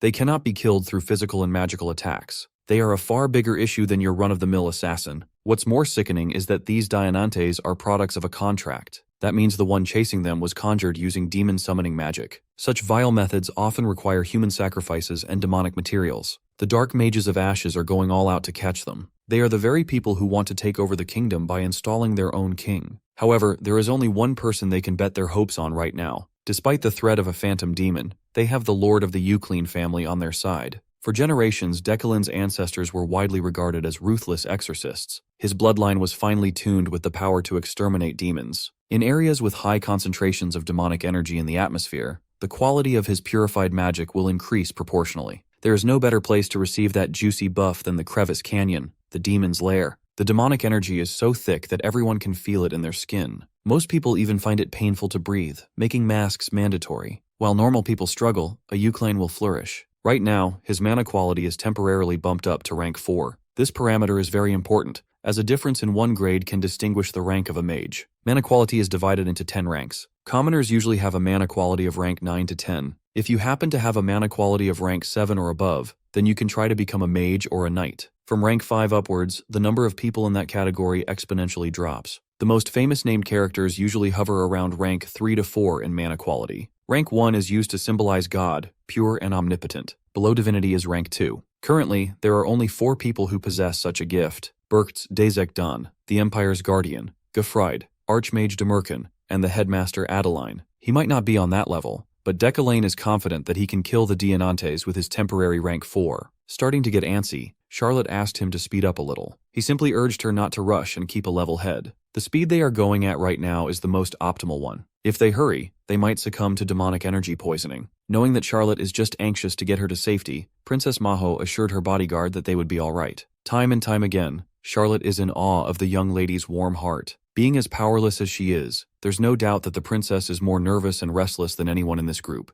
yet she's still mindful of her subordinates. Throughout their journey to escape the enemy's clutches, Charlotte's resolve to protect such a pure soul deepens. She would willingly put her life on the line for the princess. Finally, the first obstacle appeared up ahead. It was a colony of rabid bats. This encounter was inevitable. Charlotte is ready to mow down anything that dares to harm her princess. Before she could draw her weapon, Deculain stepped up and volunteered to take care of the incoming flying stampede. His wood steel guards hardened and pointed forward. With masterful control, he manipulated his sharp guards to grind down the incoming colony. The moonlight reflected off the surface of his weapon as it clashed against the bats. Each wood steel guard killed bats by the dozen every second. Not even a minute passed, and the first crisis was already averted. There is no time to lose. They must continue pushing on. Princess Maho and her subordinates were dumbfounded by the professor's skillful display. As they get deeper and deeper into the demon's lair, more and more enemies and variants show themselves. Of course, they all died as fast as they sprang out. Seeing as the aggressors are mostly small monsters, they might luck out and never encounter the monsters truly worth worrying over. But that was wishful thinking. Deculain's gaze sharpened. He shouted at whoever was lurking in the shadows not to dare come any closer. The paycheck cannot be worth losing one's limbs in the most painful way possible. Deculain finally stopped his brisk walk and looked up to see who they would be up against. A hooded man maniacally laughed. Sure, Deculain's instincts are impeccable, but knowing where the enemies are is basically useless if you have to face 36 trained killers. The whole gang was posted up on a cliff to Aura Farm instead of doing their jobs. Immediately, Deculain implored Charlotte to take the princess and head to the Urine Republic ahead. He asked her to stop pretending to care. It's cute, but entirely unnecessary. Pulling his wand out, he pointed at the gang waiting for them to pass through the cliffs and directed everyone's attention to where he was pointing. Like the absolute badass that he is, Deculain silently cast a destruction spell that flattened 37 bums who could not even hide their presence. Bro needed an audience for his kill. It was basically over before they could get started. Screams of agony resounded as they fell one by one, swimming in their own blood. Deculain with a wand is just built different. Now, it's Charlotte's turn to fulfill her duty and take the princess away from this place as fast as possible. She finally steeled her resolve and beckoned Princess Maho to run. Before they could take off, she noticed something odd on the other side of the cliff. Charlotte looked up and saw a wisp of black smoke rising up to the sky. It was an ominous aura, a completely nefarious existence. Shadows took the shape of a man with burning purple eyes staring directly at his target. The alleged Dianante has finally shown itself. Deculain maintained his composure and reiterated the retreat order to Charlotte. They must reach the Republic no matter what. He came here to do a difficult task, and he's going to see it through. He's going to kill a phantom demon. Oh yeah, the other dude that survived with Charlotte is also staying to help. Once more, Deculain assured her that there is no need to feel bad or hesitate. They could just pay him and his family when the princess finally gains some power. To ensure their safety, he also split off a portion of his wood steel guards to escort the princess. Charlotte gritted her teeth in frustration, knowing that Deculain was 100% correct. She grabbed Princess Maho by the hand and dragged her out of the battlefield in a rush. There were a few assassins who elected to hide somewhere else and survived the initial massacre. Fortunately, these dumbasses made themselves known by running out of their cover. The Dianante wanted to tag along with his boys and kill the ladies, but he's got bigger fish to fry at the moment. Shadow Man scoffed at Deculain's arrogance for thinking that a few wooden steel weapons that contain no mana could kill a Dianante. In this canyon, magic is rendered useless by the latent, demonic energy. Seeing the phantom demon stand there with no sense of urgency, Deculain was a little insulted by the overconfidence. Still, like the demon said, normal physical attacks and magic cannot touch a Dianante. Additionally, this location is a nightmare for mages who rely on mana. That being said, his opponent is not the only one who gets a buff from the thick demonic energy in the air. Deculain's mana quality is amplified, and so is his mana recovery rate. While moving, he had already infused Midas Touch into his wood steel guards. For a solid second, both parties just stood there to size each other up. Meanwhile, some of Deculain's covert wood steels have already gathered to surround the demon. As soon as they were in the proper position, he raised his wand and started the assault. One of the wood steels outrightly beheaded the phantom. If this were any other fight, this would have been the anticlimactic end. But he is well aware that Dianantes are way trickier than that. After chopping its head off, Deculain followed up with a downward slash that chopped the demon's body in half lengthwise. The only thing loosely connecting the severed body parts was the omnipresent wisp of black smoke. Charlotte's random coworker is getting a little agitated to make a move, seeing as the phantom demon is now in pieces, but Deculain stopped his bitch ass from moving. The Dianante will not die until they properly go for the kill. If 2 wood steels did enough damage to maim a demon, imagine what a dozen could do. With grace, Deculain orchestrated the impending slaughter. Before the wisps of smoke could reattach the butchered body, the lethal weapons homed in. They bounced off in an unpredictable pattern, while relentlessly chopping up the Dianante from every available angle. Mr. Side character was in awe of the overpowered MC. He's turning into a fan. This phantom demon was so hyped up as something terrible, yet it did not even get a chance to fight back. He was dog-walked like a trash mob, not even a mini-boss. Meanwhile, Charlotte is getting bloody as she slowly and methodically assassinates the assassins on their tail. By the time they reached the other side of the treacherous crevice canyon, the sun was already rising. As soon as they were out of that oppressive place with lethal air, Princess Maho felt the nausea and exhaustion catching up to her. Even while experiencing a preliminary symptom of demonic energy poisoning, she can still smile to reassure her subordinate. Thankfully, her uncle was waiting for their arrival at the other end of this perilous path. Guyland, Urin Republic's Minister of Internal Affairs, doting uncle, was aghast at the sight of his sickly niece. He profusely apologized for not doing enough to save her. All he could do was wait for their arrival at the other side of the crevice. His knights should be fired, Loki. After making sure that Maho was okay, Guyland thanked Charlotte for her service and for keeping the princess safe throughout this trying time. Charlotte insisted that she was not the only one who ensured Princess Maho's safety. There are others still stuck inside the crevice. If possible, she implored the minister to wait for the others a little bit longer. Well, they started their waiting game in the morning, and it lasted until the sun was about to set once more. For the whole day, Charlotte and the princess just stood at the end of the path, hoping and praying for the dude and Deculain's safe passage. Every hour that passed made them worry about the professor's safety more and more. Charlotte is starting to lose hope. She would forever appreciate what that man did to deliver Maho to safety. Minister Guyland is also ready to call it a day and get the princess back to the Republic. As they were about to head into the city gates, Charlotte turned around and saw the figure they had been waiting for.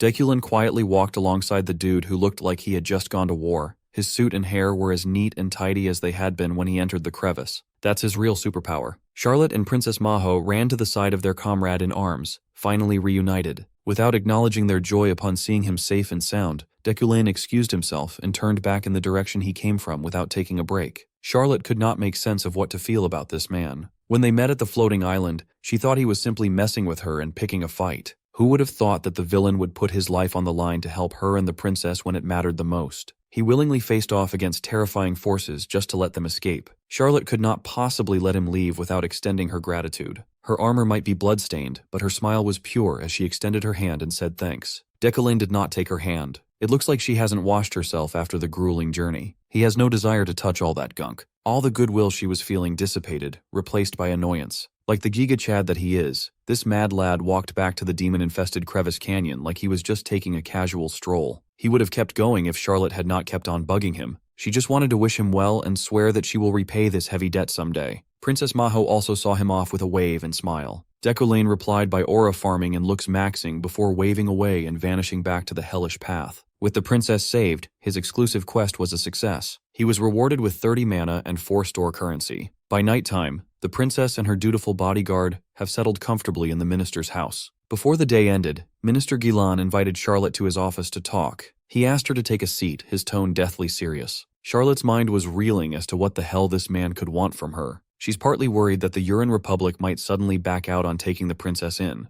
Maybe it could be worse. Maybe Gilan has his own secret agenda. Charlotte quickly shot that idea down. If he wanted to bring harm to them, they would have been dead before they could even reach the gate. The minister prefaced his speech by asking Charlotte not to be shocked and to listen until the very end. Without mincing his words, he relayed that the Grand Duke wants Maho to support the Grand Duchy. Charlotte was expecting all sorts of bad things, so this was not in her list of possibilities. After an awkwardly lengthy stretch of silence, she asked him to elaborate. If she is picking up what he's putting down, Gilan is basically offering Princess Maho the seat of the Grand Duchess. In truth, the Grand Duke wanted to bring this up even before Maho's SOS letter arrived. He is desperately seeking a different path of succession since he cannot trust his grandson. It goes without saying that this information is highly confidential. Only the minister and the Grand Duke know about this. Well, that includes Charlotte now. It is hard to believe this twist of fate. Not too long ago, Charlotte was worried sick that the precious princess would get swept up and die during the fight for succession. She was just a kind girl who didn't possess any sort of power or penchant for violence. Now she's practically the frontrunner to become the Grand Duke's heir, in line to inherit an entire duchy.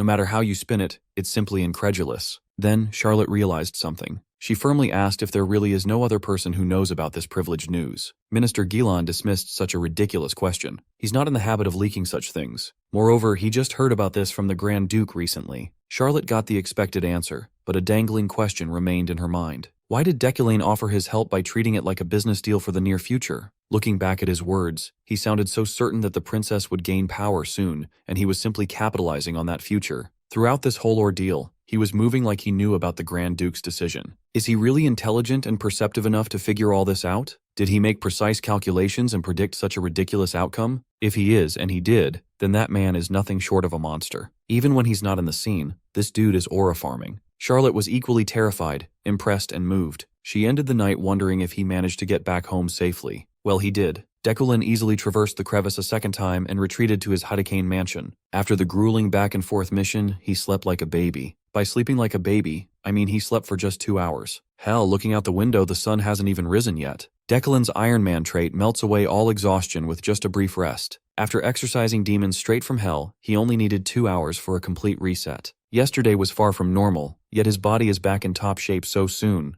Out of all his powers, perhaps the Iron Man trait would make the modern world jealous the most. Right out of bed, he started telekinesis training. At this point, doing this shit is pretty much automatic for him. Still, he could not help but sigh in regret. If he had done this earlier, things could have gone drastically differently in his life. Now that he's in this odd world, he's been diligently training non-stop. He efficiently pinpointed weaknesses, worked on them meticulously, and tirelessly improved. Danger is everywhere for a man like Deculane. This routine was basically required for survival. Perhaps he's only been able to do this because of old Deculane's routine habits, competitiveness, and mentality, leading to a purposeful life. It would have been great if he had all these traits back in his old life. If he had just gotten out of his ass and lived a purposeful life, things with his ex-girl might have shaken up differently. Anything would be better than how things ended between them. Kim Woojin didn't even know what was happening. She just walked out the door, and that's that. If he had been as diligent as he is right now back in the modern world, perhaps Uara would have stayed. His Iron Man trait might sound like a great power, but it's been a long time since he had a normal length of sleep.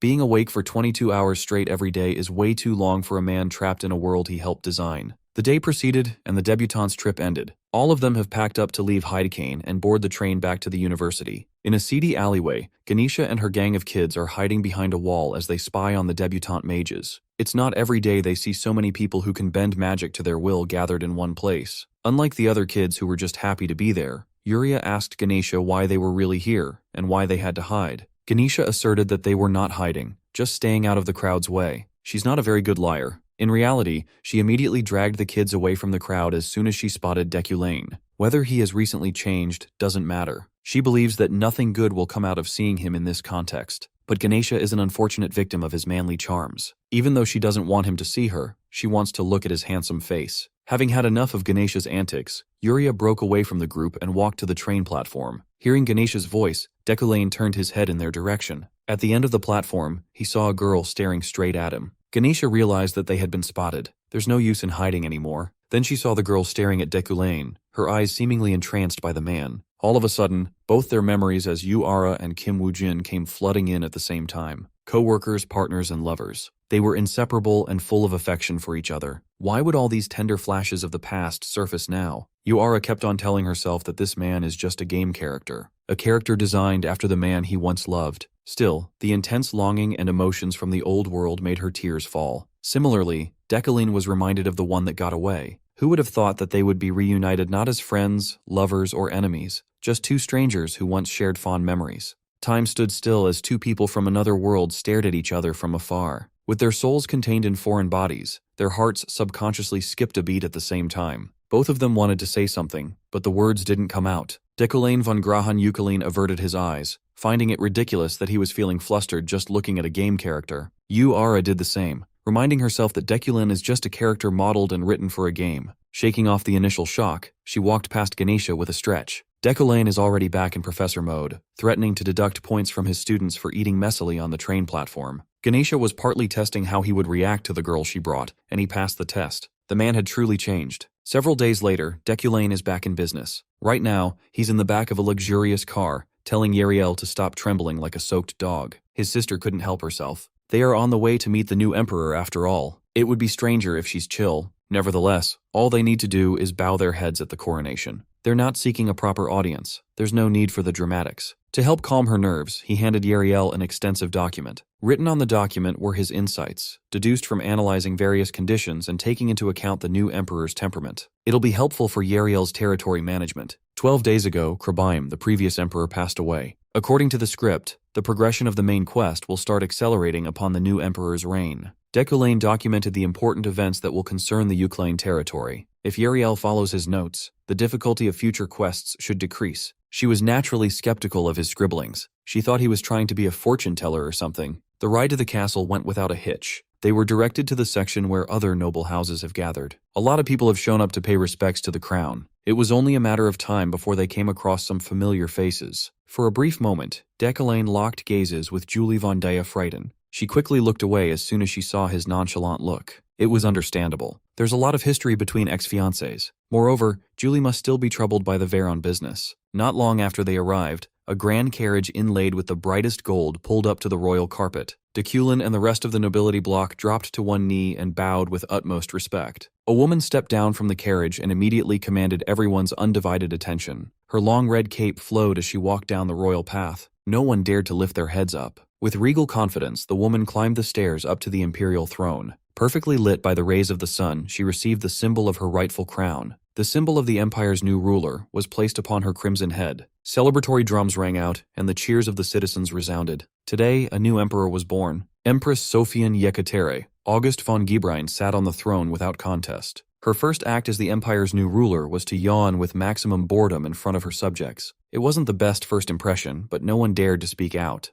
The new empress, despite obtaining the highest status with unrivaled influence, was terribly bored out of her mind. This was a trait baked into her character design. Within the game, she had the greatest talent and potential out of any character. If she wanted to wield the sword, she would have risen as the most powerful guardian knight. If she had walked the path of magic, she would have easily become a generational archmage. In other words, all her sliders are maxed out in all aspects. She's a cheat code. But precisely because of that, she grew to become disinterested in anything and everything. If you asked Deculain, he would say that her general indifference to everything wasn't the biggest problem with the new empress. While he was quietly dredging up everything he knew about Empress Sofian, he felt an intense glare poking into his brain. When he looked up, he saw the woman on the throne intensely focused on him. Yahello felt it too, but she thought the new ruler was just surveying the nobles. Deculain knew better. That woman is laser-focused on him for some reason. As for the reason, he doesn't know. He felt an uncanny and eerie sensation. It was like he was being observed under a microscope. After the crowning ceremony, the Empress retreated to her throne room and complained about how uneventful the event was. She would have preferred it if there had been an ambush or a bombing. Chiron, Sofian's imperial guard, just listened to his boss's insane rant.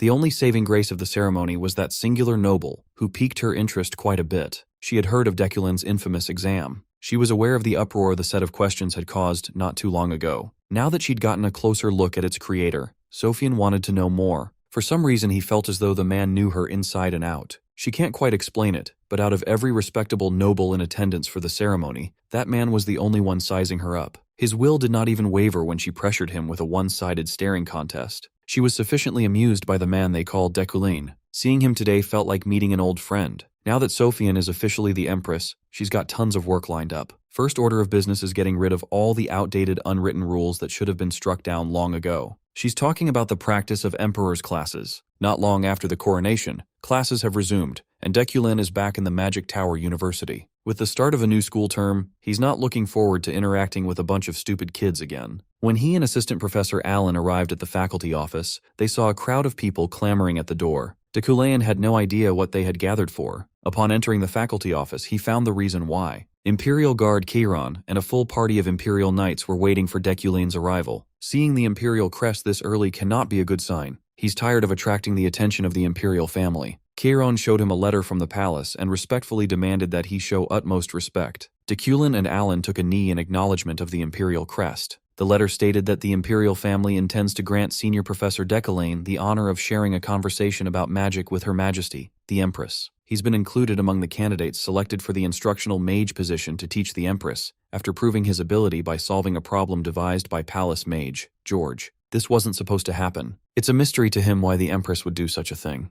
The Empire has a tradition in which the Emperor learns about the world from outside personnel during their first year on the throne. Premier knights, mages, and scholars are selected to conduct lessons. The imperial letter in Chiron's hands anointed him as one of the candidates to teach the empress. In every scenario written for Deculane, none of them led to him being a tutor for the most powerful person in the empire. Admittedly, his interest was piqued. If such an exclusive event like this falls into his lap, there's no real reason to refuse. Quests connected to the imperial family always come with incredible rewards after all. On top of that, he might be able to figure out why Sophian had her eye on him. Chiron added that he may forfeit the opportunity if he believes his skill to be insufficient. Still, he would be a fool not to accept the challenge. The Imperial Guard promptly handed him a magical parchment to test his qualification. Afterwards, he and his knights quickly headed for the door, concluding their business. According to George, the palace mage who devised the test, he created a problem that would stump the brightest minds for 1 to 3 whole days. Chiron has the utmost trust in Lord George's brilliance. Admittedly, he's curious how long the much-rumored Deculane will take to crack the code. Imagine his surprise when the infamous professor blew the test wide open in mere moments. They haven't even opened the faculty door yet. Deculane looked at the magic parchment with utter indifference. A projection of the Imperial Court mage spawned from the parchment to give him a cheerful congratulations for cracking the code within a day. Chiron was stunned and speechless by how fast it took. Deculane explained that the problem was far from easy. He was only able to solve it because of his recent studies in rune language research. The rune language within the problem is a difficult script found only in ancient texts. It just so happened that he was the one who refined its font in his cubicle back in the day. It was quite a long time ago, but with his memories and comprehension, a problem of this caliber was trivial. After adjusting to the absurdity of the situation, Chiron formally extended the imperial invitation for Deculane von Grahan Eucline. He gracefully accepted and gave his thanks. When the imperial guards got back to report to the empress, Sophian was shocked to hear about Deculane's absurd speedrun record. The empress doesn't even want to consider anybody else for the job. She wants Deculane to come as soon as possible. Chiron suggested that they wait and observe for a while longer. Sophian was a bit annoyed. In her eyes, breaking George's problem in mere moments is more than enough proof of qualification. She's aware that Chiron would prefer the woman named Luina over Deculane. However, she took 4 hours to solve the problem. That would have been considered frighteningly fast had no one solved it in a few seconds. The results speak for themselves. Chiron claimed that his inclination towards Mage Luina is not a matter of personal bias. Professor Deculane is simply a controversial figure. Luina would be a more suitable admission to the palace based solely on reputation. Empress Sophian doesn't want to hear about rumors. She only believes in merit. She put her foot down and chose Deculane as her instructional mage. End of story. On the topic of tutors, she heard that Isaac Rugadin, the man who was supposed to oversee the instructional night examination, got injured recently. The Empire is still searching for suitable candidates on that front. Looking at the stack of papers on her desk, the Empress came up with a brilliant idea. Chiron hasn't even heard her so-called idea, and he's already grimacing internally. Up in the Order of Freyheim, Captain Julie is hard at work refining her swordsmanship. Her men watched from afar, and they could tell that the captain was pushing herself too hard these days. She's been pressing herself on the brink of collapse every day. Perhaps the only thing that would make her stop punishing herself is news of Veron's body being found. Interrupting her intense training session, a messenger ran across the training ground to relay urgent news to Captain Julie. Julie von Diafrieden has been granted the honor of conversing and crossing blades with the Empress. She must pass an examination against other candidates to become the ruler's instructional knight. With a wholehearted voice full of resolve, she grabbed onto the opportunity of a lifetime. The examination will be held atop an unforgiving mountain amid a brutal blizzard. Thankfully, the rendezvous point was a cabin that could shelter the candidates from the elements. Upon entry, she was greeted by some familiar faces. The rest of the candidates have already arrived. They huddled in the middle of the room near the fire. She respectfully returned the greetings to her seniors, and a cheerful knight invited her to sit and make herself comfortable. Being gathered like this reminded them of group projects back in their school days. Sacred Star Knight. Gwen was the first to assert that she won't be going easy on anyone, so they had better prepare. Knight of Vigor Raphael concurred. Obviously, they've all come here to compete for a prestigious spot. Although familiar with each other, there was an air of competitiveness in the room. There was only one seat unoccupied in the middle of the room, the examiner's seat. Whoever's testing them is running late. They heard that Vice Captain Isaac is out of commission due to injuries. It's a mystery who'll be running the test. Finally, the cabin door swung open, and the sound of the mean blizzard storm blared through. Julie kept her eyes on the entrance until she heard a measured and calm step inch closer. As soon as she saw who the last person they were waiting for was, she was taken aback. Deculane stepped into the cabin with a classy winter drip and introduced himself as acting examiner for the instructional night selection. Julie wasn't the only one bamboozled and puzzled by this development. The rest of the candidates were similarly confused. Why would a mage stand in as an examiner for a night examination? More importantly, what is this man plotting this time around? After a brief moment of stunned silence, the Knight of Vigor was the first one to stand up and question Deculane if he even knew anything about a knight's duty. Decollane casually sat on the remaining chair and cited that he would evaluate the candidates according to the manual. It's easy to see why they're less than pleased to be examined by a mage. However, his newly minted instructional mage status gives him more than enough credibility. Protesting his involvement is akin to protesting the Empress's decree. Hearing that he was selected for the prestigious job gave the knights pause. Another one of their concerns was fairness. As an examiner, he can't favor one person above the rest. Of course, they were referring to Deculane's history with Julie. He asserted that his job is to get the numbers, and the Empress will make the final decision. The assessment is set to begin the next day, giving the knights a night off to rest. The candidates knew they just had to roll with the punches and hope that the Empress chose fairly. Alone with his thoughts, Deculane admitted that this selection exam won't be a fair one, but not in the way the candidates expect. He took this troublesome job for one reason: to make sure Julie fails. As expected, the knights couldn't just preserve their energy for tomorrow. They all went out in the snowy field to spar in the middle of the night. Deculane watched them from afar. The reason he accepted this outrageous job despite being a mage who doesn't know the basics of swordsmanship might sound a little dubious. But Julie cannot enter the palace at all costs. At least not yet. There is a monster in the palace basement that could alter the course of her story. A chain of events that would trigger Deculane's death variable and Freyden's abyss. Julie must never encounter that mirror, no matter what. Once he gains full access to the palace, Deculane plans to destroy that thing for Julie's sake. The next day came, and the instructional mage explained what the first exam entails. Candidates will be evaluated according to their observational skills and persistence. This snowy mountain houses rare fruits of magical prowess. He'll assign each knight one fruit to bring back. Deculane gave them a mental image of their assigned fruit and added that it must not be damaged in any way. In addition, he will not move from his seat until the time limit lapses. If they have any objections, now would be the time to say so. Seeing as the knights have already put on their game faces, it looks like the exam is already underway. With everyone in agreement, their 24-hour deadline begins. Julie's assigned fruit was supposedly located deep in the harsh mountaintops, the ice flower. It's a transparent flower that grows on cliff faces at high altitudes. Harvesting the delicate flower won't be easy. Approximately 10 flowers bloom and wither within a day. It's not completely impossible to find one. While roaming and scanning the area, her thoughts were filled with Deculane. Finally, after searching for quite a bit of time, she found a single ice flower growing on a random cliff face. It didn't take her long to pluck it out and bring it back to the cabin.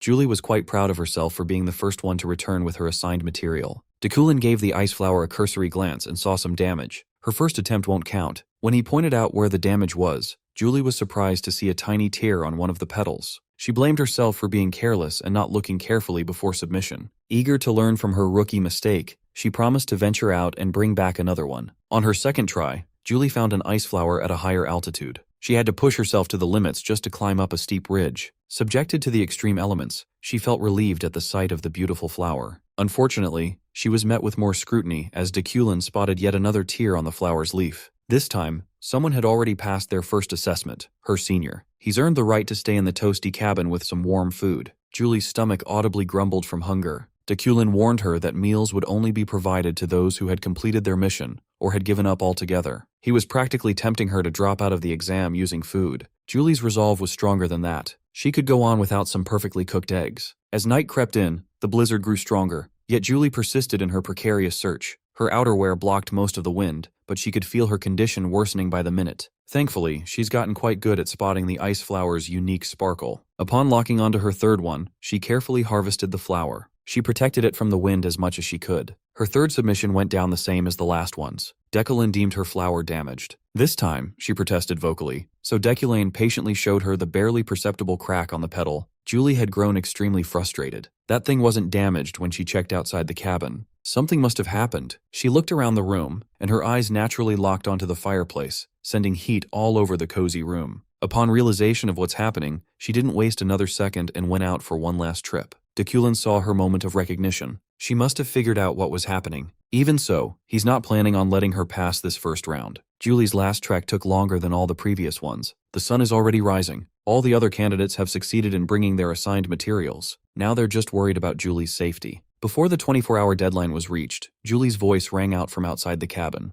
Deculane invited her to bring the ice flower in, but she refused. She asked him to come out instead. Julie realized her grave mistake on her third failed attempt. She was foolish not to notice that the ice flower was being damaged by the fireplace. Surely making him check her flower outdoors would give her the pass. But Deculane simply refused to leave the cabin. He clearly stated that he wouldn't move a single step from his spot for the duration of the assessment. Using this technicality revealed his true goal. He never had any intention of letting Julie pass the next round from the start. Deculain gave them a chance to raise any objections earlier. It's the candidate's fault for not carefully observing the rules. Julie honorably admitted her fault, but she refused to give up after all the work she had put in. From outside the cabin, she started channeling her mana into a field. Based on everyone's reaction, no one expected her to resort to such an extreme method. Julie gritted her teeth, clearly in pain from overtaxing her mana channels. Ultimately, she succeeded in forming a bubble of protective mana that covered the entire cabin. In an instant, she erased all the warmth inside. Clearly gassed out from working non-stop and forming the overkill bubble, Julie smiled and presented her supposedly pristine ice flower.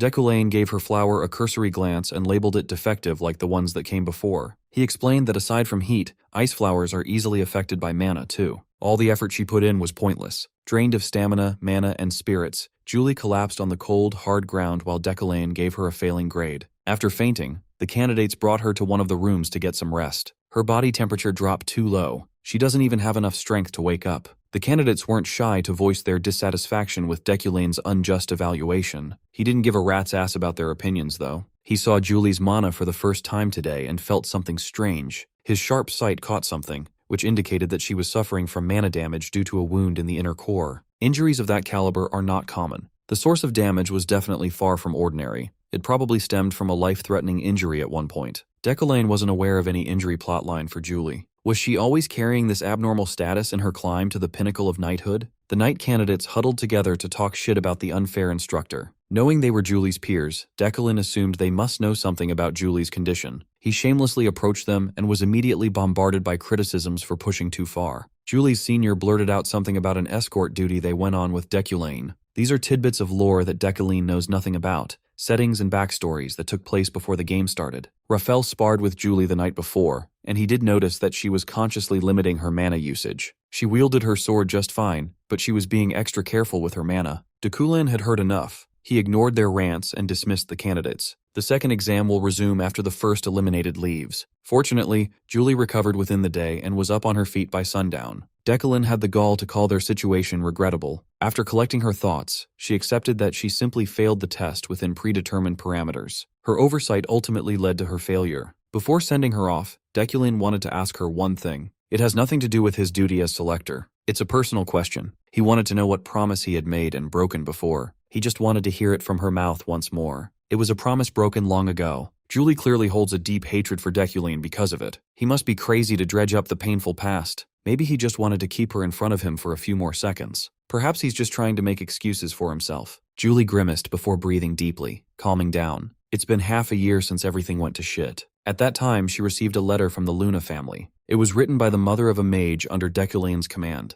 a mage who took his own life. The letter detailed the many evil deeds he had committed. Julie confronted him, demanding to hear his side of the story and whether the contents were true. In response, Deculain burned the letter in a fit of rage. His hostile reaction became the decisive factor in the annulment of their engagement. After being threatened with annulment, he promised to reveal the truth and wholeheartedly apologized. That's all Julie was willing to recall. There's no point in digging into the ugly past any longer. After diligently listening to how cringe the old Deculain was, he sincerely apologized and took responsibility for his mistake. He added that the research detailed in the letter is still ongoing. Naturally, the mage who originally worked on it will be co-authored as soon as he publishes. The profits will be shared to help revive the man's family. Only on the day of publication will he have enough courage to apologize to the man he slighted. Julie was frustrated. If he was capable of being kind, why didn't he do so sooner? He can only excuse his wicked ways by saying that the him from back then is vastly different from the current him. For the first time in a long time, Julie actually believed that he was being sincere. He looked her straight in the eyes and vowed that from now on, he would try not to love her. It would be better if they went in completely separate ways going forward.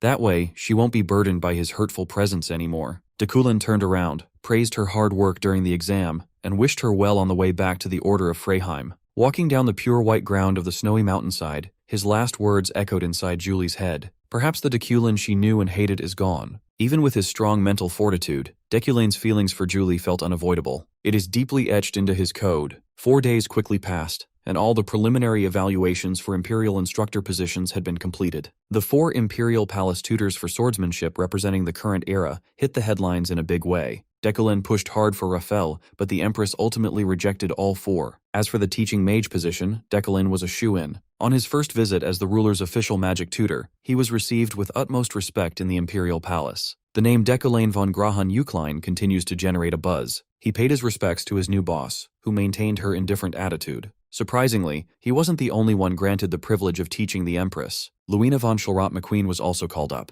Considering their rancid history, working alongside Luina will surely worsen the friction between the two. She is someone who could never have an inkling of goodwill towards Decollane. They crossed paths on the floating island, but this time is different. They will see each other daily. Luina did not bother hiding her animosity towards the man she hated the most. Their beef started a few years ago, during the professor promotion evaluations. Most professors at Magic Tower University openly supported Professor Luina in her bid to become the new head professor. Most of the faculty hated the arrogant Decollane, but they won't say it to his face. She was elated by all the support she was garnering from her colleagues. At that time, the leading candidates for promotion were just the two of them. Decollane was tough to beat. He had a spell interpretation ability, extensive theoretical knowledge, and, more importantly, family influence. But when it comes to overall research achievements, Luina has him beat in every category. She received more support from the teaching staff due to Decollane's arrogance. Luina truly believed that the head professor position was as good as hers. Decollane knew it too, so he started making his move. One day, House McQueen was thrown into chaos by an unexpected development. Luina was informed that the patriarch, her father, had been gravely injured. What followed was a string of misfortune that cannot be attributed to coincidence.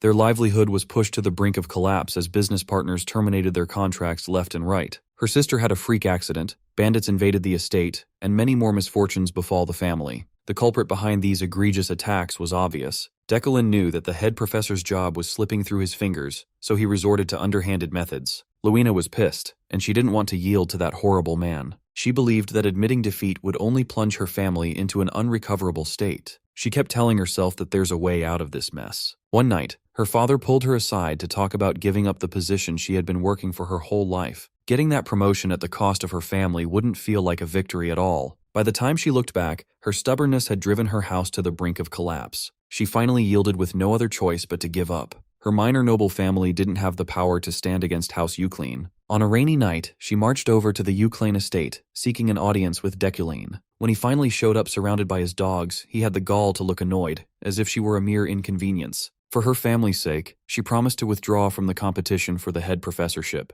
Instead of mercy, Decollane responded with mockery. He denied any involvement in her family's misfortune. He actually expected her to come and apologize, given that she barged into his home like a crazy woman, but apparently not. The McQueens have been receiving support from the Ukleins for ages. They would have perished without his family's aid, yet they dared to act like ungrateful dogs. Luina's anger reached a boiling point upon hearing his nasty sentiments. She couldn't even find the words to condemn him for being such a dickhead. Luina naively thought that giving up her dream would end the nightmare, but the demon in front of her was simply evil incarnate. Even so, Luina dropped to her knees and gave him what he wanted. For the sake of her family, she gave up her dream, swallowed her pride, threw away her decency, and apologized even though she'd done nothing wrong. No matter how humiliating it was, she just wanted the pain inflicted on her family to stop. Decollane towered over her, calling Luina lowly and pathetic. Demon-maxing Decollane proceeded to stomp on her knees like he was stepping on a bug. He warned her that a dog-like wretch from a family with no history should know their place and never dare climb above him. He stomped on her repeatedly while throwing out all kinds of nasty insults. Once his sadistic tendencies were satisfied, he dismissed her like trash. If she wants her family to recover, she'd better stop showing her face before him again.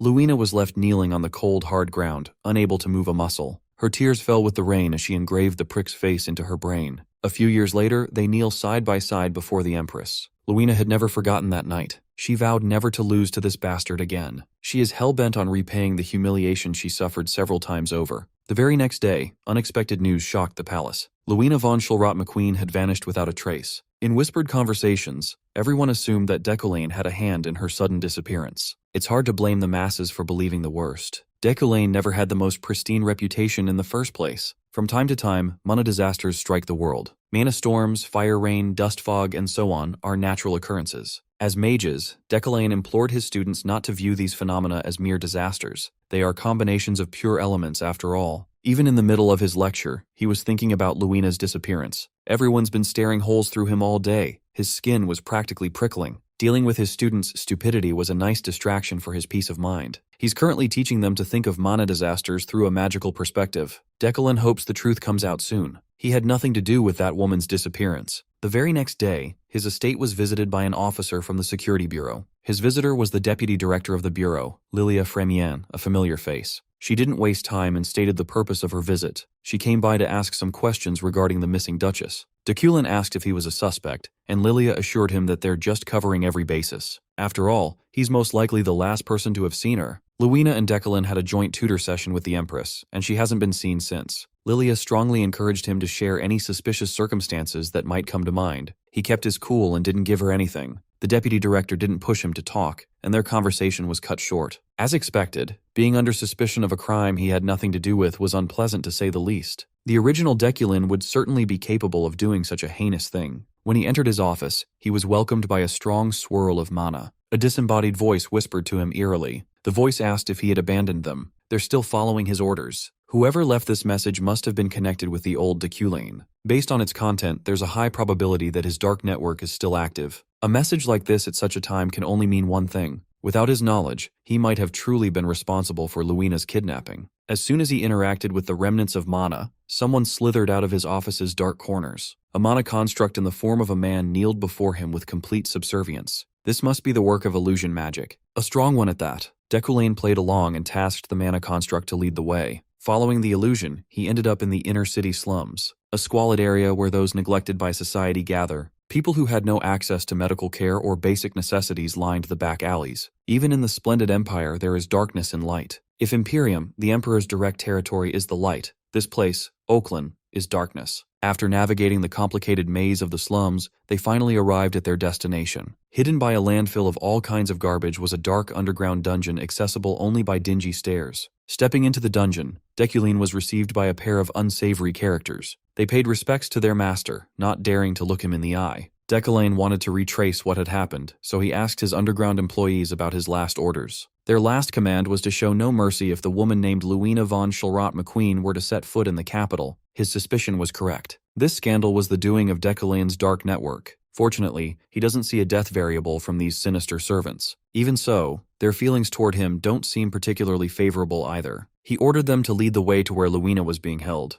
The Duchess had been bound and bagged in a damp and disgusting room. She's been injected with anti-mana toxin, so she won't be able to use magic for about 3 more days. Deculin's mind spun as he thought about how he should deal with this hassle. His subordinates have gone and kidnapped Luina, technically under his orders. He could feel a strong villain's fate manifesting from the Duchess. She's unconscious at the moment, but she's fully convinced that he was the mastermind behind her capture. It's now up to him to clear up this misunderstanding and eliminate a nasty death variable. His subordinate handed him a stack of documents, labeling them urgent. Parsing through its contents, the stack looked like simple ledgers. Upon realizing what picture these business transactions were painting, Deculin was taken aback. He'll need to take this new information into account when dealing with Luina. He thanked his subordinate for helping him organize his thoughts on the matter. The old Deculin would never thank an employee, so the dude was momentarily stunned. Afterwards, he dismissed his kidnappers to speak with Luina alone. They hesitated for a moment but followed his orders with haste. Deculin came here expecting the worst, only to uncover something much bigger. A few moments later, Luina groaned and groggily woke up.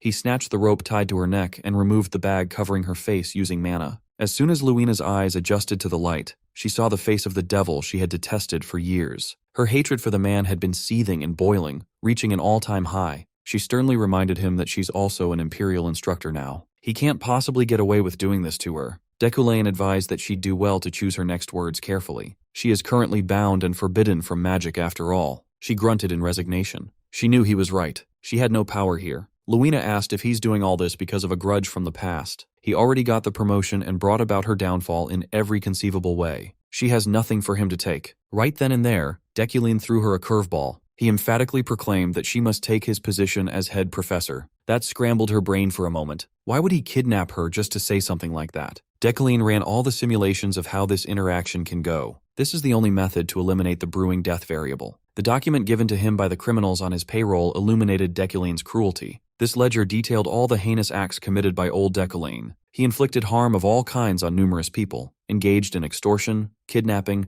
and many other deplorable activities. Orders came from the top, and his criminal underlings executed them without question. Within those pages lay a history of evil. Seeing all that awful content in writing helped him organize his thoughts. There is virtually no peaceful way to resolve the issue surrounding Luina's death variable. No matter how eloquently he might speak, her grudge would not lighten. However, killing Luina simply because of a mistake on his part was not an option. Given the immensely positive role she would play in the upcoming main quest, it was imperative that she survived. With no choice but to make her listen, despite the terrible things she had endured, Decollane needed to utilize what he had originally stolen from her. Still playing the role of a villain, he began by reiterating their agreement, in which Luina had consented never to set foot in the capital. Frustrated, she argued that she had already paid her debts to the Eucline family and should be allowed into the city. He sighed and called her irresponsible for talking nonsense. Luina pushed back, putting her foot down and insisting that she should be free from debt. Decollane had to remind her that compound interest exists in this world. House Eucline lent House McQueen 100 million eln 15 years ago. With an annual interest rate of 20%, Luina still owes a sum of more than 15 million. Now she broke her promise to stay away from the capital and evaded the remainder of her debt. Legally, Decollane could seize her new residence if he wanted. Refusing to accept such a ridiculous notion, she threatened legal action against him, and even the royal family if necessary. The evilest thing old Decollane did was include a poison pill clause in their agreement all those years ago. The draft was essentially designed to milk Luina dry through a sneaky and misleading inclusion of the cumulative nightmare known as compound interest. That ridiculously nefarious practice is now coming in handy for him as a tool to pressure Luina. After planting the picture of the worst-case scenario in her head, Decollane offered a way to mend things in a more peaceful manner. All she has to do is pledge her support to help him become the director, and the debt will be reduced. Luina will be able to do that once she takes over as head professor. For once, she didn't reject whatever was coming out of his mouth right away. Given their tumultuous relationship and her history of not keeping her promises, Decollane drafted a new deal while she was out like a light. He dropped a stack of documents on her lap to read while confined in the dingy basement. First and foremost, Luina McQueen must remain silent about today's criminal affairs. Second, she must adhere to the contract for 5 years. Failure and refusal to honor the contract will be punishable by the destruction of her inner core. She was fine with giving up material possessions, but putting her life and cultivation on the line was way over the line. Knowing that Luina's ambition and wariness would keep her from signing on the dotted line, Decollane sweetened the contract. If she agrees to everything written in the draft, he will return House McQueen's secret technique to its rightful owner. Hearing those words come out of his mouth made Luina's heart skip a beat. House McQueen's secret technique was the family heirloom that Decollane forcibly seized after destroying Luina's family. It is the root of her grudge, and the thing she wants more than anything. After leaving her with a lot to think about, Decollane made his exit from the torture chamber. Taking the spiraling stairs back up to the slums, he wondered if his play would be successful. If returning the McQueen heirloom doesn't clear Luina's death variable, his last resort won't be pretty at all. Thankfully, the system informed him that it succeeded. Removing the death variable rewarded him with 2 store currency units. The usually stoic Decollane cracked a rare smile. When he emerged from the torture chamber, he found his shady underlings waiting for him. He gave them a curt compliment for a job well done and headed for the exit. Shady Sister stopped him from leaving so soon. She didn't do all his dirty work just to hear one word of praise. She demanded what was promised when they started being his goons. Old Decollane promised them hefty pay and their freedom once everything is said and done. Her emotional outburst was met with a smack to the face courtesy of her more level-headed brother. The slap was crisp and strong, making her skid on the dirty floor. Shady Sister looked up to her brother in confusion. He was supposed to back her up. Shady Brother turned to the boss and apologized, and Decollane allowed him to continue talking. Similarly to his sister, Bro brought up what they were owed: freedom and enormous wealth. Decollane listened intently, taking their protests seriously. While the Shady Brother disciplined his sister for stepping out of line in front of the boss, the grudge he held against Decollane was deep and long-standing. The siblings have been working in the shadows non-stop, carrying all sorts of dirty work for Decollane's evil ass. These disgruntled grunts have harbored a deep grudge against their boss over time. Decollane could pay up and cut ties with them, but they possess some very useful skills. The wealthy magnate's energy is flowing out of the siblings. They can be very beneficial to his cause if used correctly. As long as he steers them away from criminal work going forward, they should be manageable. So, Decollane agreed to give them what was promised and offered to hire them for a different kind of job. Grateful for the offer, the siblings lowered their heads and extended their thanks for the opportunity. The first order of business for their new jobs is to stop executing all previous orders given up until today. Decollane dismissed the siblings for the day and invited them to come to his estate the next day. The past few hours have been very stressful for Decollane. He was just glad everything had been resolved peacefully. A day later, Ephraim and Julie can be seen traversing the halls of the Magic Tower dorms with their heads down in defeat. On their way back to their rooms, they came across a commotion up ahead. Fellow students gathered in front of the gate where an unknown magic circle suddenly appeared. The curious onlookers were suddenly alerted when the circle abruptly activated, emitting ominous energy and a dark red light.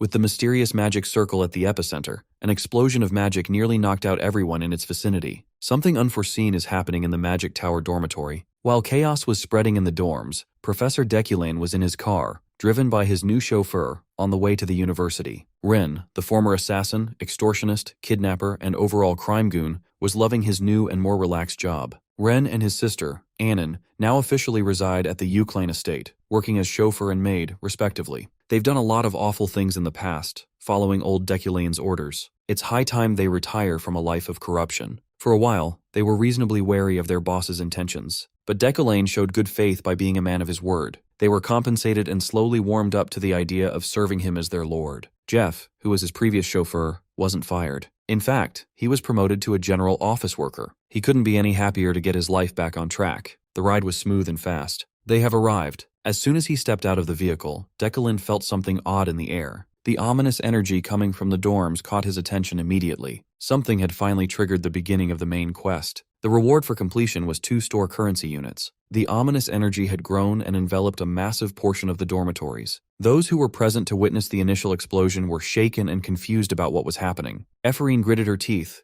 knowing that some of her friends were on the other side of the door, painted with the magic circle that started it all. You see, Hall 3 is where most commoner students were assigned. Naturally, Ephraim turned to some nearby professors for help, urging them to go inside and check on the students on the other side of the explosion. Professor Dumb and Dumber pointed at each other to step in, but neither of them had the balls to do anything. They can't even call the director, since she's supposed to be on the floating island right now. Effie clicked her tongue, frustrated and disgusted by the honorable professors who were supposed to protect their students. Deciding to take matters into her own hands, she left her bag with Julie, ready to jump into the unknown. Before she could try being a hero, someone told her to stop. With her arms crossed like a disappointed parent, Sylvia von Josephine Elaide butt in. Effie argued that this was not the time to mess with each other. If Sylvia's not going to help, then she better get out of the way. Ephraim had had enough of these annoying snobs. The professors are useless cowards, while the nobles are unfazed when commoners are in peril. They love to act all high and mighty, but freeze up at times when actions matter. If no one steps up to the plate, Ephraim will brave the unknown herself. Sylvia stood on her way and asserted that she didn't tell Ephraim to stop just to mess around and pick a fight with her. She implored her rival to calm down, take a look, and observe carefully first. To demonstrate her reasoning more effectively, Sylvia shot out a twisting beam of mana carrying the properties of every attribute. Much to everyone's surprise, her assorted beam dissipated into nothing as soon as it touched the sealed door. While the amount was small, Sylvia detected traces of demonic energy coming off the barrier surrounding the dorm. All kinds of magic will be scattered, so Effie would be better off staying put. Sometimes she needs to be reminded to calm down so she doesn't cause more trouble for others. Right now, this problem is beyond a debutante's capacity. Recognizing that she was in the wrong and she was stupidly rushing, Effie grimaced in frustration. Thankfully, the only man who could, in theory, do something about this mess had arrived. Professor Deculane von Greyhan Eucline strutted into the dorms like he owned the place, demanding to know what was going on and what the deal was with all the noisy commotion. He walked up to the barrier, feeling the bits of demonic energy seeping out. At first glance, what was deployed here was a wickedly complex barrier magic, but the system cannot even glean any information despite its use of comprehension. Thankfully, he has a tool better suited for dealing with problems like this. Locklock's Eucline wand amplifies his bloodline's inherent power for exorcisms and expulsion of evil spirits. As long as there's a detectable amount of demonic energy involved in this bizarre incident, Locklock should be able to break through. Like a true mage, he stabbed his wand right into the seemingly impenetrable barrier. Just a few steps away from the cracked barrier, the incompetent professors instructed everyone to hold their breath. The small crack in the barrier was turned into a man-sized, shattered hole big enough to enter in one strike. Deculane stared into the inside of the demonic barrier, analyzing what was ahead. As though he was just entering your mom's house, Deculane went inside the barrier through the hole he made. Inside was a lot gloomier than outside. Something thick and spooky was in the air. Deculane stepped into the interior of Hall 3, where he was seen by a few students waiting near the blocked gate. As soon as they saw the professor come in, the students breathed a sigh of relief, thinking they had been saved. Deculane asked them a couple of questions regarding the other tenants in the dorm. According to the dorm attendant, there are a few more kids upstairs. Seeing him move to search the higher floors, the attendant warned her that it had become dangerous up there. Disregarding her warnings, Deculane summoned his trusty wood steel guards, letting them fly wild all over the place. He was confident that he could find out what was really going on in a minute. Even though he had been very busy as of late, Deculane never neglected his training. In order to strengthen his telekinesis, he used metal enhancement on his body. Then he used his memorization skills to achieve even better results. Practice made the wood steel guards less of a burden to control. As a result, he was able to obtain one of the bonuses rewarded by the in-game system. After a thorough remote scouting mission without taking a single step out of the room, Deculain accounted for every student in Hall 3. Woodsteel's new detection function essentially made them an unparalleled surveillance tool. Detection was just a special bonus that came from his comprehension of the pure elements. Before he knew it, his practical proficiency had become perfect. Constantly sharpening his abilities unlocked a second sense in him. It felt like moving through space. Once they were found, the students were rescued from their respective hiding spots. Scared and emotional, the commoners gathered in one room. With rescue out of the way, the real problem begins now. Deculain was fine, but other mages can't be in a space pumped full of demonic energy for long. The clock is ticking. Deactivating the barrier using finesse was no longer an option. Still, Deculain came to realize that a barrier of this size and complexity could not have been triggered by a simple spell alone. There must be some kind of mechanism that acts like a switch hidden in the area. Deculain looked around the room, his eyes stopping at one particular person. Without uttering a word, his wood steel guards collectively pointed at someone. He surprised and terrified the students when he sent his deadly weapons whistling into their position. After a complete scout of the barrier's interior, he found something that scratched his exorcist gene just the right amount. Based on the evidence he uncovered, this whole fiasco must be an inside job of some sort. The caster who set up this bizarre barrier is hiding among the people trapped inside. Following his gut, Deculain controlled his wood steel guards, focusing them on a specific area. They whisked past the terrified students, warping the air wherever they passed. Despite the seemingly aggressive attack that came out of nowhere, the only damage his wood steel guards inflicted was on someone's bright red hair, a light trim. With lightning-quick deduction, he became certain who the imposter was. He aired out the truth and accused the dorm supervisor of being the rat bastard who activated the barrier. Naturally, the dorm supervisor played dumb. She was quite good at acting like a dainty lady being wrongfully accused of a heavy crime. But no matter how good an actress she was, the origins engraved into her body cannot be hidden. Furthermore, the biggest evidence that tipped him off to the truth was the ashes falling from her hair. When he called the supervisor by her proper title, an Ashborn mage, she finally dropped the innocent act. She looked right into Deculain's eyes with a murderous gaze. The ashes are one of the 4 pillars that compose and support the magic world. They have a horrid reputation. Most mages either despise their existence or are averse to even mentioning them.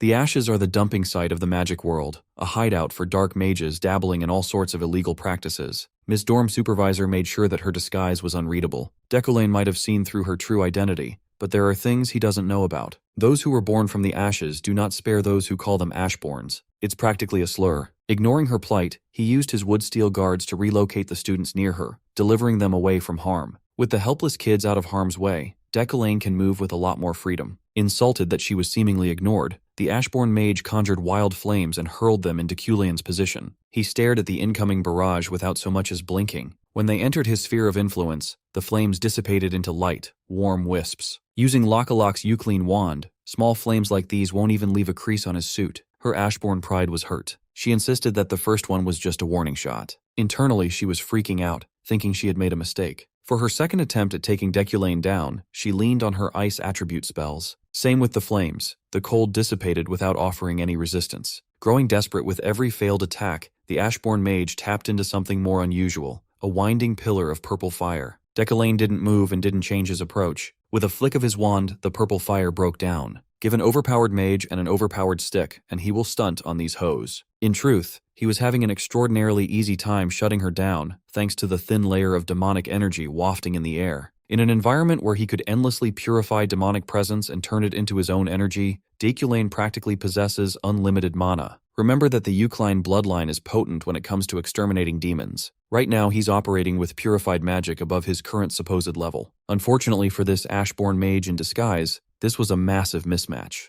As long as they're inside the barrier meant to trap the students and empower an Ashborn, Deculain is invincible. A few moments later, she ran out of juice, cursing herself for gassing out with nothing to show for her efforts. To provoke her into making even more mistakes, he called her an Ashborn with a hard A. Offended by that demeaning term, she looked at Deculain like she wanted to tear him apart, limb from limb. Continuing his trash talk, he called her and her kind worse than trash, shunned by society. The only skill these Ashborn rats are good at is squirming. With their lowly and dirty nature, they are beyond any hope of salvation. Clearly rattled by his pointed words, she dared him to destroy the barrier before she killed the children inside. He almost laughed out loud upon hearing that desperate jab. He might have to explain to her deadbeat brain what she did wrong. This time, Deculain used his wood steel guards not for offense. He could have, but he didn't. He planted them deep into the floor in a specific pattern instead. From the start, the Ashborn rat had already committed an extremely foolish mistake. She cast the barrier into the building rather than into the space. Barriers that rely on physical structures to maintain their shape can be easily dispelled when those structures disappear. It was an amateur mistake that shows the notable gap in her intelligence. She can't even sabotage the university correctly. Instead of panicking, she laughed at his accurate assessment. She refused to believe that a professor would destroy an entire portion of the dormitory to get rid of her barrier.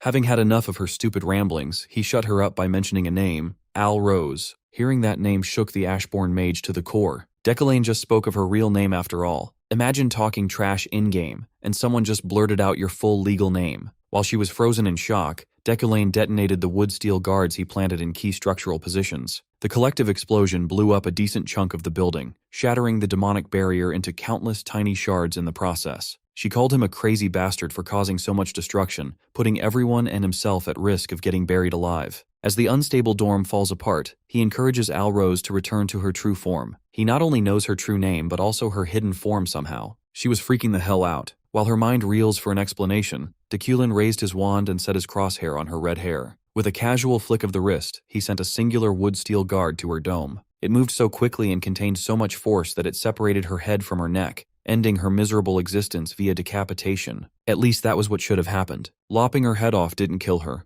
but revealed that Al Rose was never there in the first place. The dorm supervisor was a mere doll. Fully expecting such a result, Deculain turned his attention back to the students and instructed them to gather up. The whole dorm is trembling. It's only a matter of time before it collapses in on itself. Those waiting outside the door, clueless about what had just transpired, had no choice but to evacuate to safety. Finally, the commoner dormitory crumpled under its own weight and sheer strain from Deculain's explosives. The aftermath of the collapse was hard to look at. The whole thing had been reduced to rubble. In the eyes of the bystanders, those who were trapped inside could not have survived the level of destruction. Thankfully, Professor Deculain emerged from the debris alongside the commoner students. Some sustained light injuries, but everyone was accounted for. Ephraim and Julie lit up upon seeing their friends emerge from the aftermath alive and well. She wrapped Parrot in a tight hug, emotions running high. With tears still in his eyes, Parrot gave them a quick rundown of what happened inside the barrier. How Professor Deculain came and saved them from a horrible Ashbourne mage. Despite everything she'd come to know about Deculain,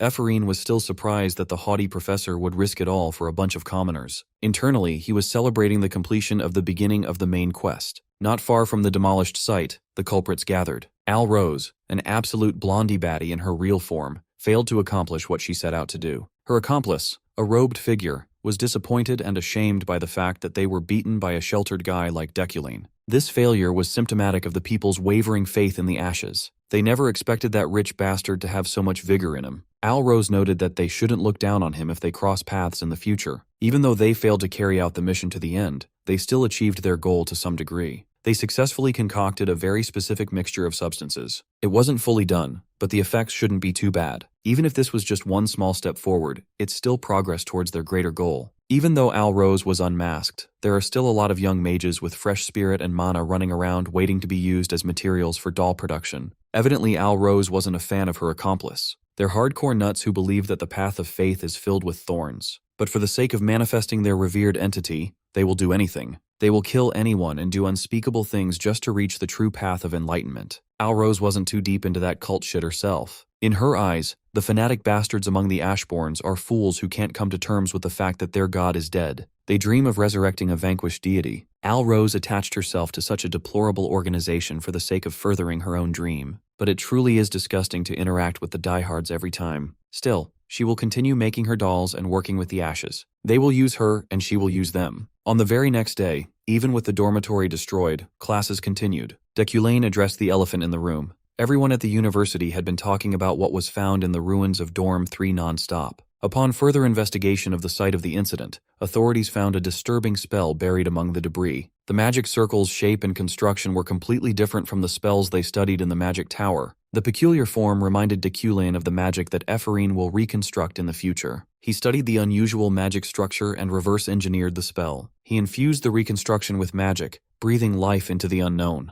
Doing so unlocked a message, a warning to prepare for the judgment of Ash, a threat that will come to test everyone's vulnerability and weakness. Deculain and the rest of the university interpreted the phrase as a declaration of war. The judgment of Ash signifies the game's true enemy. They are finally bearing their fangs at the Empire at last. Given the weight of this revelation, Deculain discouraged his students from getting involved, imploring them to leave the matter to the professors and those above. they'd better stop giving attention to apocalyptic stuff and focus on their studies. In addition, the professor announced that due to a recent imperial order, a practical assignment has been added to the university's syllabus. An assignment invoked by an imperial order was unheard of. Coming from the Empress herself, the students of the Magic Tower are now required to conquer the Mountain of Darkness. Being the good student she is, Ephorine trekked to that horrifying peak after ample preparation. She never would have thought she'd be returning to the Mountain of Darkness so soon. This place was temporarily closed due to a demon sighting not too long ago. Based on the recent reopening for their practical assessment, it seems like the new ruler of the land wants her imperial mages to hone their powers to fight against demons at a young age. Under imperial decree, all debutantes shall confront the Mountain of Darkness, encouraging them to use it as a training ground regularly. The rookies were given 3 assignments that needed to be accomplished to officially pass their practical. The first passing condition was fairly easy. They just had to find a magic ingredient and bring it back. The second test will rely partially on luck. They must witness and document a magical phenomenon out in the wild. The last test was a lot trickier and more dangerous. They must fight a demonic beast and defeat it. Thankfully, Ephorine hadn't seen any dangerous phenomenon that forced her to retreat just yet. Walking around on edge, a simple rustling of the bushes nearby triggered her fight or flight instincts. Expecting a demon beast to emerge from the foliage, she loaded up a spell and dared whatever's hiding in there to come out and square up.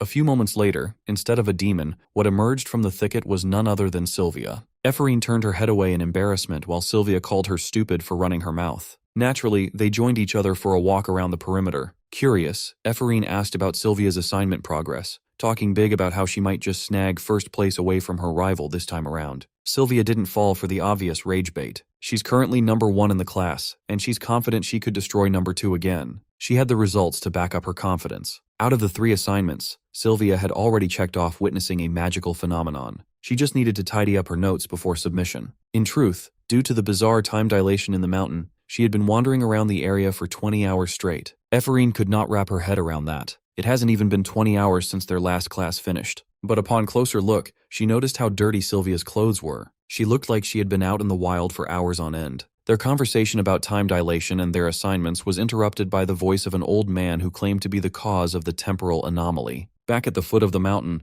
Deculin stayed up to monitor the status of his students from afar. His quiet observation time was interrupted by guards who sounded as if they had urgent news to deliver. They came by to request the professor's cooperation. An urgent message from the Intelligence Bureau has just arrived. Their intel suggests that the Mountain of Darkness has been infiltrated by the man known as Lohakan. Deculane's heart sank upon hearing the familiar name. Lohakan is a powerhouse through and through, an old man with a blood-stained reputation. This infiltration could not have happened at the worst time. The mountain is crowded with students trying to accomplish their practical. This unforeseen twist of fate kicked off a middle boss event titled The Baron of the Ashes. Defeating the middle boss will reward Deculin with a page of the item catalog and 2 store currency units. Motivated by the mission and the safety of his students, Deculin coordinated with the knights to venture into the mountains in the middle of the dark night. In the middle of the woods, Ephorine and Sylvia held their breaths upon seeing the old man who interrupted their conversation. Contrary to Lohakan's bloody prominence, he looked and talked like a goofy geezer. He even explained that the reason why time had become disjointed was because of the barrier he had erected. He apologized to the girls for accidentally trapping them in his time-warping spell. Ephorine tried to put on a brave face and demanded to know the old man's identity.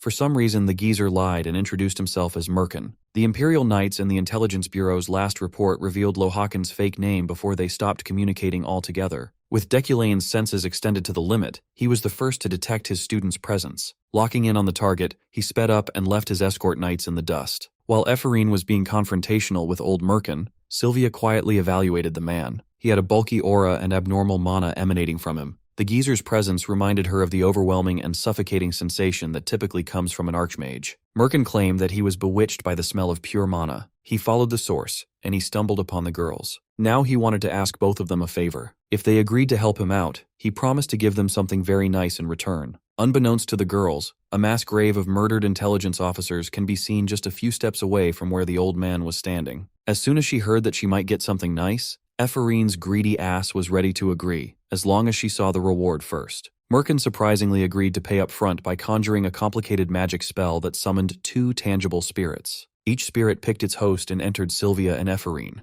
Unsure what just happened, Sylvia looked inwardly. The old man simply told them to stop panicking, take a deep breath, and accept his gift. Confused and a little frightened, they followed his instructions. They synchronized with the spirits that entered their bodies, amplifying their magic bit by bit. When the light emanating from the process slowly faded, They nearly collapsed from exhaustion. Merkin explained that the spirits will assist in their development. Only talented people like these two could accept such a precious thing. Sylvia came to understand that she was granted the Spiel of Light. This highest-ranking spirit seamlessly combines all the major attributes: water, earth, fire, and wind. That old man summoned it like it was nothing. Now that they've accepted payment, Merkin asked them to deliver a letter to his family while he's caught up with something. Ephraim was a bit disappointed that she wasn't paid in cash, not grasping that what she received was much more valuable. Still, she honored the deal and accepted the letter. It was then that Decollane pulled up. With his wand equipped and ready for combat, he kept his eyes on the geezer. He gave Lohawken a snippy greeting. It's been a long time since they last saw each other. When he mentioned the old man's real name, Sylvia and Ephraim subconsciously recoiled in fear. It is common knowledge that Lohawken is known as one of the continent's premier mages. He's also this generation's worst criminal. He is listed as one of the 10 most wanted criminals under the Black Beast. His heaviest and most infamous crime was the assassination of the previous empress. With Lohawken in front of him, the system initiated the main quest related to the old man's story. Tonight, he must receive something from his old mentor. As one of the big names who takes up a major role in the main quest, his importance to the plot is apparent. Sylvia and Ephraim moved closer to the head professor's side, distancing themselves from the geezer. Lohawken was surprised to hear that Decollane had become the head professor. Back when he was mentoring the villainous young man, he didn't have the skill or potential to take that position. But a lot has changed.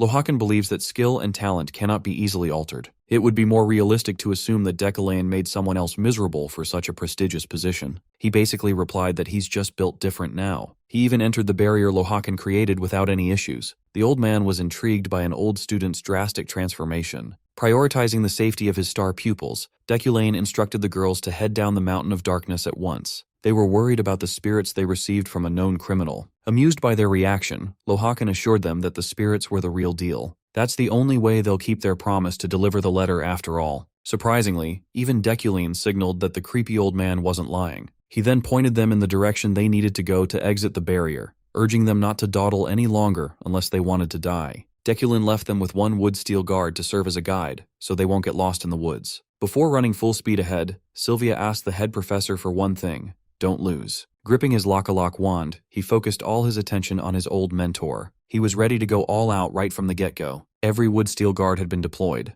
Decollane counted 157 people lost inside the temporal barrier. 23 are actively trying to crush it, while 37 have forged their own paths to get out. A siege net had been established on the east, south, and northern sides. The Imperial Knights will begin swarming soon. Lohawken was unfazed. It doesn't matter how many there are. The reinforcements won't even be able to touch him. He already killed many agents of the Intelligence Bureau. He would rather not increase his kill count. From the very start, Decollane had no plans to lose, because he never planned to fight in the first place. The old man didn't expect that Decollane, of all people, would choose the reasonable route. Instead of exchanging blows, he simply asked his old mentor if he had come to this mountain to destroy the temple. Based on Lohawken's reaction, he hit the nail on the head. Decollane pointed Lohawken to head northwest, where security is still lacking. This weirdly peaceful interaction changed the old man's opinion on Decollane. Something about him really has changed. Even so, this will be the last time he'll let the old man leave unscathed. In truth, he doesn't feel any hostility or sympathy for the person who murdered the Empress Dowager. They can't get into more details at the moment. There's no time for pointless conversation. Before making his way towards the gap in the encroaching swarm of knights, Lohawken turned to his old student one last time and asked him if he believed in God. A light smirk stretched his face. The old man just asked him the question that would lead to the point of the main quest. Fortunately, he already has the right answer in mind, locked and loaded. I only believe in myself. It was a good answer befitting of the man known as Decollane. On a whim, the old man granted him a book. It's a journal about the cultists of this world. It should be an interesting read. The system recognized the book as Lohawken's exploration log. It details the habits of cultists that the old man encountered in his travels. After dropping off his log, the geezer scurried away into the night. Decollane's quest was successfully completed, granting him store currency and 1 page of the item catalog. As far as he knows, Lohawken is not evil. He's one of the focal point characters who must not be killed for the sake of carrying out the main quest. That eccentric geezer must have had his curiosity piqued by Ephraim and Sylvia's bright talent, causing him to wander around the mountain. Even as one of the most wanted men in the land, he's brazen enough to do such a dangerous thing. A few seconds later, a bright light exploded in the direction the meticulous bastard headed. To cover up what truly happened tonight, Decollane had to get creative by going crazy. In hopes of capturing the wanted criminal, the authorities and knights searched the Mountain of Darkness for 4 straight days. As expected, they failed to find anything substantial. The knights had to report their failure to the Empress. They deduced that Lohawken must have already gotten out of the imperial capital. The Empress didn't really mind the lack of results. She just found the report a little boring. She would have preferred if her people just gave her the bottom line. Lohawken, the man who killed the previous Empress, is in the wind. The only interesting part of the report was the supposed battle that erupted between the old monster and Deculane. Apparently, when the knights arrived at the scene, the whole area was a mess. Trees were uprooted, the ground was upturned, and destruction as far as the eye could see. They also found faint traces of Lohawken's blood in the scene. Presumably, the old monster was injured in the battle against Professor Deculane. Hearing that painted an excited smile on the Empress's face. When it comes to power, there are 3 prominent names in the conversation for the strongest: Headmaster Adeline, Knight Zeit, and the wanted criminal Lohawken. Hearing that her magic instructor made one of the strongest entities in the land bleed made the Empress excited for her lessons. A few days later, Magic Tower University is back to normal, as if all that stuff about demons, explosions, and wanted criminals didn't happen. That night in the mountain, Deculane told Ephraim and Sylvia to keep their meeting with Lohawken a secret, or things would become troublesome for everyone. He also nudged them to keep the promise they made with the old man. Deculane must have heard about the letter before he intervened. For the past few days, Ephraim has not been able to make sense of why a professor would encourage her to honor a promise made to a notorious criminal. She just chalked it up to Deculane returning to his villainous roots. For now, all she needed to do was focus on her classes. She opened the door to the classroom where they always held their lectures and was surprised when, instead of a lecture hall, it led to an outdoor space. She looked around and saw a familiar sight. The door led to what appeared to be the university's arena. Apparently, Deculane turned their classroom into a replica of the Imperial University. When the clock reached 3 o'clock, the head professor's voice was broadcast all over the subspace. Those who didn't get in on time will receive an automatic fail. Today's lesson is very important. The following activity will heavily reflect on their grades. The topic will be practical coping. It would be best if every student stayed alert throughout the lesson, since the assessment will be conducted like a real combat. Currently, they are trapped inside a virtual barrier, and the goal is to escape within 3 hours. Deculane unleashed a bunch of demonic beasts inside the barrier. It is up to the students to survive. Just like in real life, the moment they become critically injured, they will be eliminated. The head professor wished his students good luck. Ephraim liked the sound of this test. She was down for some intense evaluation. She heard some animalistic cackling in the distance and decided to head over and check out what's up. While the debutantes were fending for their lives, Deculane was chilling and reading Lohawken's book. In order to overcome the disaster that will soon befall the Magic Tower, he is hastening the development process of his students, especially those 2 who will take on significant roles sooner or later. Today's success hinges on whether they can reach him within the allotted time. Ephraim ran full speed following the cackling she heard moments ago, and it led her to an alleyway. In that alley, she found a doll that signifies elimination from the lesson. The clock just started, and someone's already out. Since she willingly entered an area where someone was critically injured, the culprit, a demonic feral dog, showed itself. Without a hint of fear, the dog pounced at her, baring its fangs and claws, spreading drool all over the place. In response to that straightforward attack, Ephraim conjured a wind blade that sliced the monster cleanly in half. Her first encounter was quick and painless. If anything, she was insulted that a weak mutt tried to sink its teeth into her. Hearing her overconfident quips, more feral dogs spawned in to give her a proper challenge. While Ephraim was tangling with a whole pack of demonic feral dogs in the alleyways, Sylvia was systematically wiping out the furry demons that dared to target her. Some other students found her and tried to curry favor by showering her with compliments, hoping to team up with Miss Number 1. She quickly shut down any attempts to leech off her. Fortunately, those noobs knew not to push their luck, slinking away after she refused to carry their sorry asses. Sylvia doesn't want to team up with people who won't contribute. But when a giant golem towering over the replica building sets its sights on her, Sylvia reconsidered getting some help from her fellow debutantes. Ephraim cleared out the alleyway of dogs. Now she's exploring the cafeteria area, impressed by how accurate Deculane's virtual barrier was. She was busy staring out the window when she was jump-scared by a wild Sylvia. Sylvia approached her rival with an idea. If they want to escape and pass, they need to take the barrier down within the remaining hour on the clock. 2 hours have passed, but they haven't even found the core of the barrier. Clueless Ephraim had no idea what she was hinting at. When it clicked in her head, she teased Sylvia for hinting at a team-up. Her noble pride made her scoff as she corrected Ephraim by insisting that she was just going to help a fellow student out. Ephraim enjoyed the very rare chance to torture Sylvia von Josephine Elaide. Once they got down to business, they theorized that the core is likely somewhere in the middle of the barrier. No matter how fancy this virtual space was, there needs to be a core for stability. As far as Sylvia knows, the classroom where the virtual space was set up is the epitome of state-of-the-art magic engineering. The problem is mapping where the middle of the barrier is. They don't have an exact scale of how far Deculane's duplicate stretches. Sylvia wandered around in order to get a better grasp of the area. However, she kept running into feral dogs and golems, interrupting her search for the core. There aren't many survivors left, meaning more demonic beasts would mob them once they're found. While Sylvia was at her wit's end, Ephraim brought up the bats. She pointed out to Sylvia that bats were circling the sky and not attacking students. To figure out what those bats were up to, Sylvia convened with all pure attributes and inspected the bats with her magic. She sensed a bunch of bats circling Building A, the cafeteria, and the dormitories. If her theory was right, then those bats weren't meant for attacking.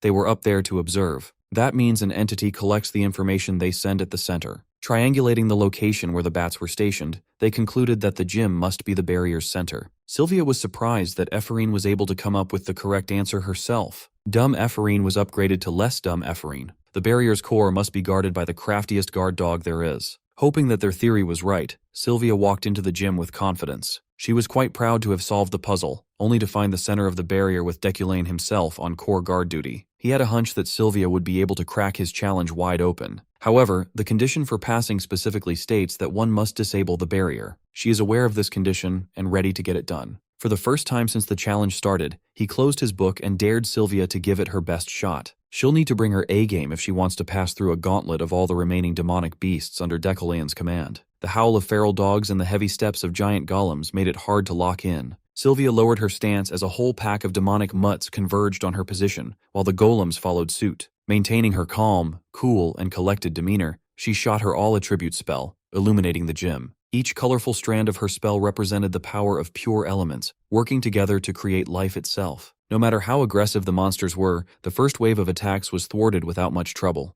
Deculane watched intently from the sidelines, his ears filled with the sound of whining and whimpering feral dogs. Deculane was very impressed by the way she created a new environment with the power of her superior affinity for every element to wipe out the demonic phantom beasts. Sylvia came here to demonstrate that she is not the same as other students. Her existence proves that there are levels to this shit. Sylvia von Josephine Illade is not your run-of-the-mill genius. Deculane might not say it, but he was impressed by her rapid growth. Magic-wise, he would gladly give her a perfect score, a job well done. She was able to delete the obstacles placed before her. Still, she made the rookie mistake of leaving herself wide open after a small win. Exploiting the wide-open defense, Deculane closed the distance in an instant. He stamped Sylvia with a failing mark before flicking her forehead. Instead of panicking, Miss Nobility smiled. Deculane fell for the oldest trick in the book. A simple diversion play pulled him away from the core, leaving it open for an all-out attack. When he realized that the girls played him, Deculane accepted the L. As soon as he stepped away from the core, the next part of the plan kicked in, getting Ephraim involved to deliver the winning strike. With her overwhelmingly destructive offensive power, shattering the sturdy core shouldn't be an issue. This cleverly sneaky tactic was made possible by a hidden passageway. After meticulous planning, Sylvia created a bunker that could approach the core without the head professor noticing. She even willingly volunteered to serve as a decoy to distract Deculane from defending the objective. He could have rained on their parade and stopped Ephraim from shattering the core, but they deserved the win for their simple yet ingenious plan. In the end, both of his star pupils passed the virtual barrier assessment. When the core was reduced to 1,000,000 little pieces, the remaining demonic phantom beasts scattered into nothingness. The whole barrier fell apart. It fractured off into countless magical shards. Before long, the illusion was broken, and they were back in the classroom. Looking around, the rest of the class who fell victim to the ferocious phantoms were still recovering from the realistic sensation of sustaining lethal injuries. Ephraim was hyped to be back in the real world. Deculane was genuinely astonished by the girls. One drew his attention, creating a new world with the magic she had experienced during the midterm exams, making it her own. The other showed enough firepower to disable the barrier by brute forcing and imposing her will through multiple layers of protective magic until it shattered. Today's lesson was formulated to prepare the debutantes in case they are thrown into similar experiences in real life, like in the dorm barrier incident. When something unexpected happens, the most important thing to practice is working together and cooperating with one another. In addition, Deculane gave everyone their own demonic energy gas mask, encouraging the kids to always carry them around just to be safe. As for Ephraim and Sylvia, he extended his heartfelt praise for their flawless performance. Deculane left the classroom in complete silence. The girls in the whole class had never seen the head professor smile and give a sincere compliment before. Ephraim was so freaked out that she felt chills run down her spine, while Sylvia blushed. That night, Deculane found himself working overtime, magically manipulating chalk to scribble some text on a board. After writing a whole board worth of text, he used Mita's touch on its content. Once satisfied with his little experiment, he proceeded with the next step. After a little more tweaking, he was able to develop the finished product. He installed a chalkboard that connects his personal office and the Magic Tower's lecture room. This man just invented the magical version of Zoom.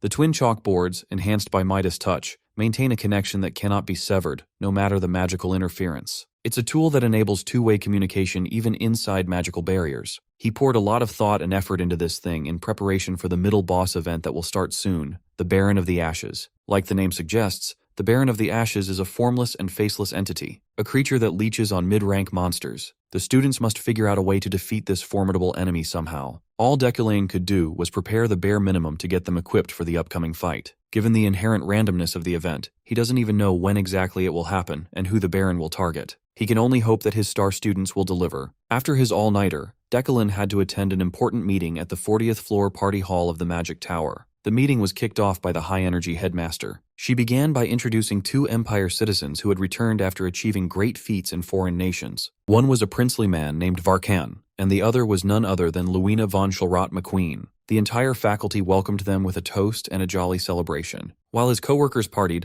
Deculane vigilantly watched from his seat. The Baron of Ashes is a parasite. It is highly likely that this room has already been infiltrated. Adeline and Luina's ranks are too high. They are too strong and too smart to victimize. If you ask Deculane, his suspicions are mostly directed at the new guy, Varkan. One thing is almost certain. Someone in this room is about to be, or already has been, parasitized. There's an imposter among us. By sundown, Luina McQueen retreated to her office, supremely upset by what had just transpired. It was an exhausting day. She just went through the worst welcoming party he had ever been a part of. Those damn professors didn't even bother hiding their disdain for her. They didn't make eye contact and made it abundantly clear that their malicious whispers were directed at the odd woman out. Back then, they would bend over backward to pamper Luina as Deculane's rival. But now that she's a mere visiting professor, they're treating her worse than dirt. Those bastards deliberately excluded her from toasts and casual conversations. Some were so petty that they literally cleared the food away from her plate. It took every bit of willpower she could muster not to crash out. She must endure those gazes full of ridicule from now on. Just thinking about the humiliation that they were putting her through was chipping away at her spirit. Bear with it. Get used to it. Nothing's going to change. A few days later, Deculane von Grahan Uklein finally met with the glorious Imperial Majesty in the Hall of Learning to fulfill his new job. Right from the get-go, Empress Sophian Yekatere August von Gebrein scrutinized him from head to toe with her seemingly all-seeing eye. This was their first time seeing each other since the appointment ceremony. To get started, Deculane intended to identify which categories and elements of magic the Empress finds most comfortable. She wasn't one to talk about boring stuff. For the first lesson, she wanted to simply chat. The Empress heard a report not too long ago about his encounter with Lohakan in the Mountain of Darkness, a full-on magic duel. It's known throughout the Empire that surviving against that old monster is comparable to a miracle. Yet here was Deculane, looking perfectly fine. He lied, claiming he simply got lucky when he came upon an exhausted Lohakan on the run. She laughed and asked if the Intelligence Bureau agents who died before him were simply unlucky. She's deliberately trying to fluster him to avoid the lesson. Deculane wasn't about to get swept up in Sophian's pace. This woman is currently the most important figure in the world. If she becomes lazy and lags in progression, the game's difficulty will spike dramatically. Ignoring her question, he handed her some magic paper that could identify her aptitudes. Yet again, she refused. He put his foot down. As the instructional mage selected to explore the truths of magic with the Empress, he's free to leave if there's no lesson to be had. Deculane asserted that she must honor tradition, etiquette, and study. As the absolute ruler of the continent, it had been a long time since someone dared to lecture her like an unruly child while sporting such unwavering eyes. This man is as extraordinary as the rumors say. Clashing with him head-on made Sophian like the enigmatic man even more. In the end, she agreed to play the day his way, but if she ever gets bored, she will end the lesson for good. Meanwhile, Lady Luina McQueen was on her way to the palace when she was assaulted by a pounding migraine. She blamed Deculane for every little thing she was suffering from. That man was living in her head rent-free. Who could blame her? That man swindled, used, exploited, and trampled over people on his way to the top. He's a devilish bastard who ascends through wicked means.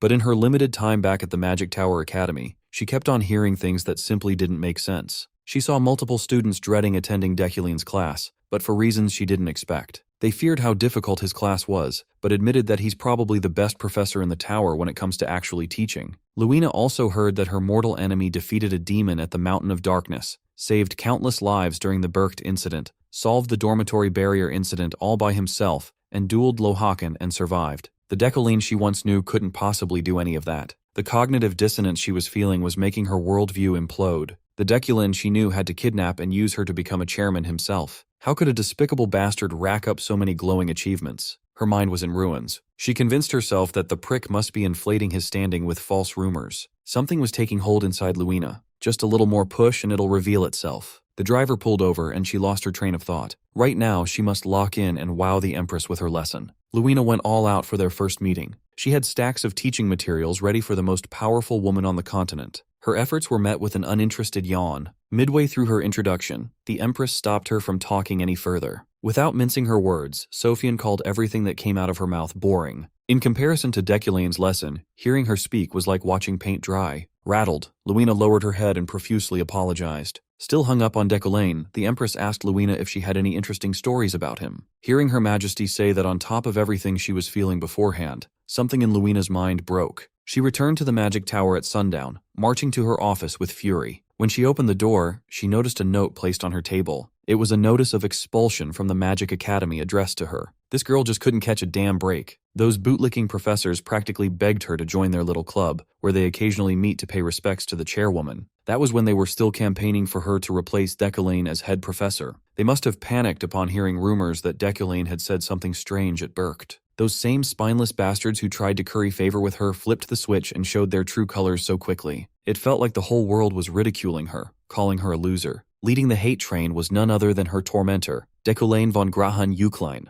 Unable to process the pain and shame any longer, she maniacally laughed. She snapped. She hated the world, hated her peers, and most of all, hated that man. Those wastes of space are going to pay. She swore she'd have her revenge. If she has to kill every single one of them, then so be it. Alone in her office, the presence that lingered in her body completely took over. She expelled something dark and putrid from all her orifices. Up on the 20th floor study room, Ephorine, Sylvia, and the gang were catching up on their homework. The top students were busy decoding the intricacies of magic while Urizen brought the snacks. That boy knows his role. While the group was gobbling his snacks, something sinister was afoot right outside. A dull thud caught their attention. Something was happening beyond the study room door. Ephorine thought some other kids were playing a prank on them, so she went to check it out. As soon as she opened the door, she saw someone standing eerily still with their shoulders drooping lifelessly. She recognized Lotan from the back of his head, so she invited him in. When he didn't respond, she tapped him on his shoulders, and the truth was unveiled. Lotan looked like an ugly undead. He locked in on her and groaned unintelligibly. In a panic, Ephorine swatted him away using wind magic. Zombified Lotan fell on his ass as she hurried back to the study room, locking the door behind her. It was now up to a few debutantes to make sense of this ominous situation. Using her scanning magic, Sylvia closed her eyes and painted a preliminary lay of the land. In her mind's eye, she saw the magic tower covered in some kind of ash. She doesn't know what's going on either. She had never encountered anything like this before. What she knows is that the ash had blanketed the lower floors of the magic tower, blocking all exits. Given how far things have progressed, the professors must have no idea what was going on.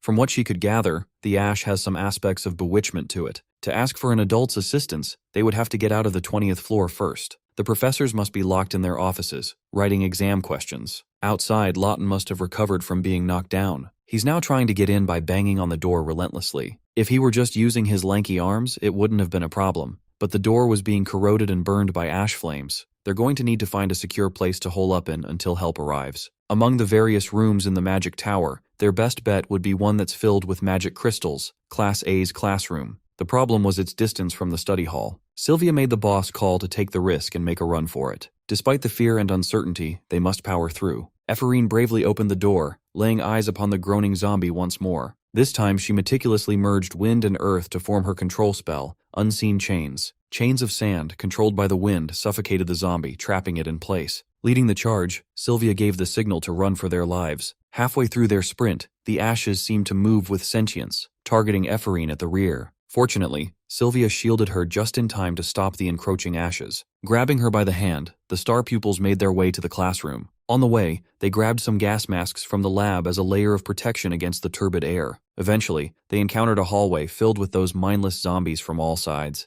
They can't exactly deal lethal damage against them, considering the lack of information. For all they know, their peers were just under a spell. It would have been nice if they could blast a passageway to their destination. Still, Sylvia knew for sure that the magic tower's ceiling and floors were built with high-level magic engineering. They have no choice but to take the long and treacherous way. Ephorine took charge of blasting the zombies out of the way, being mindful not to kill any of them with her wind magic. She bought enough time to get everyone to the top of the stairs, but a new batch of groaning puppets was waiting for their descent. This time, Sylvia took the reins with confidence. It took a while, and the rivals had to work together seamlessly the whole way through. Still, they eventually made it past the drooling obstacles and into the classroom. In there, they could finally take off the stuffy gas masks and breathe fresh air. They reached a relatively safe hiding spot, but it would be too risky to simply wait for help. They must look for something they can do instead of waiting around like sitting ducks. Ephraim wanted to prove to herself that she can be a cool-headed mage in dangerous situations. Sylvia looked around the room and saw something odd scribbled on the chalkboard.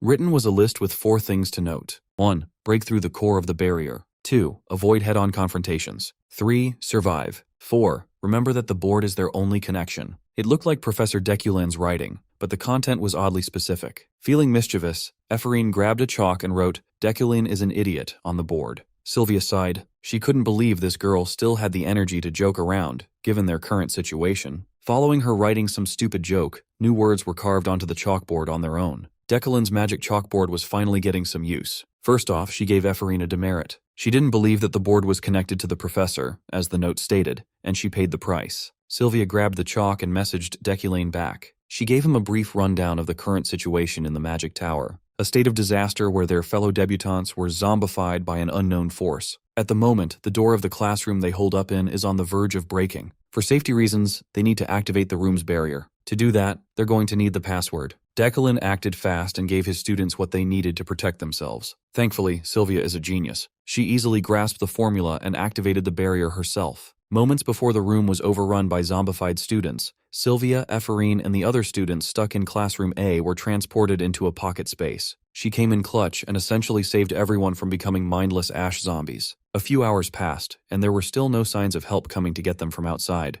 Hundreds of promising young mages are being held hostage in the tower. The authorities must have prohibited entry from outside if they were made aware of what was happening by now. The best course of action for those trapped in the pocket dimension was to be patient and steel themselves for an indefinite waiting game. The snotty Deculin cosplayer was one of the students who holed up in Classroom A. He yapped about how useless the head professor was for not rescuing them when hours had passed already. He even teased Ephraim to beg Deculin for help since she's his favorite anyway. As a result of analyzing the different mana concentrations on each floor from the outside, Deculin estimated Ground Zero to be the 23rd floor. There isn't much situated that high up in the tower. In fact, only the office of the new visiting professor, Professor Luina, was placed there. The students have overcome the safety hurdle, but they can't exactly kill their way out of the tower, since the enemy is their peers. When Deculin read that Luina was the sole resident of the 23rd floor, everything made sense. The Baron of Ashes must have found a way to parasitize Luina McQueen, a named character with a high rank. Perhaps the covenant he forced her into had adverse effects. Maybe her mental fortitude had reached the breaking point from years of torment. At the moment, Deculin is designing a spell that'll be super effective against the Ashes. The LARPer Beck chimed in and called the professor's idea ludicrous. As far as he knows, designing a spell takes an ungodly amount of time. Sylvia finally had enough of his irritating voice and told that bum to shut the hell up. She believes that Deculin will deliver. His magic is much more valuable than all the whining and negativity Beck was spouting out of his rotten mouth.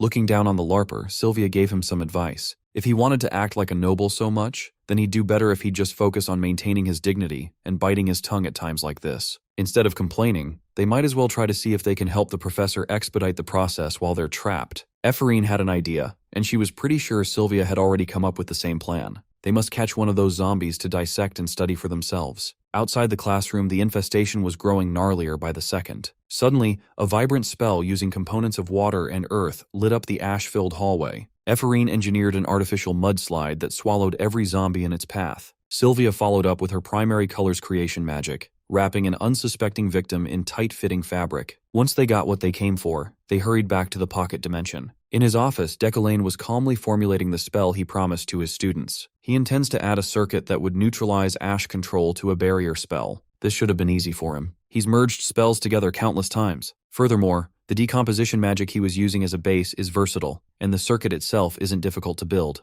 The only roadblock was his lack of information about the material to be decomposed. Thankfully, his students were clever enough to provide exactly what he needed. Sylvia and Ephraim captured a zombie, separated them from the ashes, and sent the detailed research results through the magic board. Thanks to their efforts, the spell was completed. Upon transmission, a complex array of magic circles with multiple superimposed layers was projected onto the chalkboard. The spell was too vast and complicated to understand at first glance. Deculin asked if anyone could operate the spell he transmitted, and Sylvia confidently replied that she could pull it off. Up on the 23rd floor, Luina's office, the source of the ashes, had become a nest where the cocoon of complete corruption took hold. Inside the fleshy chrysalis was Professor Luina, completely consumed by the parasite eating her from within. Knowing that they'll probably just get in the way, the other debutantes let the top two work on the spell. That formula was too vast and the magic circle too big. It was large enough to cover an entire floor of the tower. Drawing and activating the whole thing seemed impossible. Ephorine took on the role of scribbling the necessary magic circle. She will use Class A's lecture hall as the center and work her way outward.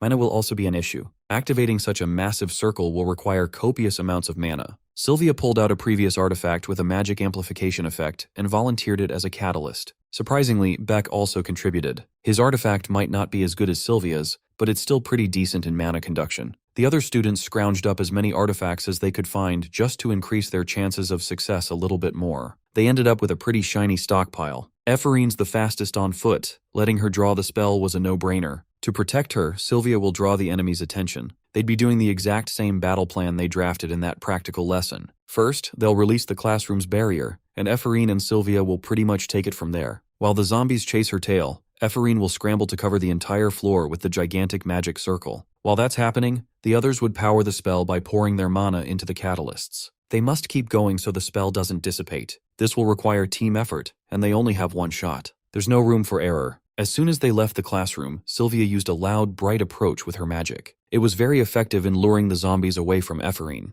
Running as fast as she could, she deliberately painted the floors with Deculane's magic circle. Sylvia was having a tougher time the longer the chase went on. Somehow, the ashes floating in the air converged into one gigantic golem capable of crushing her in one swing. To deal with the annoying clump of ashes, she lit up its flammable ass. Fire consumed the whole body. As for the zombies still hot on her heels, she cooled them down with some ice magic. Sylvia was just flexing how versatile she is as a mage. Still, dealing with these threats nearly depleted her mana, and the worst has yet to come. Approaching from behind, the culprit behind this whole ordeal landed a sneak attack on her rear. One poke was all it took to lay her out cold on the floor. By sheer will, Sylvia managed to wake up and stand despite the damage. Under the Baron's control, Luina praised the debutante's enviable talent. She looked very different from the zombified students. This pretty much confirms that she was patient zero of the outbreak. Driven by jealousy for those more talented than her, Luina decided to kill Sylvia. While the girls were risking their lives outside, the side characters were also giving their all to fuel the magic circle. When Ephorine gave them the signal, they activated the catalyst to juice up the spell. It didn't take long for some of the scrubs with paltry mana supplies to drop like flies. Surprisingly, Beck held on the longest out of everyone. With no one else carrying the burden, his mana drained away faster than ever, bottoming out his reserves in an instant. If they fall now, everything will go to waste. He tried to will his body into moving, but it had become physically impossible. As his vision blurred,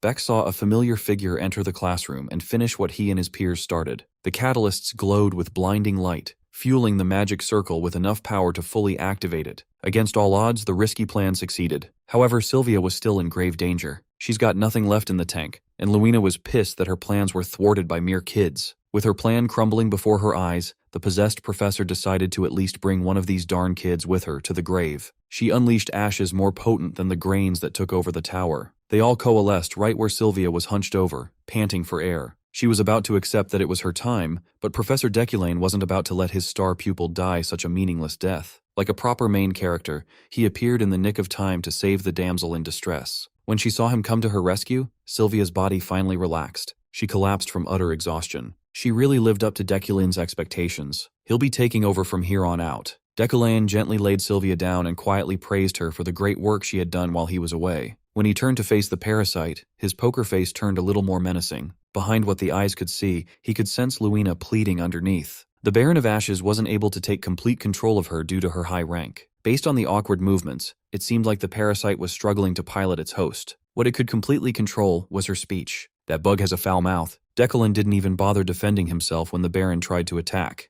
Luina's body is under oath never to harm him in any capacity after all. The parasite is at a dead end. The Baron of Ashes admitted that he might have been a little too eager and stupid. If his current host won't work, then he'll just take over a new body. The sinister ashes completely abandoned Luina's frame and surrounded Deculane from all sides. Laughing maniacally, thinking that he caught the nonchalant professor with his pants down, the Baron forced himself inside Deculane. Upon entry, the Baron decided to feed on his inferiority complex, consuming him from within. The threat didn't even faze him. He just dared the clump of dust to try. Envy, jealousy, inferiority, hatred, Those are emotions that the old Deculin struggled with as an average man who was thought to be a genius. But the current him would never crumble because of such petty sentiments, especially with his resolute trait. Resolute basically makes him immune to others' will and defends against mental interference. Deculane's ego will not be swept away by some shitty bewitchment effect. This man literally ego-checked a primordial menace, burning the parasite out of existence without lifting a single finger. Killing the Baron of Ashes marked his mid-boss event mission a success, rewarding him with an item and some shop currency. The Magic Tower quickly settled the cleanup.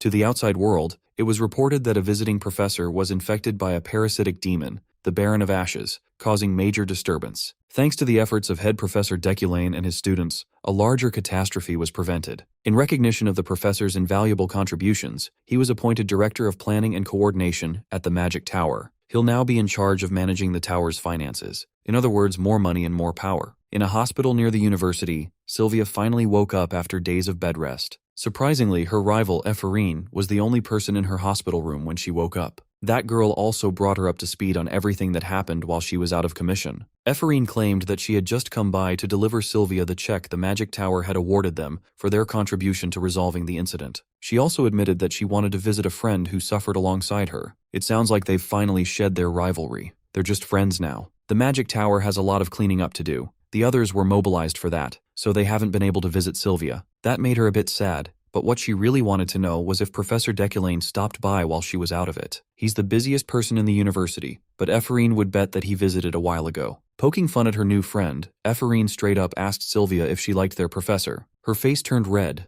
but she denied having feelings for him. Sylvia sincerely explained that it wasn't that simple. At first, Deculane was just another professor in her eyes. He was an obnoxious man who saw through her schemes and looked down on her. But at some point, he started weighing heavily on her mind. The more she knew him and the more she learned new things from him, all the rumors that had made her prejudiced were wiped away. His eyes seemed to know sorrow, real sorrow. He was the one who made her ponder the true value of magic, that it wasn't just a tool to kill or hurt people. Deculane was the only person who made Sylvia feel the real joy of magic. He would go as far as to make new magic to save his students. He put himself on the line to save her life. Even Sylvia couldn't understand why she cared about this man so much. Before she knew it, Deculane had become her muse. Ephorine could tell Sylvia was being genuine, so she didn't jab her with a wise-ass reply. Not right away, at least. She had to tease Sylvia more before she left the hospital. Back in the Hall of Learning in the Imperial Palace, the Empress praised Deculane for handling a major disturbance at the Magic Tower yet again. She wasn't really interested in some demonic incident. Sophian was more fascinated by his new outfit. Aside from his signature tailored suit adorned with tasteful accessories,